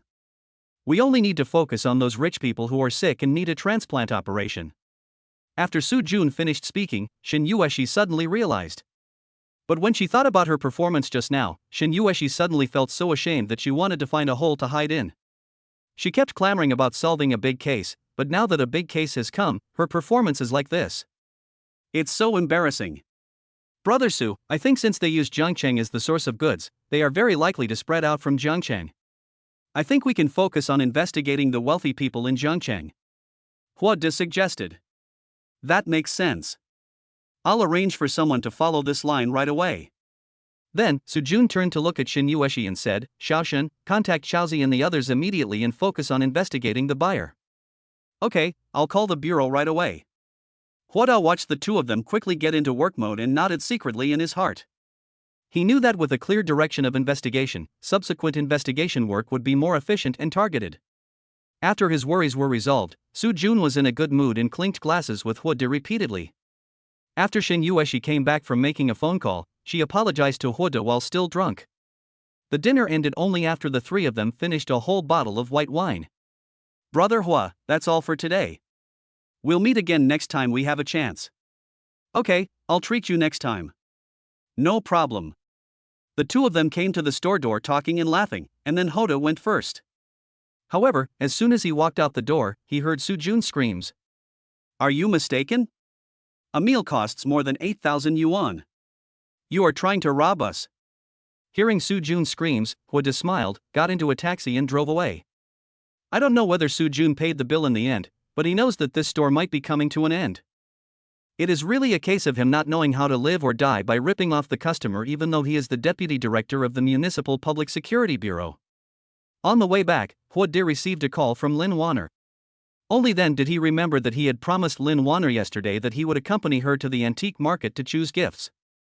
After Huada got off the car at the gate of the community, he saw a red Pamela parked on the side of the road. Huada walked over, opened the passenger door and sat directly in. It smells so strong, have you been drinking? As soon as Huada got in the car, Lin Wanner smelled an unpleasant odor of alcohol and immediately opened the car window to dissipate the smell. Well, I was just at the dinner party. I came here as soon as you called me. Huada told a little lie, but Lin Wanner fell for it. Hearing that Huada cared so much about her, a sweet smile immediately appeared on her face. Today, Lin Wanner wore a gray sleeveless top, which was simple and elegant, and perfectly outlined her graceful figure. Paired with a beige short skirt, the skirt is of moderate length, which not only shows off her slender legs but also maintains a dignified and decent style. The combination of beige and gray makes the whole outfit look harmonious and high-end. Seeing Lin Wanner's outfit, under the influence of alcohol, Huada's breathing began to become rapid. An urge to get close to her surged in my heart. Fortunately, at this time, Lin Wanner started the car, and suddenly a feeling of pushing on the back came over him, accompanied by the strong wind outside the window, which finally blew out Huada's restless heart. Half an hour later, Lin Wanner parked the car at the entrance of an old street. This is the largest antique market in Jiangcheng. Every day, many people come here to pick up bargains with the mentality of getting rich overnight. Soon, Lin Wanner took Huada into the bustling antique market. There are many stalls here, with a wide variety of antiques, jades, calligraphy and paintings, which are dazzling. Lin Wanner moved among the crowd with ease, occasionally stopping to carefully look at the antique calligraphy and paintings in front of a stall. Huada followed behind her, but his eyes were involuntarily attracted by her elegant and graceful figure. The main reason is that the things here are really not to Huada's liking. A painting imitating Tang Boho, actually worth only a few hundred yuan. The artificially synthesized jade pendant only costs 50 yuan. Tang Sankai that is deliberately made old has no collection value. Fake. Fake. Everywhere you look, it's all fake. In Huada's opinion, instead of looking at these fakes, it is better to appreciate the beauty in front of him. Huada, what do you think of this jade pendant? Lin Wanner picked up a jade pendant that was entirely emerald green, looked at it carefully in the sunlight and asked. Huada glanced at the jade pendant in Lin Wanner's hand. Next second, information about this jade pendant immediately popped up in front of my eyes. Antique jadeite piece buckle, made of artificial synthetic materials. Although this jadeite piece buckle has a beautiful appearance and a beautiful emerald green color, it is actually made of artificial synthetic materials. Its cost is relatively low. Although the market price can be as high as several thousand yuan, its actual value is far lower than this. It is often used by unscrupulous merchants to deceive consumers. After reviewing the intelligence in front of him, Hoda spoke bluntly. It's fake. It's a synthetic imitation of an antique jade eyepiece locket. The cost is only a few hundred yuan. Ah, this is fake, I thought it was real. When Lin Wanner heard Hoda say that the jade pendant was fake, she immediately lost interest. She came here to pick out a birthday present for her grandfather, so how could she give a fake one? Hoda, are you very knowledgeable about antiques? Seeing that Hoda could tell the authenticity of the jade pendant at a glance, Lin Wanner immediately looked at Hoda with admiration and asked. Seeing Lin Wanner's eyes, Hoda said proudly, "It's okay, I just like to read some books on this subject." That's pretty impressive too. Lin Wanner sincerely praised, "It seems that I made a wise choice to ask you to accompany me. You must help me choose a gift that will satisfy Grandpa." "Don't worry, I'll take care of it." The two continued to stroll around the antique market casually, and Hoda gave Lin Wanner some advice from time to time to help her identify the authenticity and value of antiques. But at this moment, a sudden voice suddenly interrupted their communication. "Wanner, why are you here? Who is this man?" Chapter 31. Pretending to be Lin Wanner's boyfriend, picking up a jade disc worth tens of millions. "Wanner, why are you here? Who is he?" Hoda and Lin Wanner were chatting excitedly when suddenly a man wearing an Armani suit and sunglasses blocked their way. When she saw the person coming, Lin Wanner's face suddenly changed and she showed an expression of disgust. "Wang Hao, you are meddling too much. Is this your business? Why can't I be here? And who he is none of your business." After saying that, Lin Wanner took Hoda's hand and prepared to walk around Wang Hao. Unexpectedly, Wang Hao slid and stopped the two men again. "Boy, let go of your hands. Do you think you can touch Wanner?" Hoda could figure out that this man named Wang Hao was most likely Lin Wanner's suitor. However, at this time, Lin Wanner protected Hoda behind her like an old hen and said to Wang Hao, "Wang Hao, what do you want to do? Who are you to me? It's not your turn to take care of my affairs." Wang Hao ignored Lin Wanner and continued to point at Hoda's nose and curse. "Boy, I don't care who you are, I advise you to stay away from Wanner. She is not someone a poor boy like you can mess with." Facing Wang Hao's rudeness, Hoda hugged Lin Wanner in his arms, stared at Wang Hao and said word by word, "I provoked you, what can you do to me? As for who I am, can't you see it with your blind eyes? I'm Wanner's boyfriend." As soon as these words were spoken, Wang Hao's face instantly turned pale and blue, as if he had suffered a great insult. He clenched his fists, his body trembled slightly with anger, and his eyes flashed with anger. He gritted his teeth and said, "Boy, you are good. You have successfully angered me, just wait for me." A second-generation rich man who was addicted to women and indulges in excessive sexual activities had an in-depth conversation with a woman who was diagnosed with HIV half an hour ago. "Idiot. I advise you to go to the hospital right away." Hoda cursed, then raised his middle finger at him, then hugged Lin Wanner and disappeared into the crowd. "Who was that idiot just now? He made me wait like a fool." Puff. When Lin Wanner heard Hoda calling Wang Hao a moron, she laughed out loud. "Now that you put it that way, it's quite vivid. But why did you let him go to the hospital?" Lin Wanner asked puzzledly. "There's something wrong with your brain. Shouldn't you go to the hospital?" Hoda did not talk about the in-depth communication he had with the women diagnosed with HIV, but just made up an excuse. However, this casual excuse made Lin Wanner laugh again. Afterwards, Lin Wanner introduced Wang Hao's background to Hoda. Just as he guessed, Wang Hao was one of Lin Wanner's many suitors. And he is also the heir of Jiangcheng Wang Group. He is considered a well-known figure in the circle of the second generation in Jiangcheng. Of course, Hoda didn't take this little Karami seriously at all. Because he is much stronger than Wang Hao and others. Not only did he hug Lin Wanner, he is now holding Lin Wanner's hand. Can they do it? After Hoda and Lin Wanner left, Wang Hao took out his cell phone and made a call. "Hello, brother Huang Mao, I'm Wang Hao, and I want to ask you for a favor." "No problem, Master Wang, just open your mouth. I'm in the antique market now. Bring someone here right now to help me cripple this person.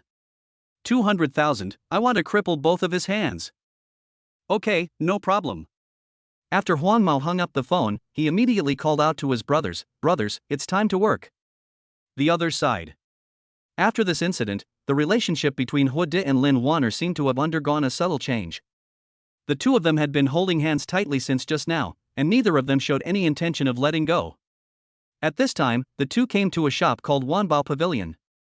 You two can take a look at it. Seeing someone coming in, the boss immediately stepped forward and greeted them warmly. In the Wanbao Pavilion, there are coins, jades, calligraphy and paintings, porcelains, and even armor and swords of ancient military generals. No wonder they dared to call it Wanbao Pavilion, it really has something. Then the two of them walked around the store. Song Dynasty Celadon vase, produced in the southern Song Dynasty, is a fine product of Longquan kiln, with a value of no less than 3 million. Hoda glanced at the price tag. Wow, 8 million. Hoda immediately gasped. Can't afford it. Can't afford it.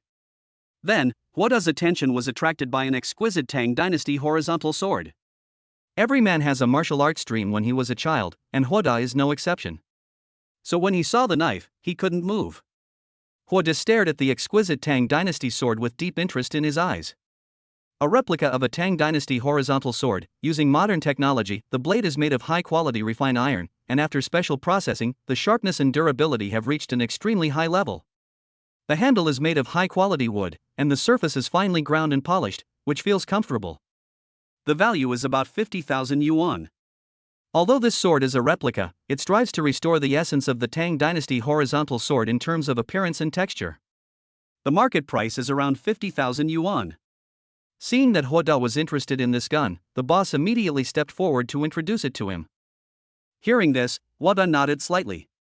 What the boss said was basically consistent with the information prompted by the system. It can be seen that the owner of this shop is a real person. He is not like most antique shop owners who target those novices who have only a superficial knowledge of antiques. 50,000 is not expensive, and Hoda can afford it now. Just when he wanted to buy this Tang horizontal sword, Lin Wanner shouted from a distance. Hoda, come and look at this. Hoda turned around and saw Lin Wanner standing in front of a display cabinet, pointing excitedly at something inside. He walked over curiously and saw an antique jade buy in the display cabinet. Just by looking at the naked eye, you can tell that the jade buy is of a warm texture, the carving is fine, and it exudes an extraordinary aura. This is? At this time, the boss introduced with a smile, this is a piece of Hatian jade by imitation from the Han Dynasty that I just bought some time ago. Although the carving is exquisite and the jade is of high quality, you can tell from the color of the jade buy that it is a modern imitation.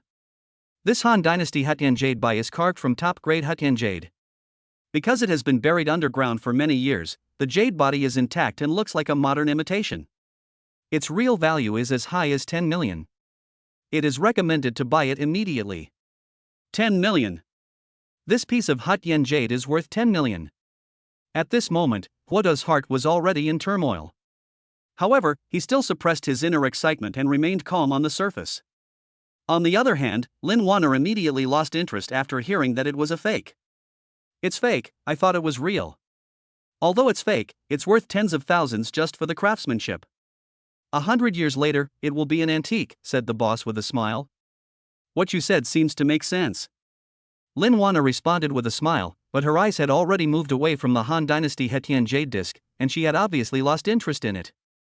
However, at this time Hoda said, boss is right, this jade disc is not valuable now, but in a few decades or even hundreds of years, this jade disc will become an antique and will be worth a lot of money.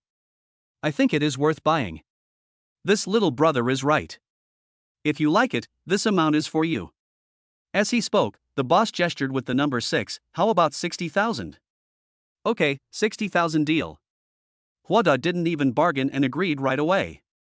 Then he quickly took out his mobile phone and scanned the code to pay.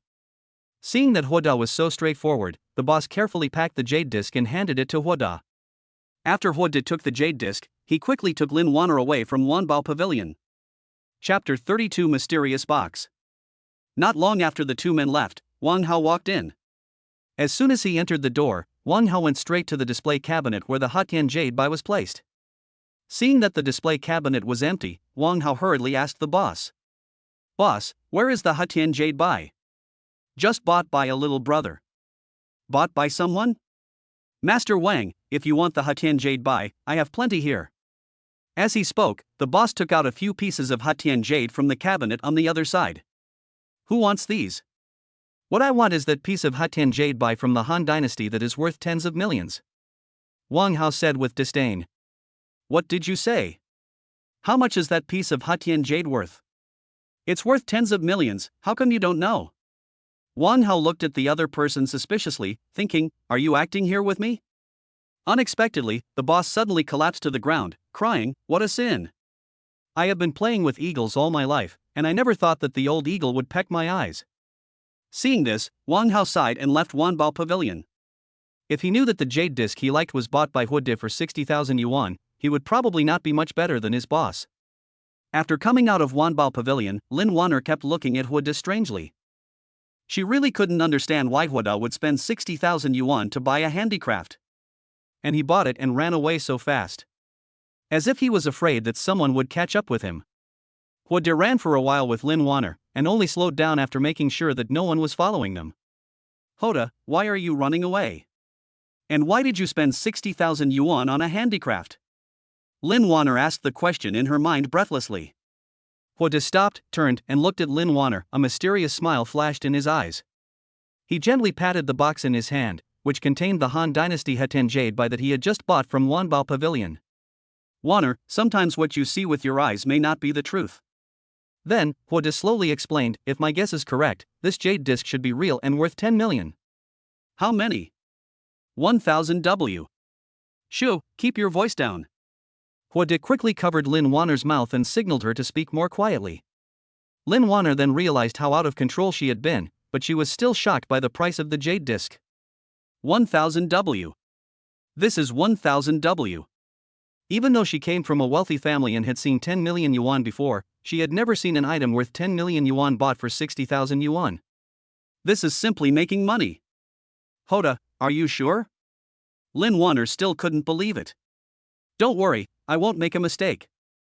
Huode said with certainty. He might make a mistake, but the system will never make a mistake. After getting Huode's repeated affirmation, Lin Wanner also reacted. Then let's go quickly. If the boss reacts, it will be troublesome. I don't know if Lin Wanner has the physique to follow her words. As soon as she finished speaking, the boss of Wanbao Pavilion came after her with his men. Little brother, please stay, little brother, please stay. Boss, do you have anything else to do? At this time, Huode looked at the other party with a vigilant face, but secretly thinking about how to deal with possible emergencies in a while. The boss of Wanbao Pavilion put his hands on his hips, adjusted his breathing, and then said with a smile, little brother, I just thought about it carefully and felt that there might be something wrong with the jade disc. I would like to ask you to take another look at it for me. Hearing this, Huode sneered in his heart. The other party has learned that the Han Dynasty Hatian jade bai is authentic and wants to buy it back at a price of 1 million yuan. You want to buy the jade disc back with 1 million? No way. For example, if it's 1 million, he won't sell it even if it's 1 million. Huode held the box tightly in his arms calmly, shook his head and said, Boss, we have already settled the matter. It's not fair for you to do this. Hearing what Huode said, the boss smiled awkwardly. But that was a Hatian jade bai from the Han Dynasty worth 10 million, but he thought it was a fake and sold it for 60,000. He felt unwilling to accept it no matter how he thought about it. Little brother, let me give you 1 million yuan for your jade disc. How's that? You spent 60,000 yuan to buy it, and you made 940,000 yuan by reselling it. You didn't lose out. The other party directly offered 1 million yuan, trying to buy the Hatian jade bai from Huode. This old ghost thought that he didn't know the true value of the Hatian jade bai and wanted to take advantage of it. I'm sorry, this is the birthday present I was going to give to my elder. I'm sorry I can't give it up. Besides, this Hatian jade bai is worth more than 1 million. If I'm not mistaken, the real value of this Hatian jade bai should be 10 million. When the owner of Wanbao Pavilion saw that Huode directly told the real price of the Hatian jade bai, his face suddenly changed. He knew that he could not buy back the Hatian jade bai no matter what. He sighed and said, forget it, it's just that I made a mistake. I am Wan Yu Kai. You are so young, but you have such good eyesight. I am ashamed of myself. May I know your name? Huode smiled slightly and replied in a neither humble nor arrogant manner, Boss Wan, you are too kind. I am Huode, and I just have some knowledge of antiques and cultural relics. When Wan Yu Kai heard this, a strange light flashed in his eyes. He obviously didn't expect Huode to be so calm and introverted, and the key is that he has such a deep understanding of antiques. I wonder if Brother Hua is free now. Huode frowned, wondering what this old guy was planning. As if he had noticed Huoda's hesitation, Wan Yukai quickly explained, "It's like this. I have an old item in my shop, and even I can't tell what it is. Since you have such insights into antiques, I would like to invite you to take a look at it. The other party has been impressed by your eyesight. If you help him successfully identify the antique, you will gain a loyal and capable younger brother, and you will get more benefits at that time." Originally, Huoda was going to refuse, but after seeing the information from the system, he immediately changed his mind. "Mr. Wan, please. Please." Soon, Huode and Lin Waner followed Wan Yukai back to Wanbao Pavilion. However, this time, as soon as they entered the door, Wan Yukai took the two of them to a single room in the backyard. Then Wan Yukai opened the mechanism of the room in front of Huode and Lin Waner. A box wrapped in yellow cloth was taken out from the mechanism. The box is made of precious Hainan Wan Wali wood, which has not changed color after thousands of years. The real value is 3 million yuan. Oh my god. The box alone is worth 3 million yuan. What kind of valuable things are inside it? Suddenly, Huode became more and more curious about what was in the box. Chapter 33, A Strange Stone with a Mystery of Its Own. I got this box by chance some time ago. After identification by me and several other old friends, this box is made of the finest Hainan yellow pear wood and should be several hundred years old. According to my estimation, the value of this box should be more than 3 million yuan. But the things in this box, I and the other old guys really can't tell the origins. Wan Yukai opened the box while introducing it. What Huode didn't expect was that there was a strangely shaped stone in the box. Seeing Huoda's puzzled expression, Wan Yukai continued, "When I first saw the stone, I also felt a little unbelievable. How could a broken stone be placed in such a precious box?" "Mr. Wan, can I see this stone?" asked Huoda. Wan Yukai waved his hand and signaled Huoda to look around. Huoda picked up the stone and looked at it carefully. Of course, he was not really looking to see if there was anything special about the stone. He was mainly waiting for the information provided by the system. This is a piece of stone that looks ordinary on the surface, but inside the stone is a priceless treasure. Priceless treasure? Huoda was wondering what the priceless treasure would be, and the system gave the answer the next second. The Emperor's treasure is one of the 25 imperial seals of the Qing dynasty, and its value is inestimable. After seeing the answer given by the system, Huoda was so scared that his hands shook and he almost lost his grip on the stone. Although he has not studied much history, he still knows some history. The treasure of the Son of Heaven in this stone is one of the 25 imperial seals of the Qing dynasty and is a true national treasure. When the Qing dynasty was first founded, there were 29 kinds of imperial seals. In the 11th year of Emperor Qianlong's reign, Emperor Qianlong, based on the record of the number of heaven is 25 in the Book of Changes, hoped that the Qing dynasty could last for 25 generations, so he designated 25 kinds of imperial seals, namely the 25 imperial seals of the Qing dynasty. But why would such a precious cultural relic appear here and be hidden in the stone? If Huode remembered correctly, the 25 imperial seals of the Qing dynasty should be kept in the Jiaotai Hall of the Forbidden City. Huode didn't know what unknown secrets were hidden in it, and he didn't want to know.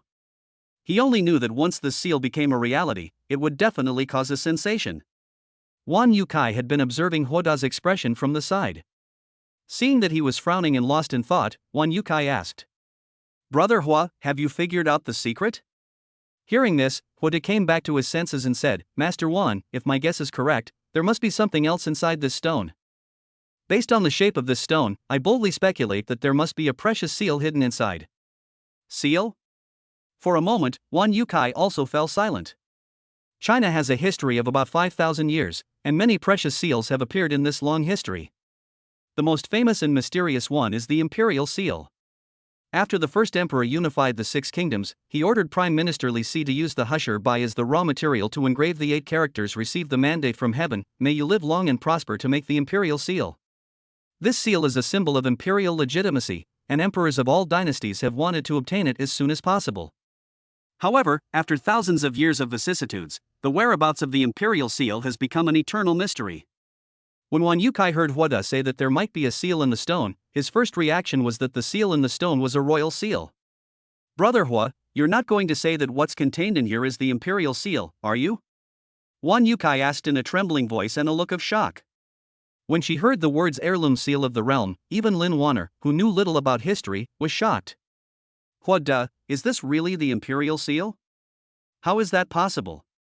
What de shook his head and chuckled, if it really is the imperial seal, how could it appear here? Throughout history, the imperial seal has been lost several times, and the most recent time it appeared was during the later Tang dynasty of the 5 dynasties in 10 kingdoms. In the 3rd year of Qingtai of the later Tang dynasty, which was in 936 AD, the last emperor of the later Tang dynasty, Li Tsungka, led his entire family to burn themselves to death on a tower, and the imperial seal disappeared. Although there have been occasional reports of the reappearance of the imperial seal since then, they have all been proven to be forgeries.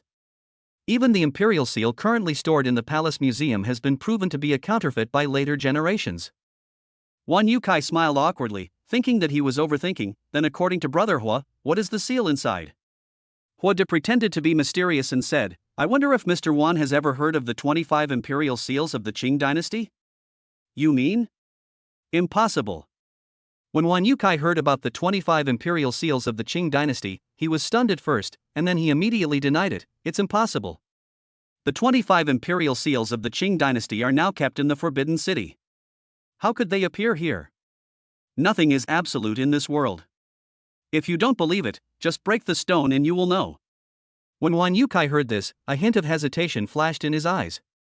But when he saw the expression on Hua Da's face, it didn't seem fake, and he thought to himself, could it be that this stone really contains one of the 25 seals of the Qing dynasty? But how did he know that? Seeing Wan Yukai hesitate, Hua Da smiled and said, Mr. Wan, believe it or not, I have something else to do, so I will leave first. But I would like to give you a piece of advice. If it is really one of the 25 imperial seals of the Qing dynasty, I suggest you turn it over to the country. After saying that, he took Lin Wanner and left Wanbao Pavilion again. The reason why he finally advised Wan Yukai was because the system told him to do so. As for why, he didn't know. But existence is reasonable. There must be a reason why the system does this.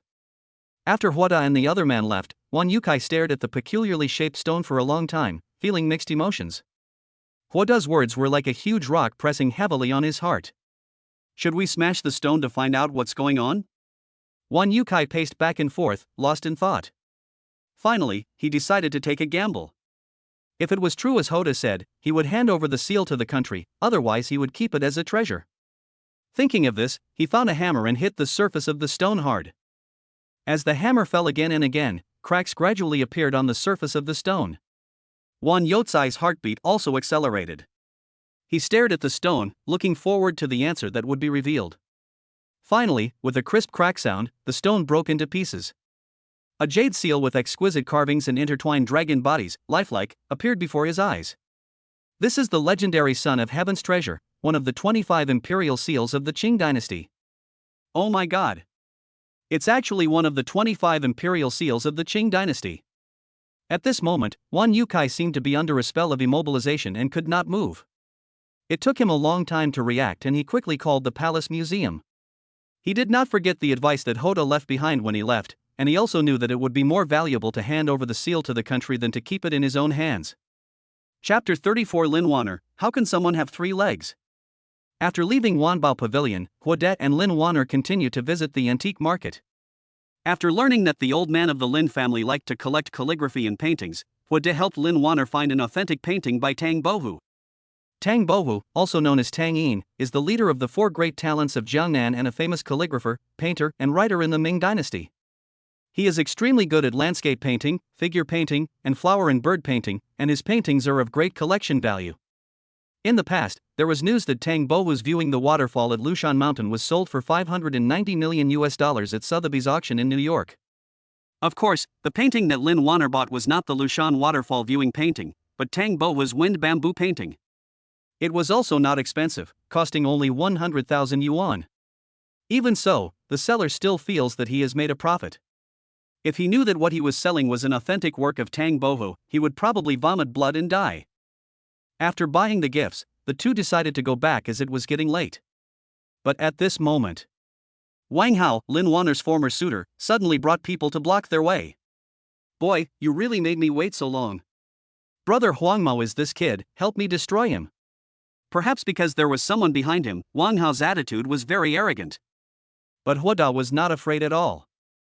Instead, he looked at the old acquaintances around Wang Hao with a smile on his face. Huang Mao and others originally followed Zhao Debiao, but after Zhao Debiao got into trouble, they followed a more powerful boss. They thought life would be better than before, but things were not what they expected at all.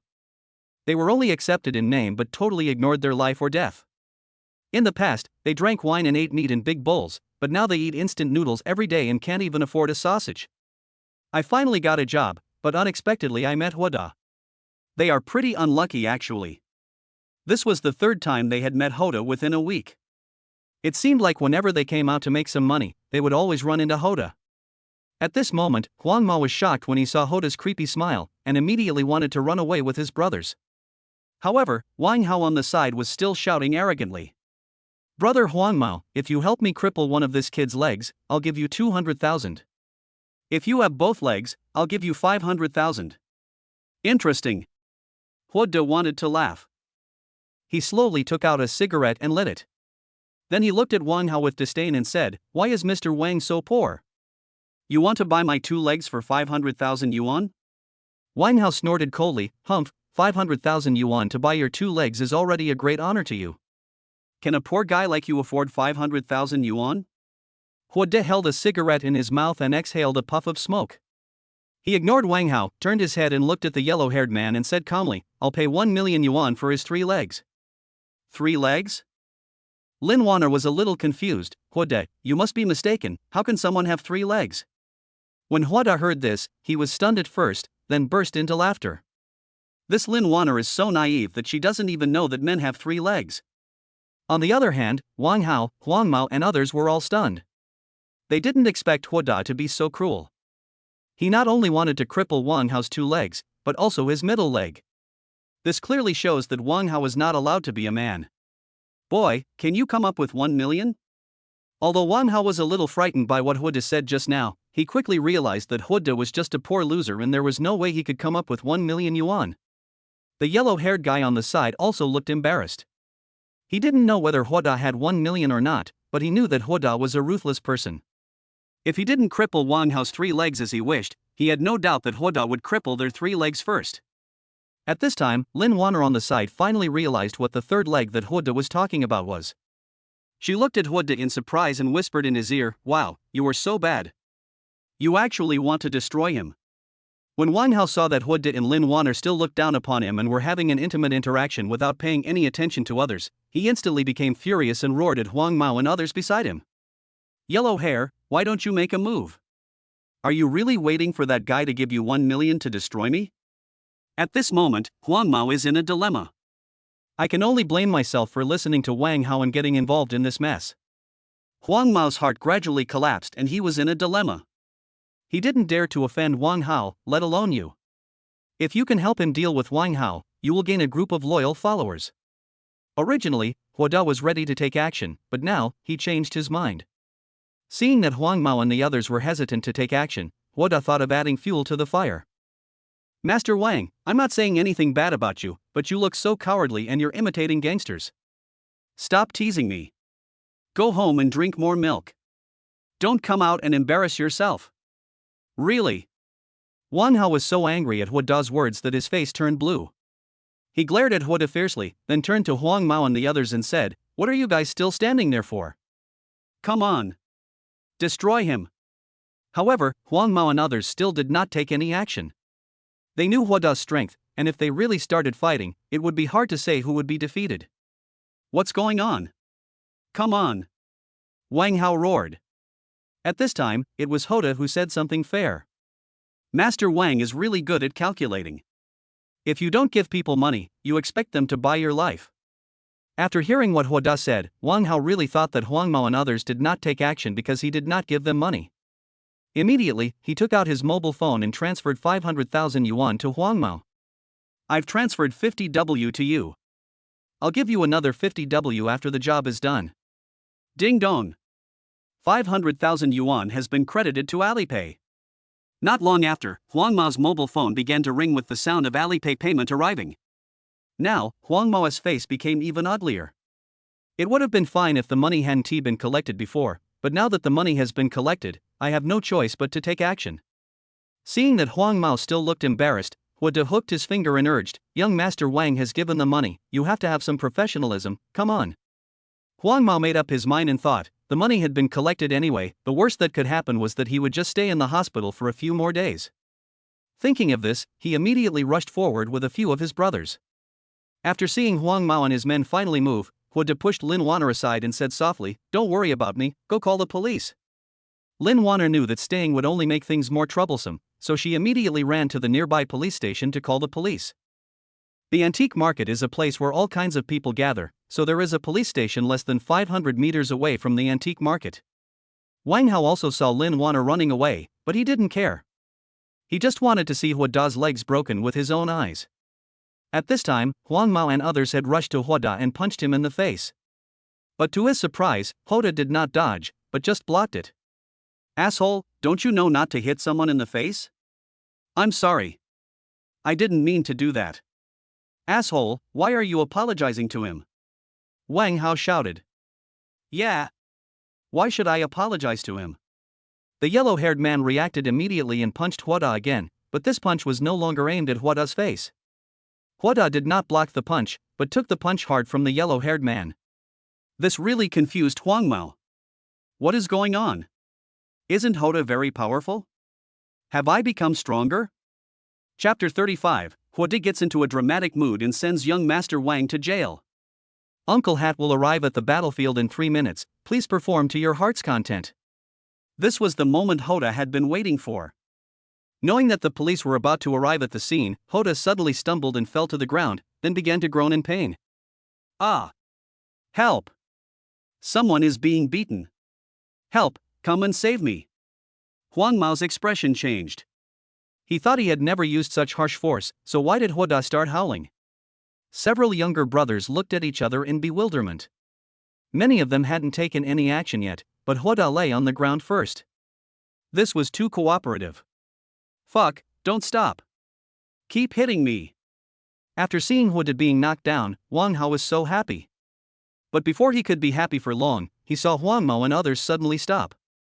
While urging Huang Mao and others, Wang Hao went on the field himself and prepared to kick Huada a few times. When Huada saw this, he was worried that he had no chance to get close to Wang Hao, but this guy ended up coming to him. Huada ignored everyone else and went straight forward to hug Wang Hao's thighs and cried, "Master Wang, please stop hitting me. If you continue, someone will die. Let go. Let go, you bastard." Wang Hao didn't expect Huada to suddenly hug his legs. He was so scared that he punched Huada's back. Huada's body was modified by genetic drugs, and his ability to withstand blows is several times that of an ordinary person. "This pain is just like a tickle, I can't feel it at all." The reason why he cried so hard was just to put on a show. "Master Wang, stop hitting me, or I'll die." At this time, the yellow-haired guy next to him also realized that Huada was just pretending that nothing had happened. He quickly asked several of his men to stop, as he always felt that there was something strange about this matter. "Brother, are we really not going to help young Master Wang? Let's see first, that kid's skills are not like this."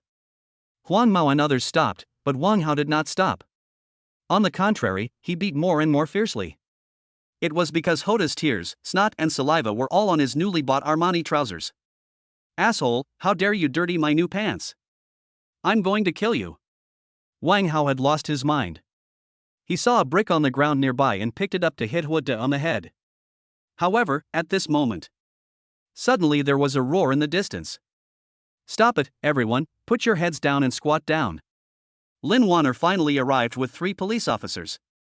When Huang Mao saw the police, he wanted to run away immediately, but there were 3 policemen in uniform on the other side. Both sides were blocked, and Huang Mao and others couldn't escape even if they wanted to. Provoke this arrogant rich second generation and make him fight in front of the police, and he can experience a free 7-day tour. After seeing the intelligence, Huada immediately came up with a plan. "Master Wang, please, stop hitting me, stop hitting me." As he spoke, Huada's voice gradually weakened, and then he fainted. Huada's voice immediately attracted everyone's attention, and everyone turned their eyes to Wang Hao. "Good job. The police are here, and you still dare to take action." Wang Hao looked at everyone with an innocent face and defended himself. "I didn't hit him, I really didn't hit him, he fainted on his own, I didn't do anything." However, at this moment, the brick in his hand made his defense seem pale and powerless. Hua did not really faint. He had been secretly observing Wang Hao's actions. Seeing that Wang Hao hadn't put down the brick in his hand yet, he wanted to laugh. You said you didn't hit anyone, then what were you doing with the brick? Really? The policeman was not idle either. He immediately stepped forward and controlled Wang Hao. At this time, Lin Wanner immediately ran over, hugged Hua De in her arms and checked his condition. Feeling the majesty of Lin Wanner's chest and the charming fragrance on her body, Hua De suddenly felt confused and infatuated. But as soon as this idea came into his mind, he killed it in his heart. He knew now was not the time to enjoy himself, he had to continue adding fuel to the fire. Hua De pretended to have just woken up, and when he saw the police, he immediately walked up to the police with the help of Lin Wanner and said, "Police comrade, you must arrest this criminal who committed a crime in the street. He relied on his family's wealth and power to molest my girlfriend in the street in broad daylight and even threatened to chop off my legs. He also said that he is the law in Jiangcheng and no one can touch him." Boom! As soon as Hua De said this, it immediately aroused the hatred of the rich among the spectators present. In fact, the reason why many ordinary people hate the rich is that they can't stand the fact that they rely on their wealth and power to do evil and then get away with it. Damn it, this is outrageous. It's not a big deal to be rich. Does it mean you can do whatever you want just because you have money? Catch him, police comrades, you must arrest him and send him to jail. I know this person. He is the young master of Jiangcheng Wine Group, Wang Hao. It turns out to be Wang's group. No wonder they are so arrogant. We must arrest them. Wang Hao was a little panicked. He didn't expect things to develop to such a serious level. Even his identity was exposed. Although he usually does bad things, he always does it in secret. Because there is no evidence, some things are just turned a blind eye. This time it's different. This time it happened in broad daylight, in public, and the police were there. The key point is that some people took out their mobile phones to take photos and videos, and some even started live broadcasts. Although he was very nervous, Wang Hao knew that with the Wang family's ability, he would be released soon even if he went in. Take away. Snap. As a voice sounded, a pair of silver handcuffs were put on Wang Hao's hands. On the other side, when other policemen were about to handcuff Wang Mao and others, Hua De suddenly stood up. Police comrade, you misunderstood. You misunderstood. They are acting bravely, not accomplices. Then Hua De said with his eyes wide open, they wanted to save me just now, but the man had a brick in his hand, so they couldn't save me right away. Although Wang Mao was very surprised why Hua De was speaking for them, he knew that Hua De was saying this to save them. So he immediately said, that's right, we are good citizens who see injustice and help others bravely. No matter how the police looked at it, they felt that Wang Mao and his gang were just thugs, and had nothing to do with the words heroic act. But since Hua De said so, the police didn't say anything. However, Wang Hao refused to do it. Why did they arrest him alone? He immediately shouted, "Comrade police, why don't you arrest them? I called them here. I paid them 1 million yuan to break this kid's legs." Without waiting for the police to question him, Hua De immediately retorted, "You just said such nonsense. Wang Mao and I are friends. Why would he help you to fight off my legs?" When Wang Mao heard that Wang Hao actually wanted to drag him into the water, he was immediately frightened. Fortunately, Hua De spoke up in time, and he immediately responded, "That's right, we are friends with Mr. Hua, how could we help you? You are slandering me." Upon hearing this, Wang Hao immediately started cursing. Hua De ignored Wang Hao and turned to the leading policeman and said, "Comrade police, you just heard him offer 1 million yuan to break my legs, right? You must arrest him, or I'm afraid he will retaliate against me. Don't worry, we will enforce the law impartially and will never let a bad guy go."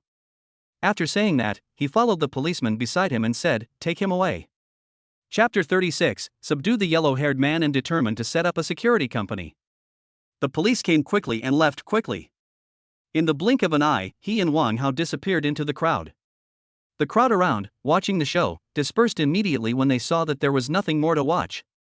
"Mr. Hua, thank you for just now." Wang Mao knew that it was Hua De who saved him, otherwise he and his brothers would have to go in and operate the sewing machines. Hua De stepped forward and patted Wang Mao on the shoulder and said, "You're welcome. We are now acquainted. Are you interested in hanging out with me in the future?" He recruited Wang Mao not only because of the system, but more because he understood that money alone could not defeat those powerful people. Just like him in his previous life, he started from scratch but ended up offending a big boss. The company that I had worked hard to run for many years disappeared overnight. So after suffering a loss once, he would never allow himself to make the same mistake. Besides, if he accepted Huang Mao and others as his own, he could also help them return to the right path. Why not do something that kills two birds with one stone? Huang Mao never dreamed that He would actually ask them to follow him. He was a little dazed for a moment. Seeing that Huang Mao was slow to answer, He asked with a smile, "Why? Don't you want to? If you don't want to, forget it.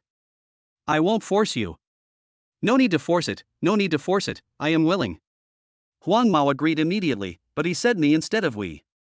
It was obvious that he didn't want to make decisions for his brothers, but leave the decision to them. He also knew what Huang Mao meant, so he looked at the others and asked, "What about you?" After they looked at each other for a few seconds, they said in unison, "We are willing too." "Okay, since you are all willing to follow me, then we are all brothers from now on. We will share the good and the bad together, but I have to say this first." At this point, He's expression changed, and he said seriously, "You are absolutely not allowed to do anything that violates the law or discipline, and you are also not allowed to do anything that violates moral ethics. In particular, you are absolutely not allowed to touch pornography, gambling, or drugs. Do you understand?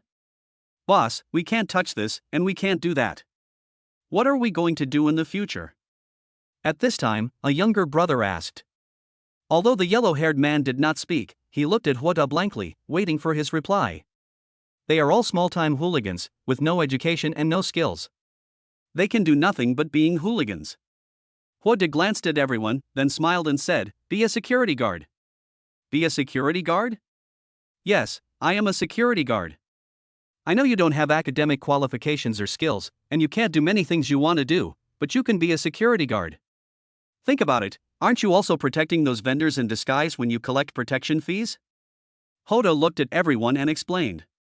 Huang Mao and others heard this and thought about it carefully, and it seemed to be true. He took in everyone's reactions, and then he continued, "I will invest in setting up a security company, and you will be the manager. Your main job in the future will be to serve as security guards for residential areas, shopping malls, and office buildings, protecting the personal and property safety of every owner and merchant." Me, as a manager? When he heard that He wanted him to be the manager of the security company, Huang Mao immediately waved his hand and refused. No, I'm not cut out to be a manager, I can't do it." Huang Mao felt that he was at most a security captain, and he was not incapable of being a manager. Seeing Huang Mao's refusal, He suddenly felt like a disappointed Iron Man. The opportunity was right in front of him, but the yellow-haired guy actually backed down. He was so angry that he yelled at Huang Mao, "Huang Mao, do you want to make a lot of money? Think." Huang Mao blurted out without even thinking. Hearing this, He knew that Huang Mao was not hopeless. So he said earnestly, "Huang Mao, remember one thing, others can look down on you, but you should never look down on yourself." He spoke in a firm tone, his eyes revealing his trust and expectation for Huang Mao. Everyone has their own strengths and weaknesses. The key is to find a position that suits you. I believe that you are capable of being a security company manager. After hearing what He said, Huang Mao felt a warm feeling in his heart. He never thought that a small gangster like him would be valued so much. He took a deep breath and his eyes gradually became firm. "Thank you for trusting me, boss. I will try my best." Huang Mao's voice trembled slightly, but his tone was full of determination. He nodded with satisfaction and continued, "Change your name from now on. Don't call me boss. Call me boss or Mr. He. Boss is a name used by gangsters, and we are not gangsters." "Yes, boss." Huang Mao and the other brothers responded in unison. At this moment, their eyes are full of hope and determination for the future. Afterwards, He and Huang Mao exchanged contact information, and He took Lin Wanner's car back to Haitian Wangfu community. "He, I'll pick you up tomorrow night." "Okay." As he said this, He made an okay gesture and watched Lin Wanner leave. Because tomorrow is Mr. Lin's 80th birthday, Lin Wanner has to go back tonight to help decorate the venue. After returning home, He took a shower and lay on the bed, thinking about ways to make money. Although he still has more than 1 million in his card, it is unrealistic to start a security company with such little money. Besides, he doesn't just want to open a security company, he has more things to do. But the prerequisite is that you have sufficient funds in your pocket. For He, who has a system, it is actually very easy to make money. All he had to do was go to the lottery shop and buy scratch tickets. After all, he made his first fortune from scratch tickets. But the problem is, 1 or 2 wins are fine, but if you win too much, it will definitely attract the attention of interested people. So, this is not a long-term solution. Then, Hoda thought of antiques. After all, he had just bought a Han Dynasty Hetan jade by worth tens of millions at the antique market for 60,000 yuan today. However, this idea was quickly rejected by Hoda. Although it was a good idea to go to the antique market to pan for gold, he observed it carefully today. There are actually not many authentic items in the entire antique market, and even fewer authentic items that are mistakenly thought to be fakes. So, this is not a good solution either. At this moment, Hoda suddenly thought of the random information in the system mall. How could I have forgotten this? So, Hoda immediately opened the system mall and fixed his attention on random intelligence. He had already learned about this random intelligence before, and this time he did not pay attention to the introduction of the random intelligence. I just bought 10 random intelligence to test the waters. As he thought about it, his points instantly decreased by 10,000. Fortunately, he completed some intelligence in the past 2 days, and his remaining points have exceeded 200,000. He doesn't feel sorry at all to spend these 10,000 points. Moreover, the intelligence on the Liang Guowei case has not been concluded yet. He vaguely feels that as long as the mastermind behind the trafficking of human organs and tissues is caught, he will definitely be rewarded with generous points. As the remaining points became 19W, a piece of floating text appeared in front of his eyes. Consume 1W points, remaining points 19W, exchange for 10 random intelligence. Chapter 37, Information worth tens of millions, picking up a foreclosed property. As Hoda exchanged 10 random intelligence, 10 scrolls emitting blue light suddenly appeared in front of his eyes, looking extremely mysterious. Hoda rubbed his hands together excitedly and even began to perform some magic. Heaven and earth, please help me, Taishan Laojun, please show up. Open. As soon as Hoda finished speaking, the 10 scrolls immediately lit up with dazzling blue light. The next second, 10 scrolls opened at the same time. Random scrolls 10 opened. 3 days later, Typhoon Ginkgo will be upgraded to a super typhoon, which will affect Jiangcheng. Jiangcheng will experience heavy rains that will last for 2 days. Tomorrow morning at 10 o'clock, there will be a car accident at the traffic light intersection 500 meters away from the community, and there will be no casualties. 10 minutes later, the police will conduct a crackdown on prostitution at a foot massage parlor 1 kilometer away. This operation will arrest 20 people involved in the case. 1 week later, Jiangcheng officials will release a plan to renovate the urban villages, and will demolish the current urban villages. Hoda read the first 9 pieces of information in one breath, and suddenly he felt terrible. Although he had guessed that the result would be bad, he didn't expect that these 9 pieces of information would be so bad. What the hell is this? One moment there was a typhoon, the next there was a car accident, and even the police came out to crack down on prostitution. Hoda was speechless. Even though there was still one last piece of information left to read, Hoda no longer had any expectations in his heart. But when he saw the last piece of information, his eyes suddenly lit up. At first, Hoda thought he had seen it wrong, but then he rubbed his eyes and made sure he was not seeing it wrong. In half an hour, the village house at number 30 Qingzhong Road in Qingzhong Village will be auctioned off, with a starting price of 100,000 yuan. 1 week after the house is auctioned, its value will soar 100 times. How many? 100 times? Could it be that there is something wrong with the system? He still believed it even if the price increased tenfold. After all, there was just a piece of information indicating that the government would transform and demolish the urban villages in a week. But even if the house is demolished, its value will not increase 100 times. Although Hoda didn't understand why the system said that the value of this house would skyrocket 100 times in a week, it didn't stop him from wanting to buy this house. After all, putting aside the 100 times value, he can still make a lot of profit even if it is only demolished a week later. Thinking of this, he quickly took out his mobile phone and opened the judicial auction interface of Alipay. Sure enough, the homepage of the screen was a notification that the house was about to be auctioned. Hoda clicked on it immediately. There are 28 minutes and 31 seconds left until the auction starts. The starting price is 10W. The number of people who want to bid is still 0. But if you think about it carefully, people who can casually spend 100,000 yuan would not even look at the houses in this urban village. Those who want to bid for houses in urban villages may not be able to afford the money. The most important thing is that few people pay attention to foreclosed properties. In the eyes of ordinary people, if a house is put up for auction, the original owner is not a good person. Hwada didn't think too much about it. He registered an account immediately before the auction started. After paying the deposit, the number of people who wanted to bid also became one. Half an hour passed quickly. During this half hour, Hwada kept his eyes on the screen of his mobile phone. When the auction started, he was still the only one who wanted to bid for the village house. He decisively clicked the bidding button. The entire auction will last half an hour. If no second bidder bids after half an hour, the village house will be bought by Hwada for 100,000 yuan. This half hour was extremely torturous for Hwada. He has to keep his eyes on the phone screen all the time, and if someone bids, he has to bid immediately.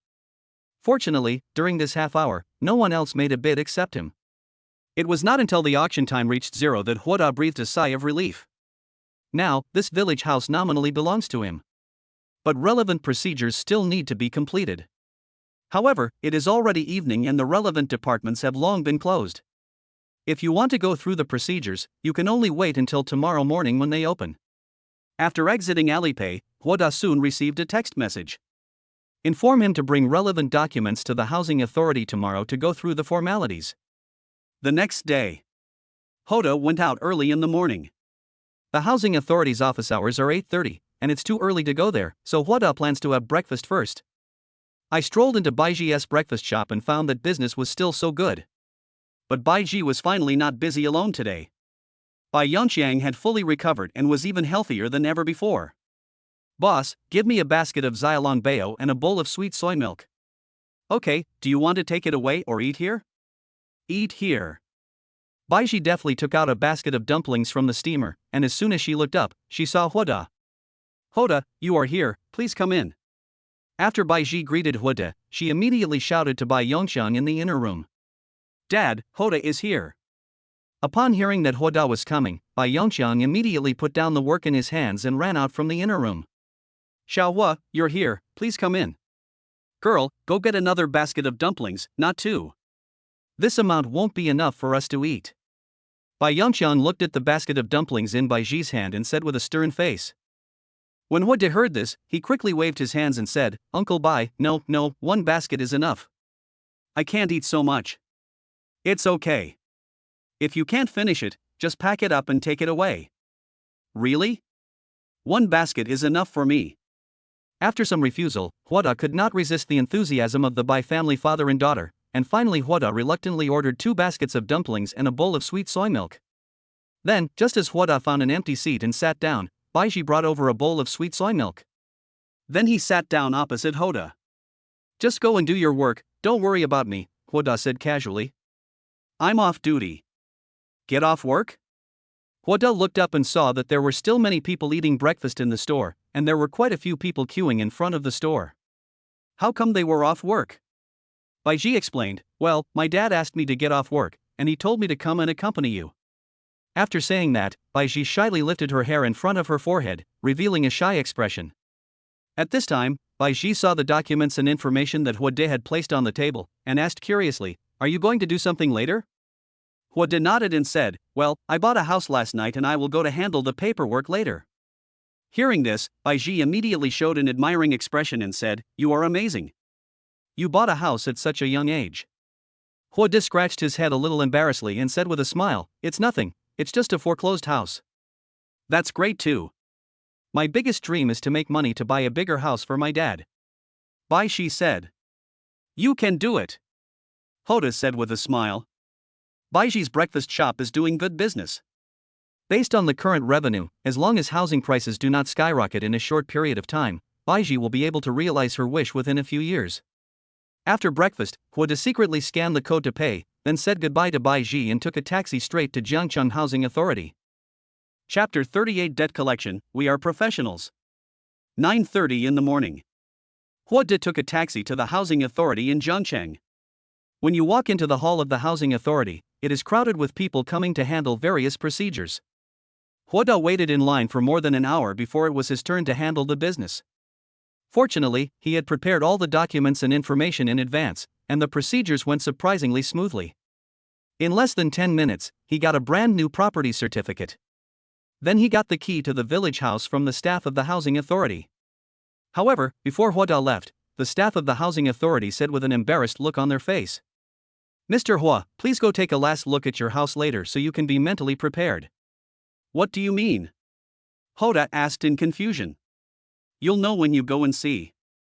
The staff didn't give much explanation and just asked Hoda to go and see for herself. In fact, even without the staff telling him, he also wanted to go and see the house he had bought. After all, this is his first house, so he has to go and see it. After leaving the housing authority, Hoda took a taxi to the urban village. "It's really inconvenient not having a car. I have to buy one in a few days, otherwise I have to take a taxi every time I go out." Hoda muttered to himself in the 37-degree heat. Recently, with global warming, the summer in Jiangcheng is getting hotter every year. In previous years, the highest summer temperature in Jiangcheng was only in the early 30s, but this year it soared to 37 or 38 degrees, setting a record high.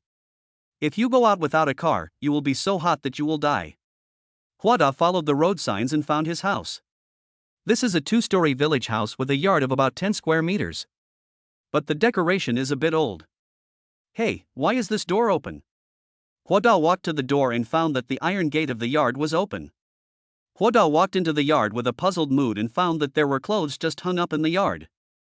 What is going on? Is there anyone still living here? Isn't this a foreclosed property? How could someone live there? For a moment, Huada's mind was full of question marks. "Who are you? Why are you coming to my house?" Suddenly, a middle-aged woman came out from the inner room and asked with an unfriendly look when she saw the stranger, Hoda.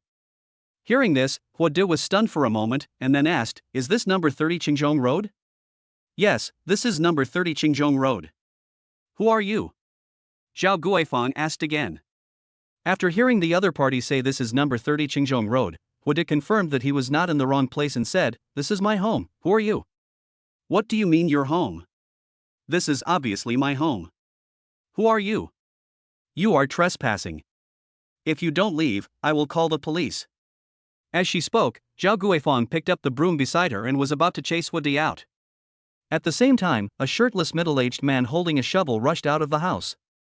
The other party is a tenant here and has lived here for 20 years. After the original owner went bankrupt, he mortgaged the house to the bank. The bank tried to evict the tenants many times but failed, so it auctioned the house at a super low price. After seeing the information from the system and combining it with what the housing authority staff had said before, Huada finally realized what was going on. It turns out that I didn't get a good deal, but was cheated. No wonder the starting price is so cheap, only 10W. No wonder no one has ever bid against him. It turns out there is a trap here. Facing the vicious tenant couple, Huada was not at all panicked. He directly took out the property certificate and said, "Look carefully, this is the property certificate. My name is written on it. This house belongs to me now. Please move out immediately, otherwise don't blame me for being rude." "Humph, you're not being polite. I've lived here for 20 years. If you ask me to move, I'll move," Lu Dezhuang said with a ferocious look on his face, holding a shovel. A notorious deadbeat, he also knew that the house was auctioned off, so he wanted to stay and not leave or ask for a resettlement fee. Although this house is located in an urban village and is not worth much, it can be sold for at least 500,000 yuan. It turned out that the owner of the house had failed in his investment and wanted to sell the house to get emergency funding. Who would have thought that Lu Dezhuang and Zhao Guifang would refuse to move out and even drove away buyers who came to view the house several times?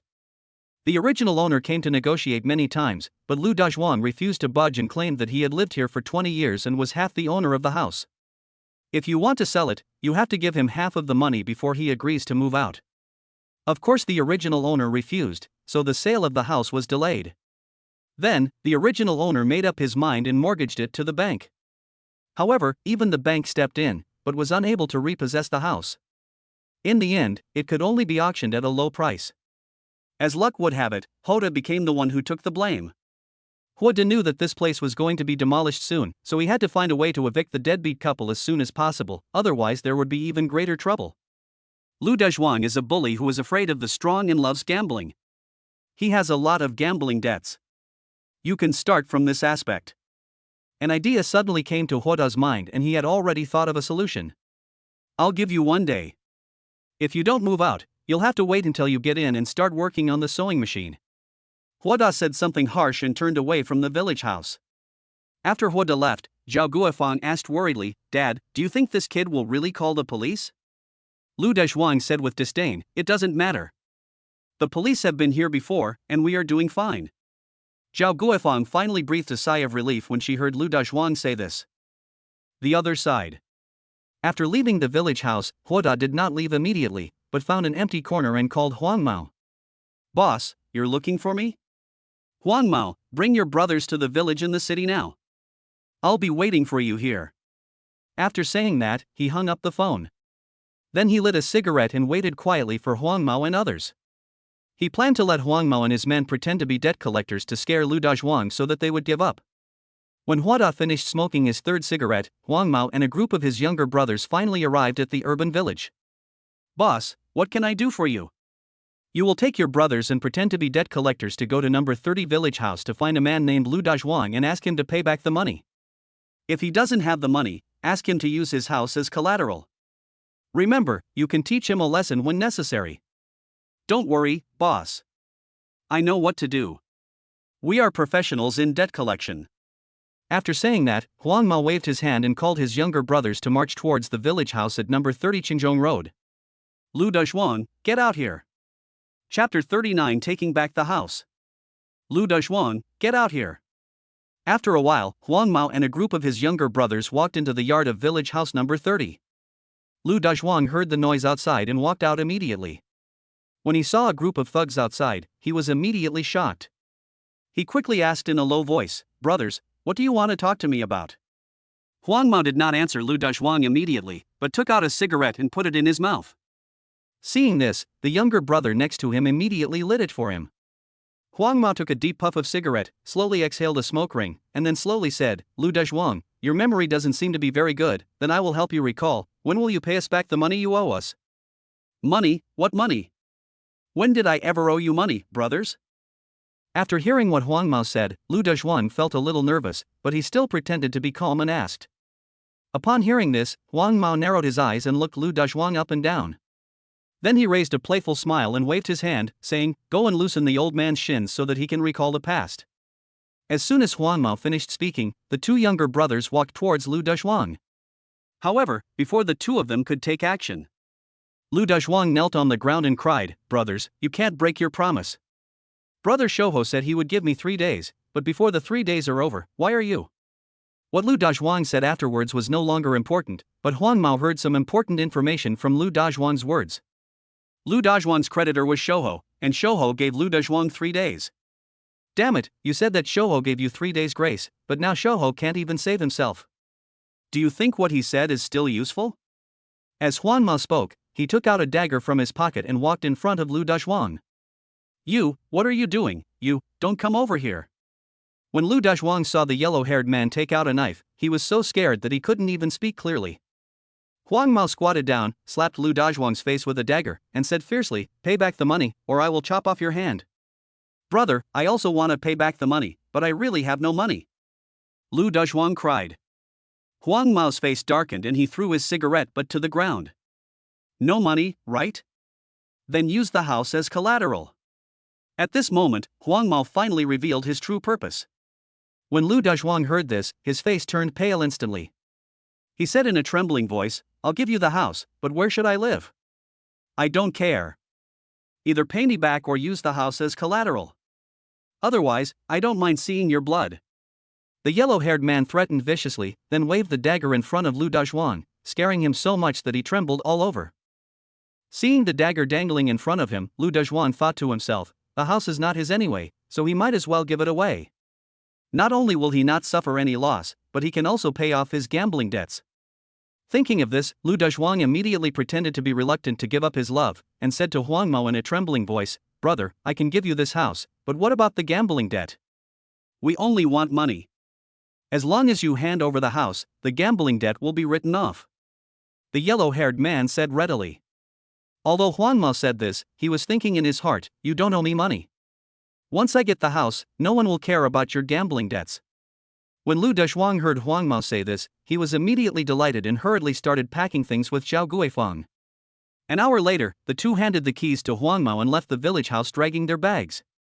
After making sure that Lu Dezhuang had left, Huang Mao called Huda.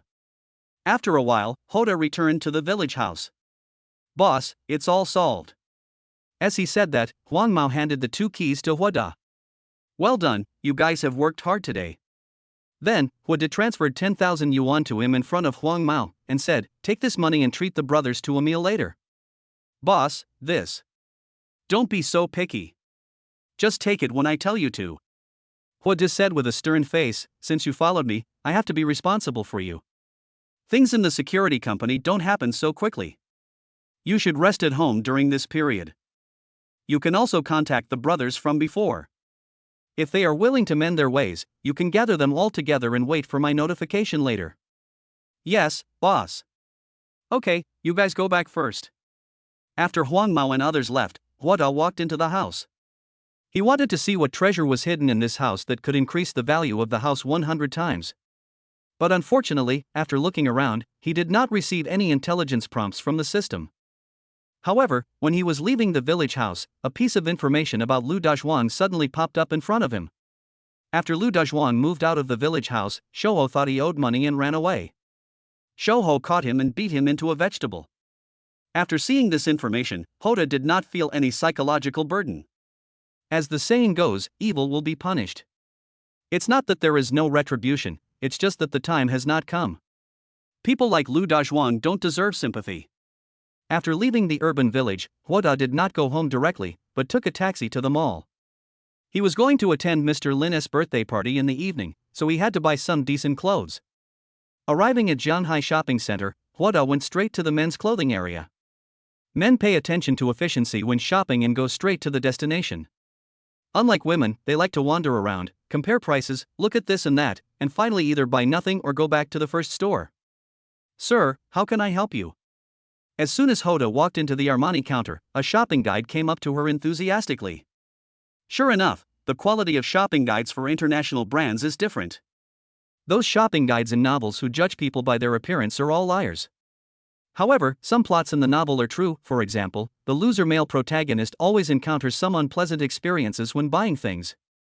Just like now. Before Huada could savor the moment, a discordant voice reached his ears. "Hey, isn't this Huada? Why are you here to buy clothes? Is this a place for a poor loser like you to come? Can you afford it?" "My lady, I'm telling you, this guy is just a poor loser who only earns 3,000 or 4,000 a month and can't afford the clothes here. You'd better kick him out." Hearing this, Huada frowned slightly and turned to look at the source of the sound. He saw a couple of different ages standing not far away. He didn't know the man, but the woman was the original owner's former colleague Lin Feifei. What's even more embarrassing is that the original owner had once pursued the other party, but the other party did not agree to the original owner's pursuit. Instead, he humiliated the original owner in public, making him unable to raise his head in front of his colleagues. The original owner couldn't bear the blow, so he tried to find a sense of existence on the internet, frantically giving gifts to some anchors, which eventually led to tragedy. Originally, Huade had no intention of causing trouble for Lin Feifei, but since he had met her, he had to help the original owner vent her anger. Chapter 40, The Original Wife Fights the Mistress. A vain woman, who unexpectedly made the list of the rich, became arrogant and wanted to humiliate her former licker when she saw him. The man's original wife is shopping with her bestie in the mall. All you have to do is make a big noise and the original wife will come out to catch the mistress, and you can get away with it. "Humph, Lin Feifei, you asked for this." Huada snorted in his heart, then said in a flattering manner, "It turns out to be Sister Feifei. Are you here to buy clothes for Uncle?" "Hello, Uncle. My name is Huada and I am Sister Feifei's former colleague." As he spoke, Huada stretched out his hand and wanted to shake hands with the man. Lin Feifei pushed Huada's hand away and said with disgust, "What uncle? This is my husband. Are you blind? Husband?" Huada pretended to look puzzled, and then said regretfully, "Sister Feifei, you were so beautiful, why did you find an old man? What a pity, what a pity." Lin Feifei was about to retort when Huada suddenly shouted, "I know, you are someone's mistress." Huada's shout immediately attracted the attention of passers-by. Chinese people love to watch the fun, especially such an exciting mistress script. "Huada, what nonsense are you talking about? You are the mistress. Your whole family is a mistress." Although Lin Feifei was refuting, she was obviously starting to panic. The man saw more and more people gathering around him, and was afraid that things would get worse, so he immediately said to Lin Feifei beside him, "Feifei, let's go quickly." At this time, Lin Feifei also saw that someone had taken out his mobile phone to record the scene. She knew her identity, and if it was exposed and posted online, she would be in trouble. So she glared at Hoda, took the man's arm and prepared to leave. The other party's original wife is about to arrive at the battlefield. If we let them go now, all our efforts will be wasted. Hey, Sister Feifei, don't go. If it's not you, then it's not you. Why are you running away? We finally met. How about I treat you to a meal? Thank you for taking care of me before. Hoda stepped forward to stop the two men and said sincerely. Seeing Hoda blocking her way, Lin Feifei's face instantly turned gloomy, and she gritted her teeth and said, "Hoda, don't go too far. I warn you, get out of the way quickly, otherwise don't blame me for being rude to you." Hoda, however, seemed not to have heard Lin Feifei's threat, and continued to say with a smile, "Sister Feifei, don't be in a hurry to leave. We old colleagues finally get to meet each other, so let's chat more. Besides, your husband is obviously a rich man. I was thinking of treating you to a meal and learning more from your husband." When the man heard what Hoda said, his face became even uglier. He looked at Hoda and said coldly, "We don't know you, and we are not interested in having dinner with you. Get out of here." Just at this moment, a woman with noble temperament and stern face suddenly rushed out from the crowd. With lightning speed, he slapped the man in the face. Before everyone could react, the other party slapped Lin Feifei in the face again. "Li Maoyuan, if it weren't for my dad, you wouldn't be in the position you are today. How dare you find a mistress behind my back? And you, a vixen, actually seduced my husband. I'll beat you to death." The woman went all out and grabbed Lin Feifei's hair and started beating her up. After being slapped twice, Lin Feifei finally came back to her senses from her previous shock, started changing hands, and then started wrestling with the woman. During the scuffle, both sides fought to the death. Suddenly, there was a ripping sound. A long slit was torn in Lin Feifei's suspender skirt, revealing an erotic scene. Upon seeing this, the men present burst into exclamations. The next second, the male compatriots who came shopping with their wives and girlfriends were all hit in the ass. Li Maoyuan on the side was in a dilemma and didn't know whether to help anyone. In the end, I had no choice but to take out my cell phone and call the police. After a while, Uncle Hat came and took all three people back to the bureau. Without the excitement to watch, the crowd dispersed immediately. As for Hoda, he quietly sent a video to his circle of friends with a caption. "Zhanghai Shopping Center, the original wife fights the mistress." Then I selected the original work grouping and sent it out. Although Hoda quit his original work group, he did not delete the WeChat accounts of some of his colleagues. He believed that once he posted this message on his moments, the fact that Lin Feifei was beaten by the original wife for being a mistress would soon become known to everyone in the company. "Lin Feifei, let me show you how it feels to be pointed at by others," Hoda thought to himself. As for what will happen to Lin Feifei in the future, it is none of Hoda's business. After the farce was over, Hoda walked into the Armani counter again. Following the shopping guide's recommendation, Hoda picked out a gray casual suit. After putting it on, Hoda's whole temperament became different. Standing in front of the mirror and looking at his handsome self, a famous saying suddenly emerged in Hoda's mind. "Clothes make the man, and saddles make the horse." "Sir, this dress really suits you very well." At this moment, even the shopping guide's eyes changed when she looked at Hoda, and there was a pink love in her eyes. The salesperson's praise made Hoda even happier. He smiled and said to the salesperson, "This is it. Please pack the beige one for me, too." "Yes, sir." After removing the decimals, the total is 50,000. Hoda swiped his card directly and left the mall under the shopping guide's scorching gaze. Not long after returning home, Hoda received a call from Lin Warner. "Hoda, I'm downstairs at your house, come down quickly." "Okay, I'll be right down." Hoda hung up the phone, picked up the Hatan jade bai from the Han dynasty that he was going to give to Mr. Lin, and went downstairs. When he came downstairs and saw Lin Warner's Pamela, Hoda opened the passenger seat and sat in. Perhaps today is a special day, Lin Warner specially put on some exquisite makeup. It adds a bit of charm and elegance to the originally clean and refined face. Lin Warner's outfit today was also particularly charming, a bright red strapless evening dress that perfectly outlined her figure. With the pearl necklace on her neck, her whole body exudes a noble temperament. After Hoda got in the car, his eyes were involuntarily attracted to Lin Warner. He couldn't help but praise, "Warner, you are so beautiful today." Lynn Warner blushed when she heard this, and smiled shyly. "Really? Then tell me what's beautiful about me?" "Everywhere is beautiful." "Humph, you're so smooth talking." Lynn Warner glared at Hoda in reproach, but the corners of her mouth could not help but rise slightly, showing the woman's duplicity to the fullest. She gently lifted the hair by her ear and said, "You look handsome today too." "Then what's so handsome about me?" Hoda asked with a smile, imitating Lynn Warner's previous tone. "Humph, I'm not kidding you anymore, let's go quickly, Grandpa and the others are still waiting." Having said that, Lynn Warner started the car. However, Hoda kept asking, "How am I handsome?" "They are both handsome, both are handsome," Lynn Warner said perfunctorily. Chapter 41 Mr. Lin's Birthday Banquet. Half an hour later. Lynn Warner brought Hoda to a restaurant called Gaojiazwang in Zhangcheng. A time-honored restaurant that has been passed down for more than 50 years. If nothing unexpected happens, it can develop into a century-old restaurant. Today, in order to celebrate Mr. Lin's 80th birthday, the Lin family specially booked the entire banquet hall and even invited a wedding company to decorate the venue. Although the birthday party has not started yet, many guests have already arrived. When Lynn Warner walked into the banquet hall holding Hoda's arm, she instantly attracted the attention of everyone present, and there were bursts of exclamations. Lynn Warner is naturally beautiful, and as the eldest daughter of the Lin family, her appearance will naturally become the focus of the whole audience. But no one expected that Lynn Warner would come in with a man's arm around her. Although this man was very handsome, today's birthday party was not just a birthday party, it was also the engagement party for Lynn Warner and the eldest son of the Wang family. And Hoda is obviously not the eldest son of the Wang family. Who is the man next to Miss Lin? He looks unfamiliar. I don't know if he looks familiar or not, I just know there will be something interesting to watch soon. Yes, today is the engagement party for the Lin and Wang families, but the eldest daughter of the Lin family is actually holding the arm of a strange man. Isn't this a slap in the face of the Wang family? I see this young man has a handsome appearance and an extraordinary bearing. Could he be the eldest son of a certain family?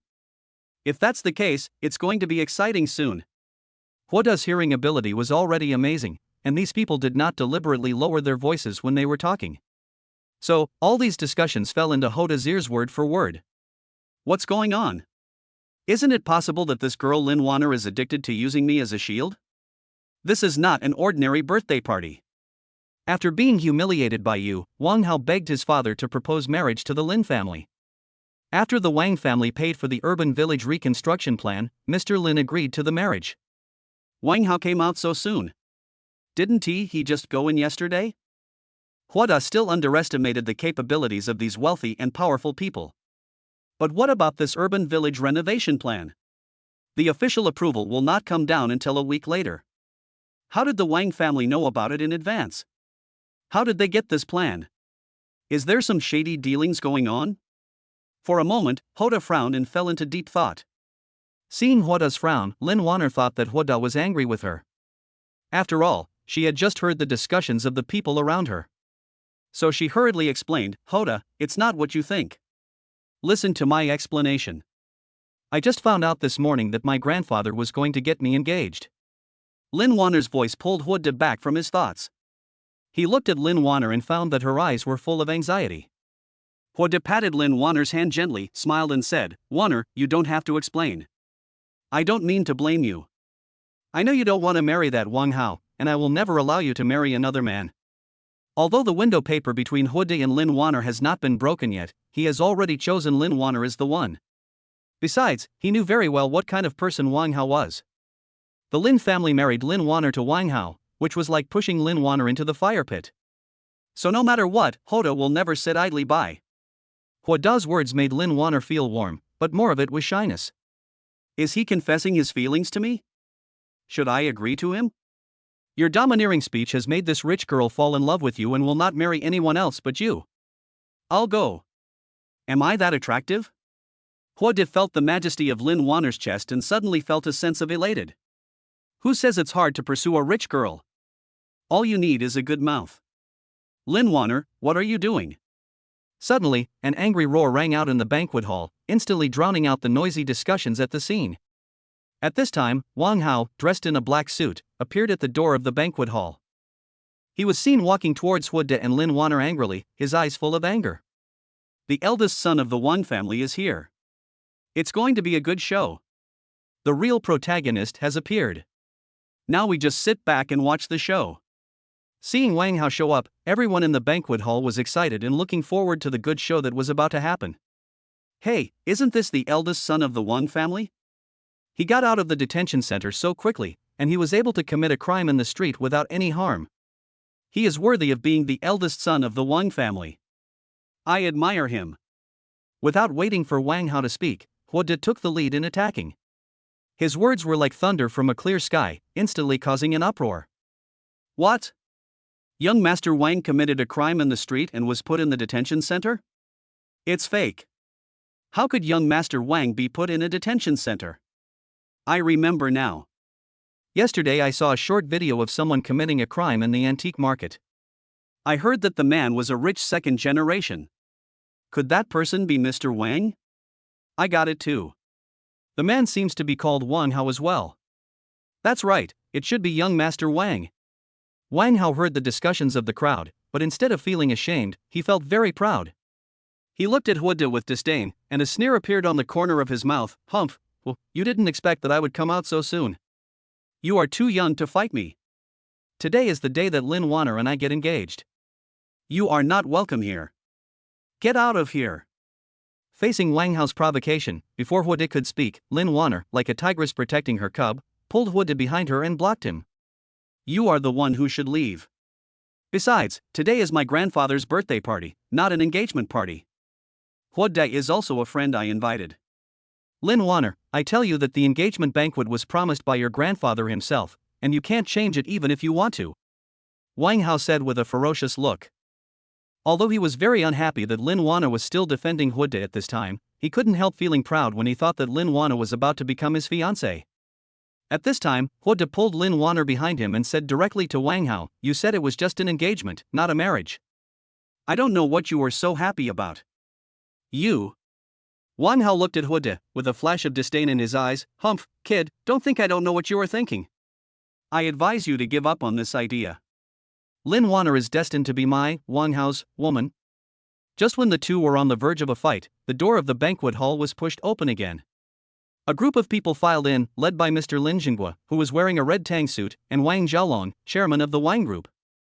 The appearance of the two instantly attracted the attention of the entire audience, and the originally noisy banquet hall suddenly became quiet. Lin Jinghua had a smile on his face, and his eyes revealed a kind of indifference and calmness that came from having experienced the vicissitudes of life.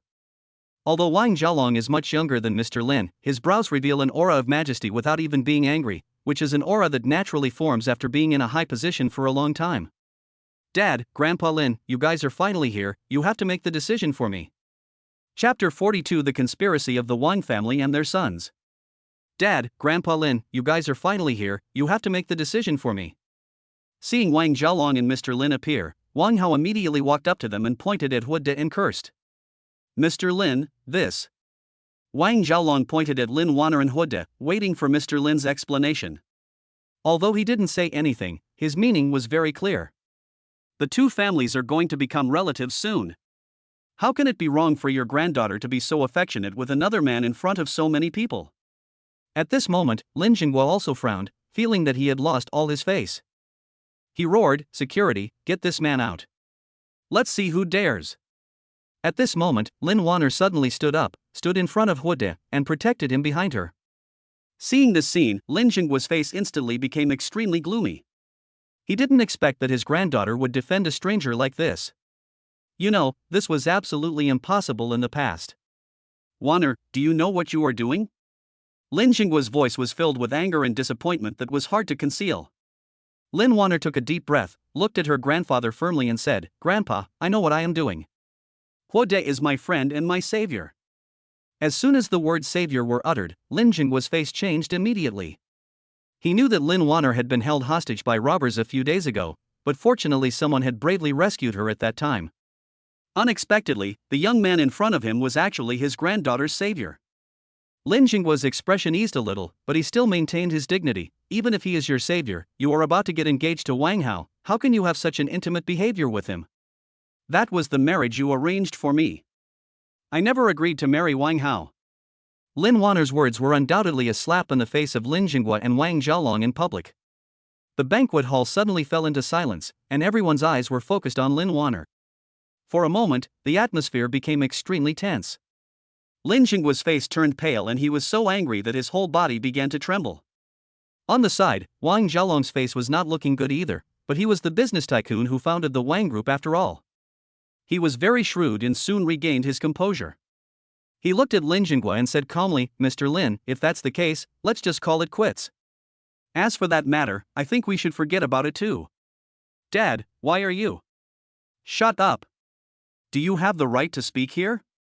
When Wang Hao heard his father's words, his face turned pale instantly.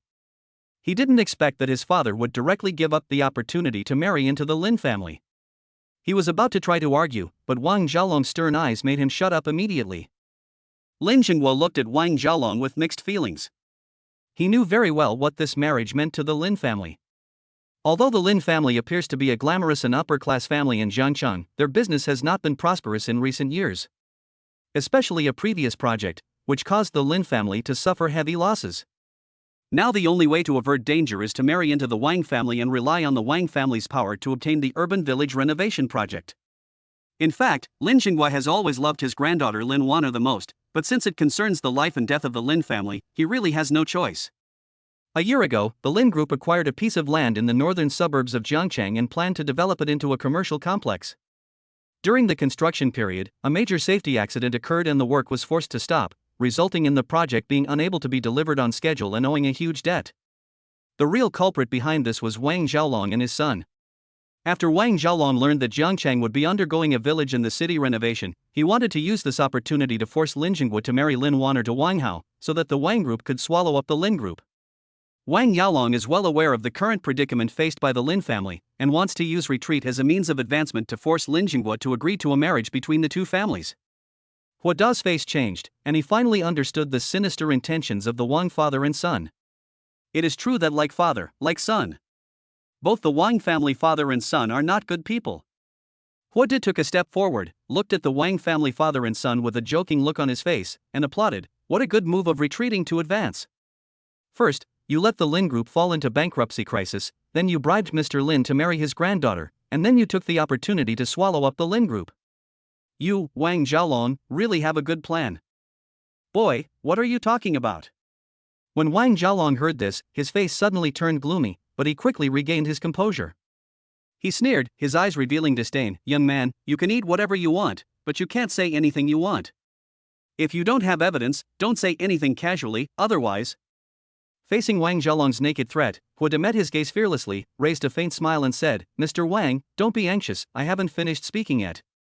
Then, Hua Da looked at Lin Jinghua and said, "Mr. Lin, do you want to know why the accident happened in the Lin Group project a year ago?" "What do you mean?"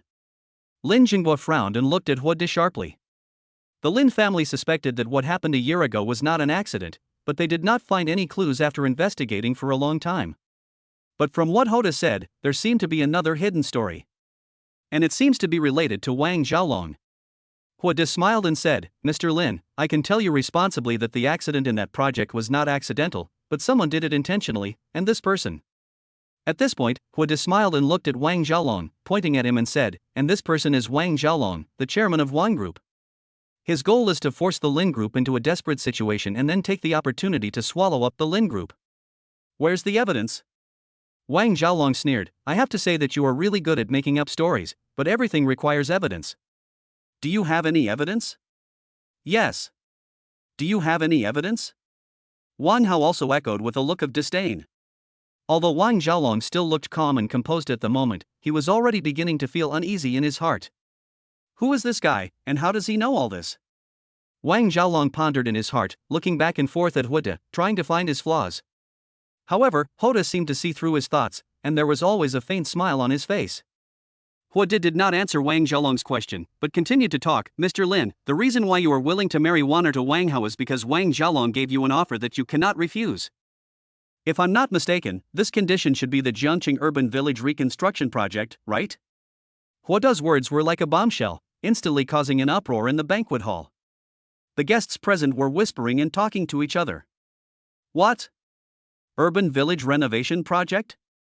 Are the authorities really going to transform the urban villages? If so, that would be a huge piece of cake. If the Lin family really gets this project, it might be possible to come back to life. Wang Yaolong is willing to hand over such a big project to the Lin family? I don't think so. There must be a conspiracy. At this moment, Lin Jingguo's face was full of shock. He didn't expect that He De even knew about the urban village reconstruction plan. This news has not been officially announced yet, so ordinary people have no way of knowing it. How did He De know this? For a moment, Lin Jingguo could no longer understand the young man in front of him. Chapter 43, Uncover the Conspiracy and Rescue Mr. Lin. Who are you? How do you know about the urban village reconstruction plan? Wang Jiaolong stared at He De and spoke in a bad tone. The urban village renovation plan is still in the confidential stage and only a very small number of people know about it. Obviously, Wang Jiaolong did not think that He De in front of him would be one of the very few people. But why did he know this? Wang Jiaolong really couldn't understand it. He De smiled slightly and said mysteriously, "It doesn't matter who I am, and it doesn't matter how I know it. What matters is that your Wang family wants to take this opportunity to swallow up the Lin Group. Am I right, Chairman Wang? You are slandering me. You are slandering me. You keep saying that my Wang family wants to take over the Lin Group. Where is the evidence? Show me the evidence." Wang Jiaolong sneered. At first, He De's words did make him a little flustered, but after all, he had been in the business world for many years and he still had some shrewdness. He knew very well that He De had no evidence, otherwise he would not be here today. The other party is sure that you can't produce any evidence, so don't panic at all. You just need to tell Lin Jingguo that the accident that happened a year ago was caused by feng shui, and he will naturally believe you. Seeing that Wang Jiaolong was sure that he could not produce any evidence, He De sneered and a hint of mockery flashed in his eyes. He slowly said, "Evidence? I really don't have any. Ha ha. I'm dying of laughter. Boy, since you have no evidence, what are you talking about? It's really funny." Wang Hao couldn't help but sneer. Wang Jiaolong also breathed a sigh of relief. He was really afraid that He De would produce some evidence. However, but He De's next words made his smile freeze instantly. "Although I don't have any evidence, I know that the accident at the Lin Group a year ago was not caused by a machine failure, but by a feng shui problem." At this moment, every word He De said was like a sharp knife, piercing deeply into Wang Jiaolong's heart. Wang Jiaolong's face turned pale instantly. He widened his eyes, stared at He De in disbelief and asked, How did you know?" Boom! Once these words were spoken, it was undoubtedly an admission of guilt. Lin Jingguo had been paying attention to Wang Jiaolong since the beginning. When He De said that the accident was caused by feng shui, he noticed that Wang Jiaolong's face looked wrong. Now, after hearing Wang Jiaolong's confession, no matter how stupid he was, he knew that he had been deceived by Wang Jiaolong. "Wang Jiaolong, why did you lie to me? What exactly do you want to do?" Lin Jingguo shouted angrily. He almost lost his balance due to anger. Fortunately, Lin Wanner was quick to support Lin Jingguo. Seeing that the matter had already failed, Wang Jiaolong stopped pretending. "Old man, since you already know everything, I won't pretend anymore. I'm going to tell you my truth. Just like what this kid said, I want to annex the Lin family. As long as I annex the Lin family, my Wang family will be able to move to a higher level. By then, my Wang family will not only be able to become the #1 family in Jiangcheng, but also a first-class family in China." At this point, Wang Jiaolong stared at He De fiercely and said, "It's a pity that all of this was ruined by you, kid. But it doesn't matter. Even without your Lin family, my Wang family can still rely on the urban village reconstruction project to become the top family in Jiangcheng, and your Lin family will be completely bankrupt without this project." Ha ha ha. You. Mr. Lin was so angry that he vomited blood and fainted. Grandpa. Grandpa. Dad, don't scare me, Dad. Call an ambulance. No one expected that Lin Jingguo would suddenly fall into a coma, and a good birthday party would turn out like this. When Wang Jiaolong saw that Lin Jingguo had fainted, his previous unhappiness was immediately swept away, and he left the banquet hall with Wang Hao with a smug look on his face. At this time, the Lin family's attention was on Old Man Lin, and no one cared about the Wang father and son. However, when He De looked at the backs of the Wang father and son leaving, a bad premonition arose in his heart. He has exposed the conspiracy of the Wang family and their son today, and I think they will not let it go. But now is not the time to think about these things. The most important thing now is Mr. Lin's physical condition. Lin Jinghua suffered an acute myocardial infarction due to anger. If he is not treated in time within 10 minutes, his life will be in danger. When will the ambulance arrive? Hua De glanced at the Lin family member standing beside him and asked. 15 minutes. It's too late. By the time the ambulance arrived in 15 minutes, Mr. Lin would have been dead. At this moment, a tip about Chinese medicine massage suddenly popped up in front of Hua De's eyes. At this time, human life is at stake, and Hua De can only try his best to save the situation. Let me. Hua De pushed everyone aside and came to Mr. Lin. Can you do it, kid? What are you going to do? Hua De, can you really save my grandpa? Facing the questions from the Lin family and Lin Wanner, Hua De said nothing. He quickly started massaging Lin Jinghua according to the system's instructions. Although he had no experience in saving people before, his technique was very precise and he followed the system's prompts for every step. First, quick pushes were given on Lin Jinghua's chest to promote blood circulation, followed by deep pressure and kneading of several key acupoints around the heart to stimulate heart function and help relieve the symptoms of myocardial infarction. For a moment, the Lin family and all the guests present held their breath and looked at Hua De nervously. Most of them did not understand Chinese massage and were full of doubts about Hua De's behavior.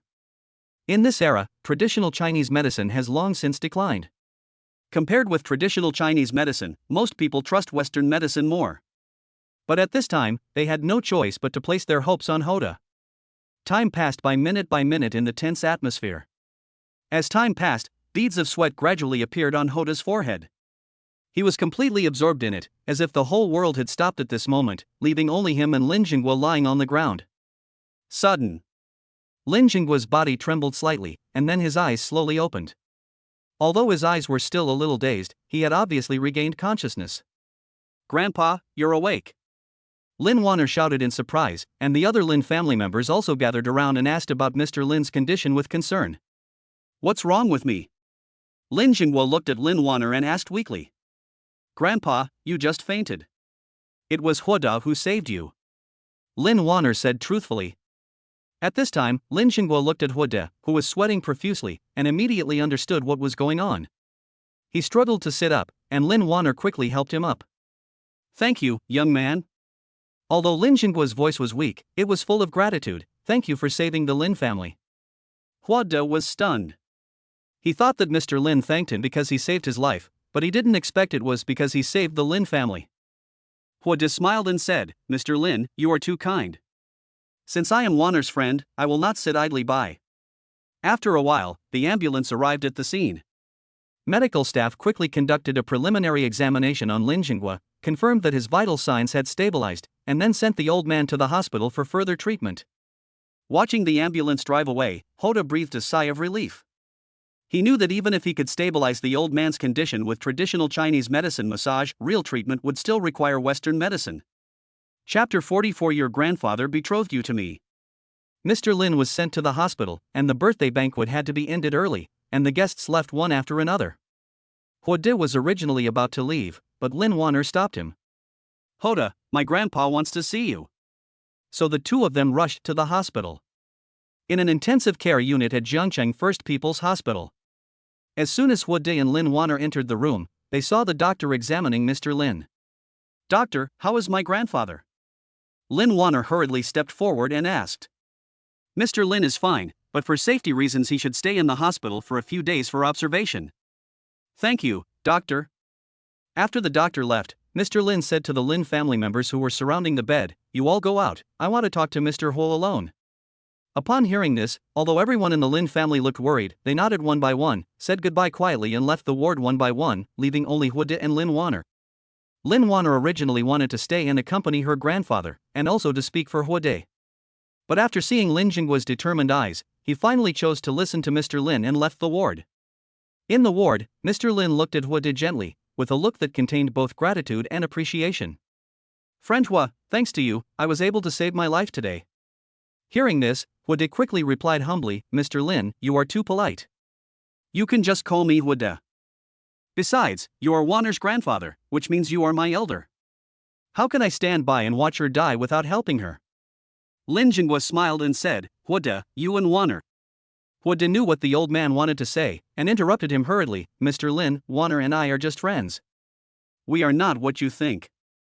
Huode, if possible, please help me take care of Wanner in the future." Lin Jinghua seemed to have thought of the ending of the Lin family and sighed helplessly. He betrothed Lin Wanner to Wang Hao in order to use the Wang family's resources to help the Lin family overcome the crisis. Now it seems that the Lin family is doomed to bankruptcy. Therefore, he wanted to entrust Lin Wanner to Huode before the Lin family went bankrupt. Lin Jinghua knows that the Lin group is about to go bankrupt, and wants to entrust Lin Wanner to you. "Mr. Lin, are you worried about the Lin group?" "If that's the case, I think I have a solution," Huode said with a smile. "Do you really have a way to help my Lin family?" Hearing this, Lin Jinghua instantly spoke excitedly. Huode smiled and nodded, radiating confidence and composure. "Mr. Lin, I do have a way to help the Lin family overcome this difficulty." Huode spoke slowly, his tone revealing a calmness and confidence, "but I need some time." Seeing Huoda's confident look, Lin Jinghua immediately said, "Okay, as long as you can help my Lin family get through this crisis, I will betroth Wanner to you."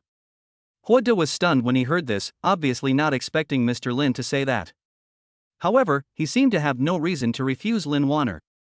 After coming out of the ward, Lin Wanner pulled Huode aside and asked, "What did my grandfather tell you?" Looking at the anxious Lin Wanner in front of him, Huode suddenly smiled and said, "Nothing, your grandfather said he would marry you to me." When Lin Wanner heard this, her face flushed and she said shyly, "Who wants to marry you?" Huode looked at Lin Wanner's shy appearance, the corners of his mouth slightly raised, and while Lin Wanner was not paying attention, he quickly kissed her on the cheek. Lin Wanner was startled by Huoda's sudden action, and her cheeks turned red instantly. She looked at Huoda in surprise, then quickly looked around.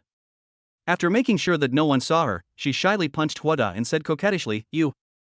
Huoda dodged Lin Wanner's fist with a smile, waved his hand, and strode out of the hospital. After leaving the hospital, Huoda began to think about how to help the Lin family overcome the crisis. Urban Village Renovation Project. Mr. Lin betrothed Lin Wanner to Wang Hao because Wang Xiaolong came up with the Urban Village Renovation Project.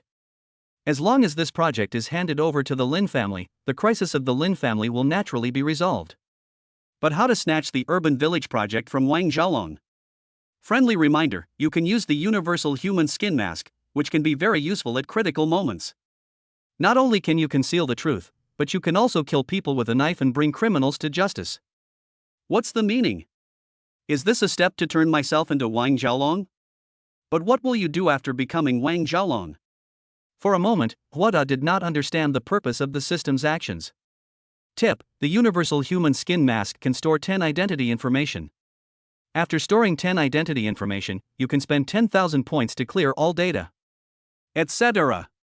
The universal human skin mask can only transform into one person at a time, so Huoda thought he had figured out a solution.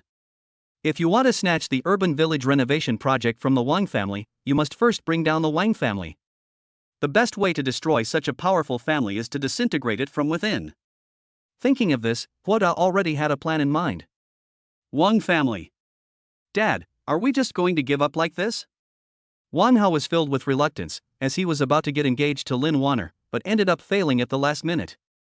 Of course, he didn't dare to say directly that he was unwilling because he didn't get Lin Wanner. Wang Xiaolong sat on the wide sofa with a frown on his face, as if he was thinking about something. After a while, Wang Xiaolong said in a deep voice, Our current situation is not optimistic. The Lin family's line is completely useless, but we still have the Urban Village Project. As long as we can successfully obtain the Urban Village Project, our Wang family will be able to soar to the sky." "But Dad, Lin Wanner." Wang Hao looked as if he wanted to say something but hesitated, and it was obvious that he was still thinking about Lin Wanner. Wang Xiaolong seemed to see through his son's thoughts. He patted his shoulder gently and said earnestly, "She's just a woman. When my Wang family secures its position as the #1 family in Jiangcheng, what woman can't you get?" Wang Hao sighed when he heard this. He knew his father was right.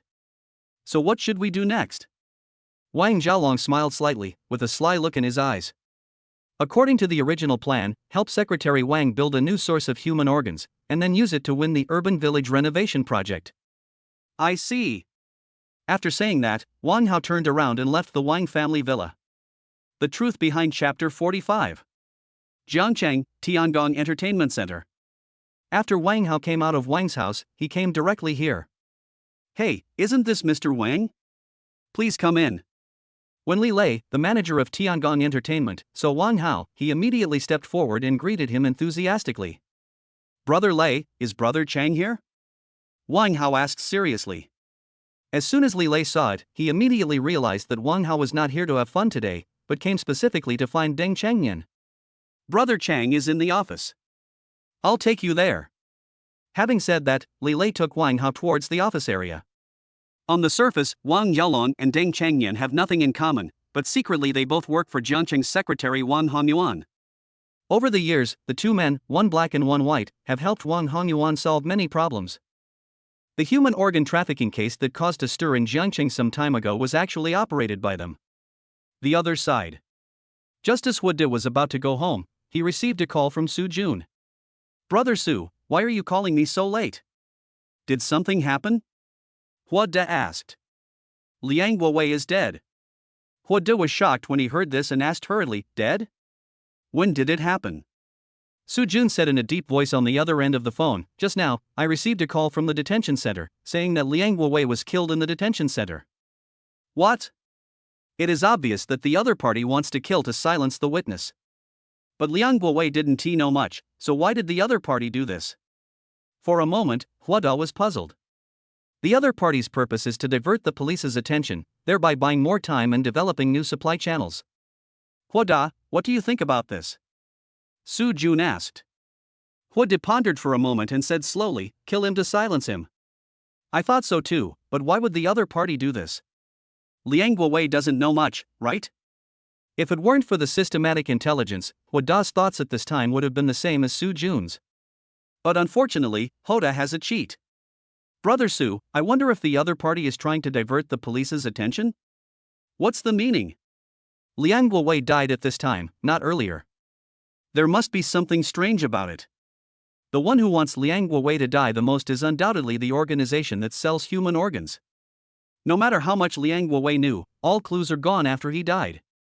In addition, the police will definitely investigate the cause of Liang Guowei's death and his killer. By then, they will have no more energy to investigate the case, and they can use this time to find new sources of goods. Hua De spoke eloquently and relayed the information provided by the system to Su Jun. After hearing Hua De's analysis, Su Jun on the other end of the phone was silent for a long time before he spoke. What you said makes sense, but as you said, once Liang Guowei died, our only clue was lost. No, the clue is not broken. Hua De sneered and said, start with the murderer who killed Liang Guowei. At this time, Hua De remembered that he had asked Su Jun to investigate the whereabouts of the organs, so he asked, Brother Su, how is the investigation of the whereabouts of those organs going? It's not going well. Su Jun sighed and continued, those organs seem to have been transferred many times during transportation, and each time they were transferred, a different method of transportation was used, making it difficult to trace their final destination. Besides, these organs cannot be stored for a long time. I think they have already completed the transplant operation. The most important point is that those wealthy businessmen will not disclose their medical conditions, so if you want to investigate from this direction, it is probably not possible. But we will continue to investigate, but the hope may not be great. Hua De frowned. He knew that the longer the time went, the harder it would be to trace the whereabouts of the organs. Now, I'm afraid we can only start with Liang Guowei's death. Friendly reminder, get to Tiangong Entertainment Center within an hour, you may find an unexpected surprise. Tiangong Entertainment Center? Although Hua De didn't know why the system asked him to go to Tiangong Entertainment Center, he looked at the address of Tiangong Entertainment Center and found that it was not far from where he was. It would only take a dozen minutes to get there. Since the system asked me to go, then he must have a purpose. Thinking of this, Hua De ended the call with Su Jun and immediately rushed to Tiangong Entertainment Center. 10 minutes later, Hua De rushed to Tiangong Entertainment Center. This is the largest entertainment club in Jiangcheng. It is owned by Deng Changyan, the underground emperor of Jiangcheng. Go to the general manager's office on the 3rd floor to find out what you want to know. I want to see what's going on. Hua De stepped into Tiangong Entertainment Center. Tiangong Entertainment Center covers an area of 1,800 square meters, with 3 floors above ground and 1 floor underground. The basement level is a huge bar. The ground floor is a KTV. The 2nd floor is for water club, bathing, and massage. The third floor is the office area and Deng Changyan's private area, which is never open to the public. Ordinary guests can only move around on the underground floor and the first 2 floors above ground. At this time, Huode had just walked into Tiangong Entertainment when he ran into Li Lei, who had just come out of the elevator and was about to go outside to smoke. "Hello, Brother Lei." "Brother Lei, are you smoking? Let me light it for you." Name, Li Lei. Identity, General Manager of Tiangong Entertainment, but actually Deng Changyan's right-hand man. Personality, cold-blooded, arrogant and domineering. You can pretend to be Li Lei and sneak into the office area on the 3rd floor, but remember you only have half an hour. Huoda immediately went to the bathroom, found an empty single room and went in. When he came out again, he had turned into Li Lei. Even the way he was dressed was exactly the same as Li Lei's. Looking at himself in the mirror, Huoda couldn't help but marvel at the magic of the universal human skin mask. This universal human skin mask can not only change his appearance and body shape, but even his voice and clothes can become exactly the same as the person he is transformed into.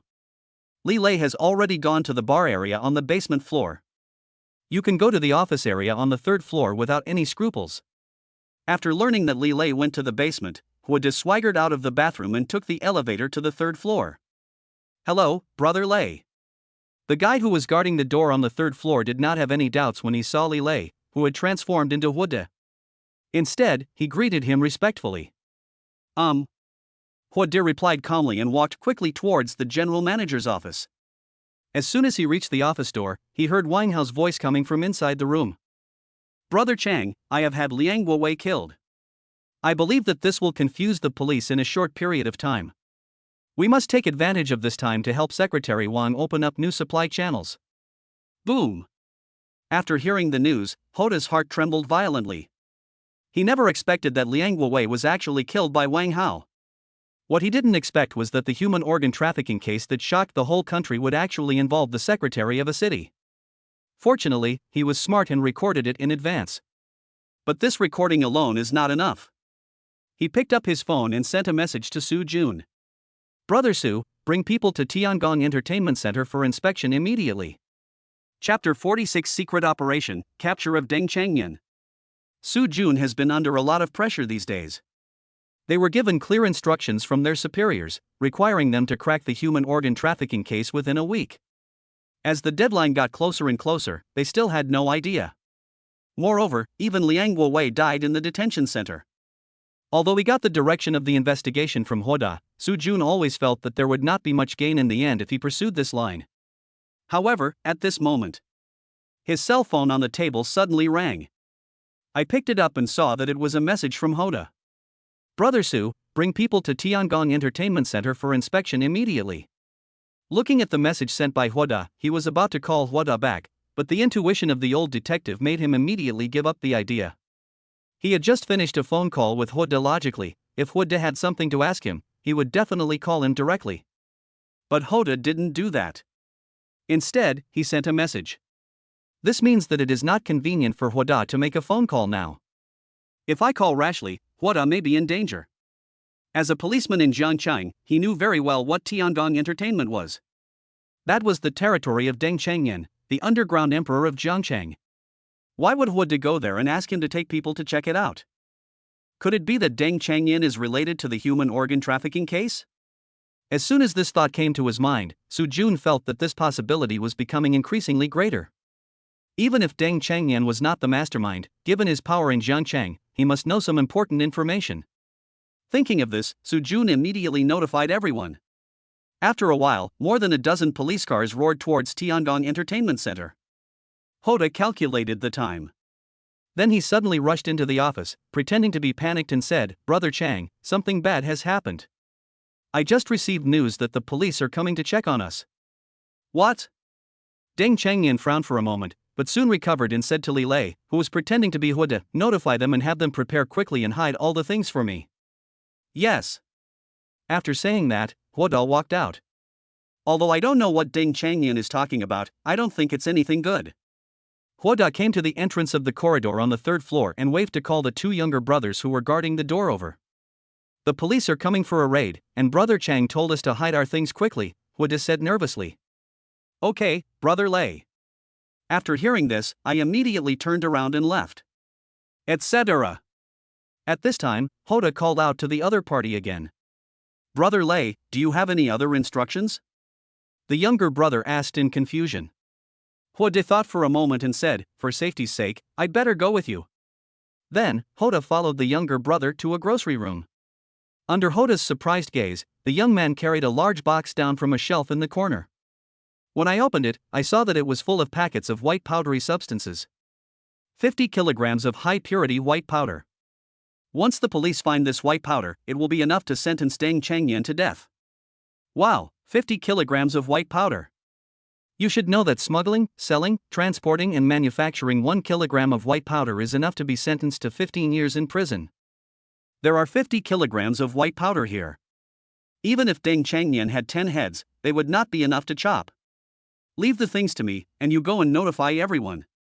Huada took the box from his younger brother and motioned for him to go and notify others. Although the younger brother was a little confused, he still followed Hoda's instructions and left in a hurry. After confirming that the little brother had left, Huada quickly picked up the box and found a deserted place to hide. At the same time, Su Jun had arrived at Tiangong Entertainment Center with a large group of people. The police quickly took control of all intersections and began a comprehensive search of the entire Tiangong Entertainment Center. As police began searching, Hoda placed the box in a conspicuous location. Soon, the police found the box containing white powder. Seeing this, Hoda immediately changed his appearance, disguised himself as the younger brother just now, and returned to the office on the 3rd floor again. Boss, this is bad. The police have found out that we are hoarding white powder. Brother Lei has been arrested by the police. Huada rushed into Deng Chengyan's office in a panic and said in a panic. Deng Chengyan's face instantly turned pale when he heard this. He slammed the table and shouted angrily, how could this happen? Wang Hao, who was standing by, was also shocked. Drug trafficking is a serious crime. Brother Chang, you'd better run away before the police come. I believe Li Lei will take care of everything. Wang Hao knew that Li Lei was Deng Chengyan's confidant, and if anything happened he would definitely take all the blame on himself. As long as Deng Chengyan is not arrested, he still has a chance to make a comeback with the help of Secretary Wang. Yeah, boss, you better run. Huada said this hypocritically, but he snorted in his heart, you want to run, but none of you can.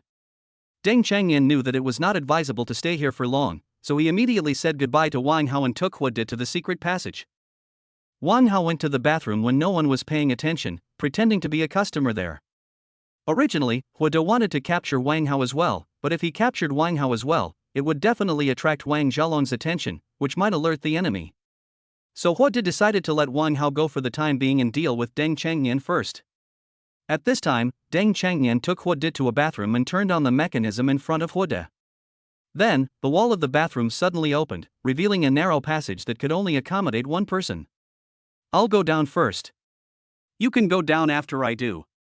Deng Chengyan said with his back to Huada, and then prepared to enter the passage. However, at this moment, Huada suddenly made a lightning-fast move, grabbed Deng Chengyan's shoulder and pulled him back from the entrance of the passage. Brother Chang, where are you going? Huada sneered and revealed his true identity. Deng Chengyan was instantly shocked when he saw Huada's face suddenly changed. Who are you? What do you want? It doesn't matter who I am. Huada stared at Deng Chengyan and said coldly, the important thing is that you have committed too many crimes. Today is your end. After saying that, Huada suddenly took action and knocked Deng Chengyan unconscious with a palm. Then, Huada called Su Jun again and told him his current location. After a while, Su Jun came over with his men. After seeing Deng Chengyan, Su Jun immediately asked someone to take Deng Chengyan away. But at this time, Huada stopped Su Jun. Brother Su, please let them go first. I have a recording here. Please listen to it first. Chapter 47 Breaking into a mansion at night to collect evidence. Although the recording was short, its content surprised Su Jun. Huada, is everything in this recording true? Su Jun held his phone tightly and looked at Huada in shock. This recording was exactly the conversation between Deng Chengyan and Wang Hao that Huada had accidentally recorded before. The content inside has exposed the mastermind behind the human organ trafficking organization. What Su Jun didn't expect was that Jiangcheng's municipal party secretary Wan Hanyuan was implicated behind this incident. If this was true, it was completely beyond his ability. To arrest a city's party secretary is not something that a mere deputy director of the Public Security Bureau can do. Seeing Soo Jun's shocked expression, Hwada nodded solemnly and said, "Brother Soo, I can guarantee with my character that the content of this recording is absolutely true. No, I have to report this matter as soon as possible." Soo Jun said hurriedly. This matter is no longer something he can handle. He must report the news and wait for further instructions from his superiors. Wait. However, at this time, Hwada suddenly stopped him and said, "Brother Soo, I think there may be someone behind Wang Hongyuan. Even if there is no one, we can't alert the enemy. We have finally made some progress in this case, so we must not alert the enemy." "What do you mean?" Soo Jun looked at Hwada in confusion and asked. In fact, Hwada already had a solution in mind, but he couldn't tell Soo Jun about it in detail. He pointed at Deng Changyan lying on the ground and said, "Brother Soo, take Deng Changyan back first. Keep it a secret and don't let anyone know that he has been arrested by the police. Leave the rest to me." Soo Jun looked at Hwada suspiciously. Although he didn't know what Hwada's next plan was, he still chose to believe Hwada. "Okay, then I'll do as you say." Soo Jun nodded, then called two confidants and took Deng Changyan out of Tiangong Entertainment through a secret passage. Afterwards, Hwada also bid farewell to Soo Dae, and then found an empty corner and transformed himself into Deng Changyan. Then Hwada took out Deng Changyan's mobile phone and found a number marked as the boss in the address book. This number is Wang Hongyuan's private number. Calling it now will cause the other party to speculate. He will contact you tomorrow morning. After seeing the information from the system, Hwada decisively gave up the idea of calling Wang Hongyuan. Since the system said that Wang Hongyuan would call me tomorrow morning, I would just wait overnight. Hwada did not return to Haishanwang Mansion, but found a hotel to stay for one night. The next day, 8 o'clock in the morning. As expected, Deng Changyan's cell phone rang. Hwada picked it up and saw that it was Wang Hongyuan calling. "What happened last night?" A deep voice came from the phone. Hwada knew that the person on the other end of the phone was Wang Hongyuan, the secretary of the Jiangcheng Municipal Party Committee. Hwada took a deep breath and replied in Deng Changyan's voice, "Boss, the police came to inspect last night and found 50 kilograms of white powder. Lei Zi has been arrested. Where are you now?" Wang Hongyuan continued to ask. "I'm in a small hotel now and I'm very safe." Hearing that Deng Changyan had not been arrested, Wang Hongyuan breathed a sigh of relief, and then said again, "Run away now, the farther the better, and don't worry about other things." At the same time, the latest intelligence tips popped up in front of Hwada's eyes. Wang Hongyuan has already developed murderous intentions and decided to get rid of Deng Changyan to prevent future troubles. So cruel? But this is a good opportunity for Hwada. Half an hour later, Hwada quietly left the hotel and took a taxi to Wang Hongyuan's home. Wang Hongyuan is currently divorced and lives alone, and his ex-wife and children immigrated abroad several years ago. Of course, this is information that can be found externally. As to whether they are really divorced, only Wang Hongyuan himself knows. Wang Hongyuan lives in a 3-bedroom apartment, which was arranged for him by the Jiangcheng authorities. After Hwada sneaked in, he began looking for evidence of Wang Hongyuan's crime. But unfortunately, Hwada searched for a long time but didn't find anything. It seems like a wasted trip. Just as Hwada was about to leave, an intelligence prompt suddenly popped up in front of him. This is only Wang Hongyuan's official residence. He also has a villa in Linglongjuan in secret. Damn! This old guy hid it really well. After learning that Wang Hongyuan also had a villa, Hwada immediately rushed to Linglongjuan. However, when Hwada arrived at Linglong Garden, he found that he couldn't get in at all. Linglongjuan is one of the richest communities in Jiangcheng. The security here is extremely strict. Every visitor must obtain permission from the owner before entering, otherwise they will not be able to enter the community gate. Hwada also tried to climb over the wall to get in, but after looking around, he found that the entire community was covered with surveillance cameras, which could be said to be 360 degrees with no blind spots. Besides, it was daytime now, so even if he climbed over the wall, he would be discovered by the security guards immediately. It seems we can only wait until night. 11 p.m. Hwada appeared near Linglong Garden again. He looked around and made sure that there was no one around before he quietly approached the wall of the community. Using the cover of night and the surrounding trees, he leaped over the wall and successfully entered the community. After entering the community, Hoda did not rush into action, but first observed the layout of the community and the location of the surveillance cameras. However, he used his speed to cleverly avoid all monitoring equipment. Only then did they quietly approach Wang Hongyuan's villa based on the location provided by the intelligence. A few minutes later, Hoda came to a 3-story villa, which was Wang Hongyuan's villa. There are 2 people in the villa, and both are in the master bedroom. Master bedroom? 2 people? No need to guess what it's doing. Because the security of the residential area is already very tight, the security of the villa seems to be very lax. Hoda easily climbed over the wall and entered the yard of the villa. Then Hoda saw that there was an open window on the 2nd floor, so he climbed up to the 2nd floor with his bare hands and climbed into the villa through the window. The villa was dark and quiet. Only from the master bedroom on the 3rd floor could intermittent panting sounds be heard from time to time. Hoda moved carefully along the wall, trying to avoid making any noise. The 3rd room on the 2nd floor is the study, where you can find what you want right away. After receiving this information, Hoda's heart moved and he immediately headed towards the study. He gently pushed open the door of the study and walked in quietly. Although the room was dim, Hoda's body had been modified by genetic drugs, which was enough to allow him to see any object clearly in such dim conditions. He looked around and found that the study was simply decorated. There didn't seem to be anything he was looking for. But the next second, new intelligence prompts appeared in front of him. Chapter 48 Revealing the Truth. There is a safe behind the mural on the wall. What you want is inside. Hoda walked quickly to the mural and gently lifted a corner of it. Sure enough, he saw a small safe about 40 centimeters long and 60 centimeters wide behind the mural. The safe was found, but the question was how to open it? He doesn't know the password either. Just then, he heard a slight sound of footsteps coming from the 3rd floor. As the footsteps got closer, Hoda instantly realized something was wrong. Oh no, it's Wang Hongyuan. Hoda looked around and found that the study was very empty and there was no place to hide. Suddenly, his eyes lit up. Seeing the window in the study, he immediately climbed out and stuck close to the window. Fortunately, it was late at night and there were not many people in the community. In addition, he was wearing black clothes, and he seemed to blend into the wall. Unless you look closely, no one would know there is another person on the wall. Not long after, Hoda heard a click and the light in the study came on. Hoda Cat was outside the window and saw a middle-aged man in pajamas walk into the study. After learning that Wang Hongyuan was the boss behind the trafficking of human organs and tissues, Hoda went out of his way to check Wang Hongyuan's information. So with just one glance, Hoda confirmed the other person's identity, which was Wang Hongyuan. Wang Hongyuan walked to the desk, took out an old-fashioned mobile phone from the drawer, and started making a call. The call was connected soon and Wang Hongyuan asked, "Have you found Deng Changnian?"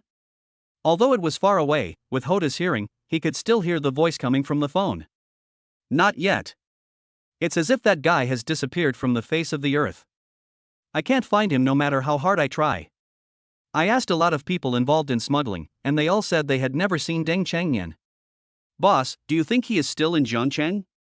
After thinking for a moment, Wang Hongyuan said, "We can't rule out this possibility. You keep looking, and I'll send people to Jiangcheng to continue looking. No matter what, I'll find him no matter how deep I go. If he's alive, I want to see him. If he's dead, I want to see his body." After saying that, Wang Hongyuan hung up the phone. Then he came to the mural, removed it, entered the password and opened the safe. And this scene was all seen by Hoda. Wang Hongyuan has a habit. Whenever he stays here overnight, he will take a look at the contents of the safe before going to bed. It records all his criminal records over the years and also serves as his amulet. Because if something happens to him, many people above him will be implicated. So, he must keep these things properly. This not only ensures your own safety, but also the safety of those above you. After confirming the contents of the safe, Wang Hongyuan closed the safe and left the study.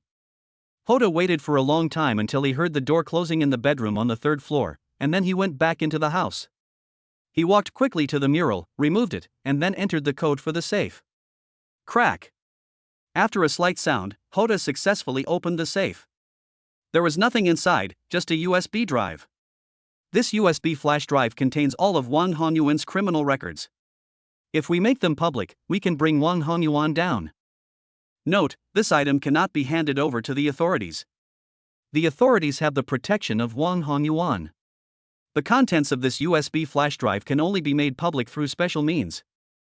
He De looked at the USB flash drive in his hand and was suddenly shocked. What shocked him was not that the book recorded Wang Hongyuan's criminal record, but that there were actually people in the official high level who protected Wang Hongyuan. But none of this matters anymore. What matters is that Wang Hongyuan is definitely going to die. He De put the USB drive in his pocket and restored the safe and mural to their original state. Then he climbed out of the window again and blended into the night again. After leaving Linglangjuan, He De returned to the hotel immediately and called Su Jun. After the operation at Tiangong Entertainment was over, Su Jun handedly lay over to his subordinates for interrogation. He conducted a secret interrogation of Deng Changyan. But what Su Jun didn't expect was that Deng Changyan's mouth was as hard as a bone, and no matter how hard he tried, he couldn't knock Deng Changyan's mouth open. If it were possible that he could not resort to lynching, he would have wanted to subject Deng Changyan to the 10 most cruel tortures of the Qing dynasty. At this time, Su Jun had just come out of the prison where Deng Changyan was imprisoned, and he received a call from He De. As soon as the call was connected, Su Jun couldn't wait to ask, "He De, how are you doing? Have you found any evidence?" He De whispered, "Well, I found a USB drive from the safe in Wang Hongyuan's villa. I haven't looked at it yet, but I think it should contain what we want." When Su Jun heard this, he was immediately delighted and asked quickly, "Where are you now?" "I'll come find you right away." But at this time, He De asked back, "Brother Su, if I give you the USB drive, what will you do?" Su Jun was stunned, then he subconsciously replied, "Of course, we should hand him over to the relevant departments and let them follow up and deal with it." "No." He De refused outright. "I suspect that Wang Hongyuan has official protection. Once this USB drive is handed over to the relevant departments, I'm afraid that only Wang Hongyuan can be punished." Upon hearing this, Su Jun frowned. He just didn't think of this just now, but after listening to He De's explanation, he realized the seriousness of the problem. Su Jun absolutely didn't believe that Wang Hongyuan had no one above him. If the USB flash drive is really handed over to the relevant departments, what He De said might really happen. As a people's policeman, he always keeps in mind the oath he made under the national emblem. "What are you going to do?" Su Jun asked. He De hesitated for a moment, then said, "I am going to expose him to the public." Through this period of contact, he knew that Su Jun was a person he could trust. So He De did not hide her next plan from him. Sure enough, after hearing He De's plan, Su Jun immediately expressed his support. "Okay, be careful. I will continue to interrogate Deng Changyan and see if I can get any useful information out of him." After that, the two chatted for a few more words and then went their separate ways. The next day at 10 o'clock in the morning, shocking content appeared on major social platforms such as Weibo, Douyin, and Penguin at the same time. All of Wang Hongyuan's criminal records are recorded above, including bribery, organizing human organ trafficking, acting as a protective umbrella for criminal gangs, and a series of other criminal acts. Not only that, the content also implicated a series of official executives. For a time, the whole of China was in turmoil. The instigator of all this, He De, walked out of the internet cafe with a calm face. The reason why he is so calm. Firstly, he exchanged a super hacker card from the system mall to ensure that no one could track him down. Secondly, he used a universal human skin mask to transform himself into Deng Changyan's younger brother, so even if he was caught on camera, no one would be able to trace it back to him. Chapter 49 Multimillionaire. As the incident unfolded, Wang Hongyuan's crimes were revealed one by one. The officialdom of Jiangcheng, and even the officialdom of the entire Jiangnan province, experienced a major earthquake, and many provincial-level senior executives were arrested. Not only that, several senior officials from the central government were also implicated.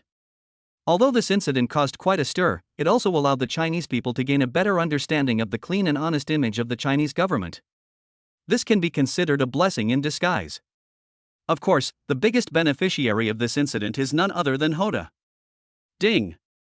Congratulations to the host for completing the God-level intelligence, completion degree, perfect, reward points 100W, remaining points 119W. Ding! Since the host has perfectly completed the God-level intelligence, the system has evolved and unlocked a new ability, Virtual Warehouse. Virtual Warehouse, a portable storage space with unlimited area that can store all kinds of inanimate objects. Oh my god! Virtual Warehouse. It's actually a virtual warehouse. Seeing the system prompt, He De was immediately overjoyed. Isn't this just like the storage ring in the novels about cultivating immortals? With this thing, wouldn't it be possible to rob a bank without anyone noticing?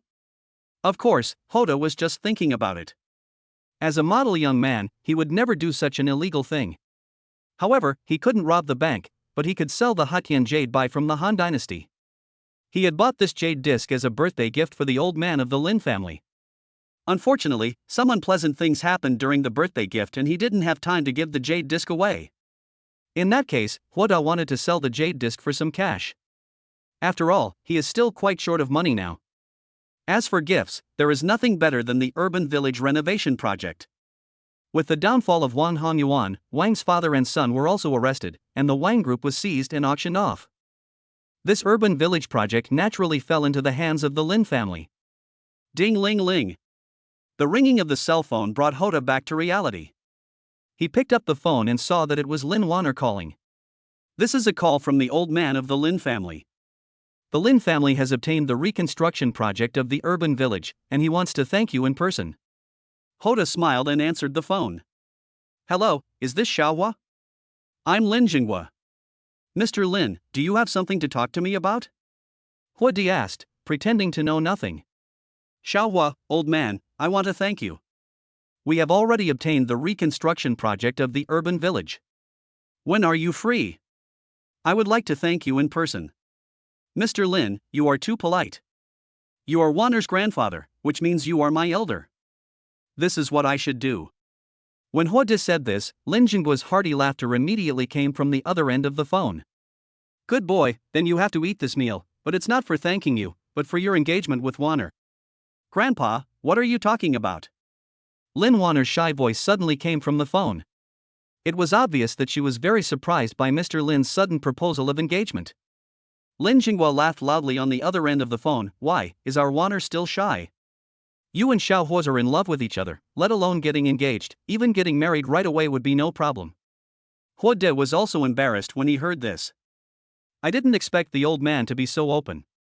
After that, Huoda and Lin Wanner chatted for a few more words and then hung up the phone. As for engagement, there's no rush. As a man, of course you have to build a career before you start a family. When it comes to starting a business, you have to sell the Hatian jade bai first. Who to sell it to? The first person that came to Huodai's mind was Wan Yukai. The Hatian jade bai was originally bought from Wan Yukai, and he has always been thinking about this Hatian jade bai, so I think he would be happy to take it over. Thinking of this, Huoda took a taxi to the antique market. Antique market, Wanbao Pavilion. Wan Yukai has been in the limelight these days. After he handed over the emperor's seal to the country, it seemed that he had lost a lot, but in fact he gained a lot. The first is fame. In the antique business, reputation is the most important thing. Secondly, there is a series of titles. He was the president of the Jiangcheng Antiques Association and was indeed one of the most prominent figures in Jiangcheng, but outside of Jiangcheng he was nothing. But now, he has transformed himself into the vice president of the China Antiques Association. Even though he is just a deputy, this is the China Antiques Association. That is a serious national organization. I don't know how many people are waiting to curry favor with him. As a result, his business has improved a lot recently. The income from these few days alone is equivalent to his income for most of half a year. But sometimes happiness comes too suddenly, which is not necessarily a good thing. For example, now there are not many good things left in his treasure pavilion. The rest are basically fakes, which are okay for ordinary people but not for rich people. So, he is worried. I'm worried that I don't have anything good. Just then, Hoda's figure appeared at the door. Mr. Wan, are you busy? When Wan Yukai heard the voice, he looked up and saw that it was Huoda. A smile immediately broke out on his face. Isn't this Mr. Hua? What brings you here? Wan Yukai welcomed Huoda in and personally brewed a pot of the best pu'er tea for him. After tasting it for a while, Huoda went straight to the point and said, Boss Wan, do you still remember the Hatian jade disc I bought? Remember, of course I remember. Wan Yukai replied immediately. It would have been fine if Huoda didn't say this, but he got angry when he did. I have been collecting antiques all my life, but I never expected to fall flat on my face in front of Huoda. However, because of this incident, the two of them became acquainted with each other, which led to the matter of asking Huoda to help identify the emperor's seal. It is no exaggeration to say that Huoda is a wealthy man. However, Wan Yukai thought about a piece of Hetian jade worth tens of millions that he sold for only 60,000 yuan. No matter how he thought about it, he felt like he was losing out. Seeing Wan Yotsai's expression, Huoda guessed what he was thinking. He didn't beat around the bush and said directly, "Mr. Wan, I want to sell the Hetian jade bai, do you want it?" "Yes, of course." When Wan Yukai heard Huoda say that he wanted to sell the Hetian jade bai, his voice rose 8 octaves in excitement. But after calming down, he looked at Hoda and asked, "How much are you going to sell it for?" Hoda did not answer, but asked, "How much are you prepared to give?" The other party's psychological price is 15 million. As long as you don't rush to agree, the other party will automatically raise the price. 1500 W. Even though he already knew that this jade disc was very valuable, Huoda never imagined it would be so valuable. Seeing Huoda's weird smile, Wan Yukai tentatively stretched out a finger and said, 1000 W? Huoda didn't say anything and continued to stare at Wan Yukai. 1200 W? Hoda still said nothing. 13 million watts? 1500 W, no more. Make a deal. Seeing that Huoda finally gave in, Wan Yukai also breathed a sigh of relief. The market price of this Han Dynasty Hetian jade bai is between 1.2 million and 1.4 million. The reason why he spent 1.5 million to buy it was mainly because there were really no valuable items in his store. Secondly, with his current reputation in the antique world, it would be no problem for him to sell the jade bai for a few million more. So for him, he still makes a profit by buying it for 15 million. Then, Wan Yukai readily transferred 15 million yuan to Huoda's account. And Huoda directly handed the Hetian jade bai to Wan Yukai. The deal is done. Hoda has apparently completed the class leap and become a true multi-millionaire. Chapter 50. There are idiots every year, but this year there are more of them. After having money, Huoda felt that his back was worth it and even his steps were like the wind. Huoda walked out of the antique market with a ruthless step, and was about to take a taxi back when he suddenly saw a familiar figure on the side of the road. It turned out to be his beautiful landlord Yi Yunyao. Judging from her anxious look, it seemed that the car broke down halfway. "Hey, pretty, do you need any help?" Hoda stepped forward and greeted him warmly. At this moment, Yi Yunyao was as anxious as an ant on a hot pan.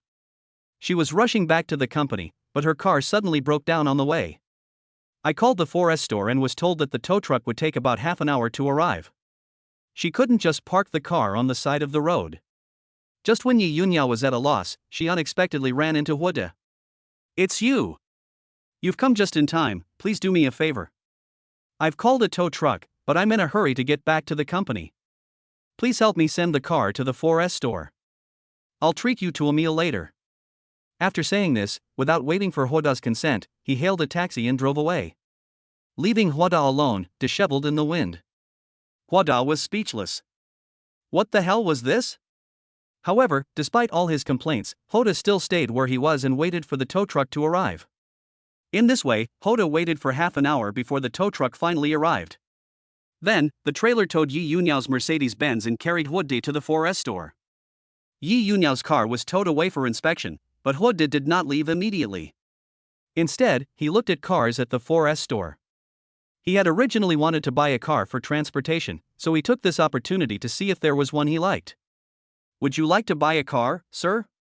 The sales lady at the 4S store was very polite and did not look down on Huoda because of his ordinary clothes. This is called professionalism. Although in today's society, there are still many people who judge people by their appearance. But those who work in sales should avoid judging people by their appearance. Because no one knows whether there will be some rich people in ordinary clothes coming to buy things. You can take a look. These are the popular models in our store. There are detailed introductions here. Huoda took the flyer handed to him and read it carefully. Mercedes-Benz CLA 2024 C200 4-door sports car, official guide price 309,200 yuan, now discounted guide price 239,200 yuan, a direct reduction of 70,000 yuan. Mercedes-Benz CLA 2024 C260 sports car, official guide price 457,600 yuan, now discounted guide price 377,600 yuan, a direct reduction of 80,000 yuan. Mercedes-Benz CLA Class AMG 2024 model, official guide price 718,800 yuan, order now to get a full car invisible car cover, full car film, and 5 maintenance services. The handsome cars on the flyers are really attractive. A car worth hundreds of thousands is not expensive for Hoda now, after all, he has more than 10 million in his hands. But the problem is, these cars are not what Hoda wants. Hello, do you have an SUV? In Hoda's opinion, men should drive SUVs. Driving a sedan is too petty. The young lady smiled and said, "Yes, please follow me." With that, the sales lady took Hoda to the SUV showroom. As soon as he entered the SUV showroom, Hoda's eyes were attracted by the big car parked in the middle. Mercedes-Benz G-Class. The dream car every boy wants to own. And this is not an ordinary Mercedes-Benz G, but an AMG G63. Hey, isn't this the licking dog Hoda? Suddenly, a mocking and unexpected voice sounded in the exhibition hall. Hoda turned his head and saw a hot woman walking in with a well-dressed young man. It was the young man who spoke. Hoda frowned and looked at the other person in confusion, obviously not knowing who the other person was. But the other party called me a dog licker, so he must know me. Who are you? Damn. You dead licker, you don't even know me, are you so arrogant? Hearing this, Hoda frowned, he felt the hostility from the other party. But the problem is, he doesn't know the other person at all. Mr. Zhou, who is he? The woman next to him glanced at Hoda and then showed a look of disgust. A loser, a poor bastard, a bootlicker, a big idiot who likes toads and wants to eat swan meat. Beauty, I think you should not entertain him. He is just a poor guy who can't afford a car. You should entertain me instead. Excuse me, sir. Since this gentleman has come to our store, he is our customer and we should receive him. If you need to buy a car, I can ask other colleagues to come and receive you. The sales lady's answer was somewhat unexpected to Hoda. After all, the other party said that he was poor, but she was still able to respond so calmly, which shows how professional she is. What the hell, I advised you with good intentions but you didn't listen. Go ahead and cry. Come on, I'll take you to buy a car. Mr. Zhou, you are so nice, eh? The two of them played a wave as if no one was around, and then started looking at the car by themselves. Hoda was speechless. What the hell was going on? What did he do to offend anyone? That idiot came out for no reason and scolded him. The key is that you don't even know who the other person is or what his or her name is, which is really annoying. Name, Zhou Tao. Profile, an ordinary second-generation rich man in Jiangcheng, who used to hang out with Wang Hao. He holds a grudge against you because you slapped the Wang family in the face at Lin Jinghua's birthday party. After Wang Hao was arrested, he wanted to take advantage of you to get to the top. Hoda was completely speechless. What was going on? You may be in a higher position, but it has nothing to do with me. How can I bother you? Sir, I'm really sorry. Let me continue to introduce you. Which car do you like? The sales lady was very polite and her professionalism was impeccable. From beginning to end, he was very respectful to Hoda. Let me introduce you to this AMG G63. Puff. At this time, Zhou Tao, who was not far away, sneered after hearing what Hoda said. You still want to buy a G63? Do you know how expensive a G63 is? I'm afraid you can't even afford a tire, right? Fuck, whether I can afford it or not is none of your business. Who do you think you are? Not only do I want to buy a G63, I also want to pay full price for the top model. This is intolerable. The other party has been provoking us again and again, and even a clayman would get angry. Hoda finally couldn't stand it anymore and confronted him directly. You? And you paid full price for the top model? Are you here to make fun of me? If you can afford it, I'll kneel down and call you daddy. Zhou Tao said this very arrogantly, not believing at all that Hoda could afford the top-of-the-line G63 in full. You should know that the starting price of a top-of-the-line G63 is more than 2 million, which does not include optional equipment and other miscellaneous expenses. The top-of-the-line G63 plus some options, insurance, vehicle tax, etc., costs at least over 3 million yuan. He would never believe that a poor loser like Hoda could afford a G63 worth more than 3 million yuan. Okay, this is what you said, just wait and kneel down and call me daddy.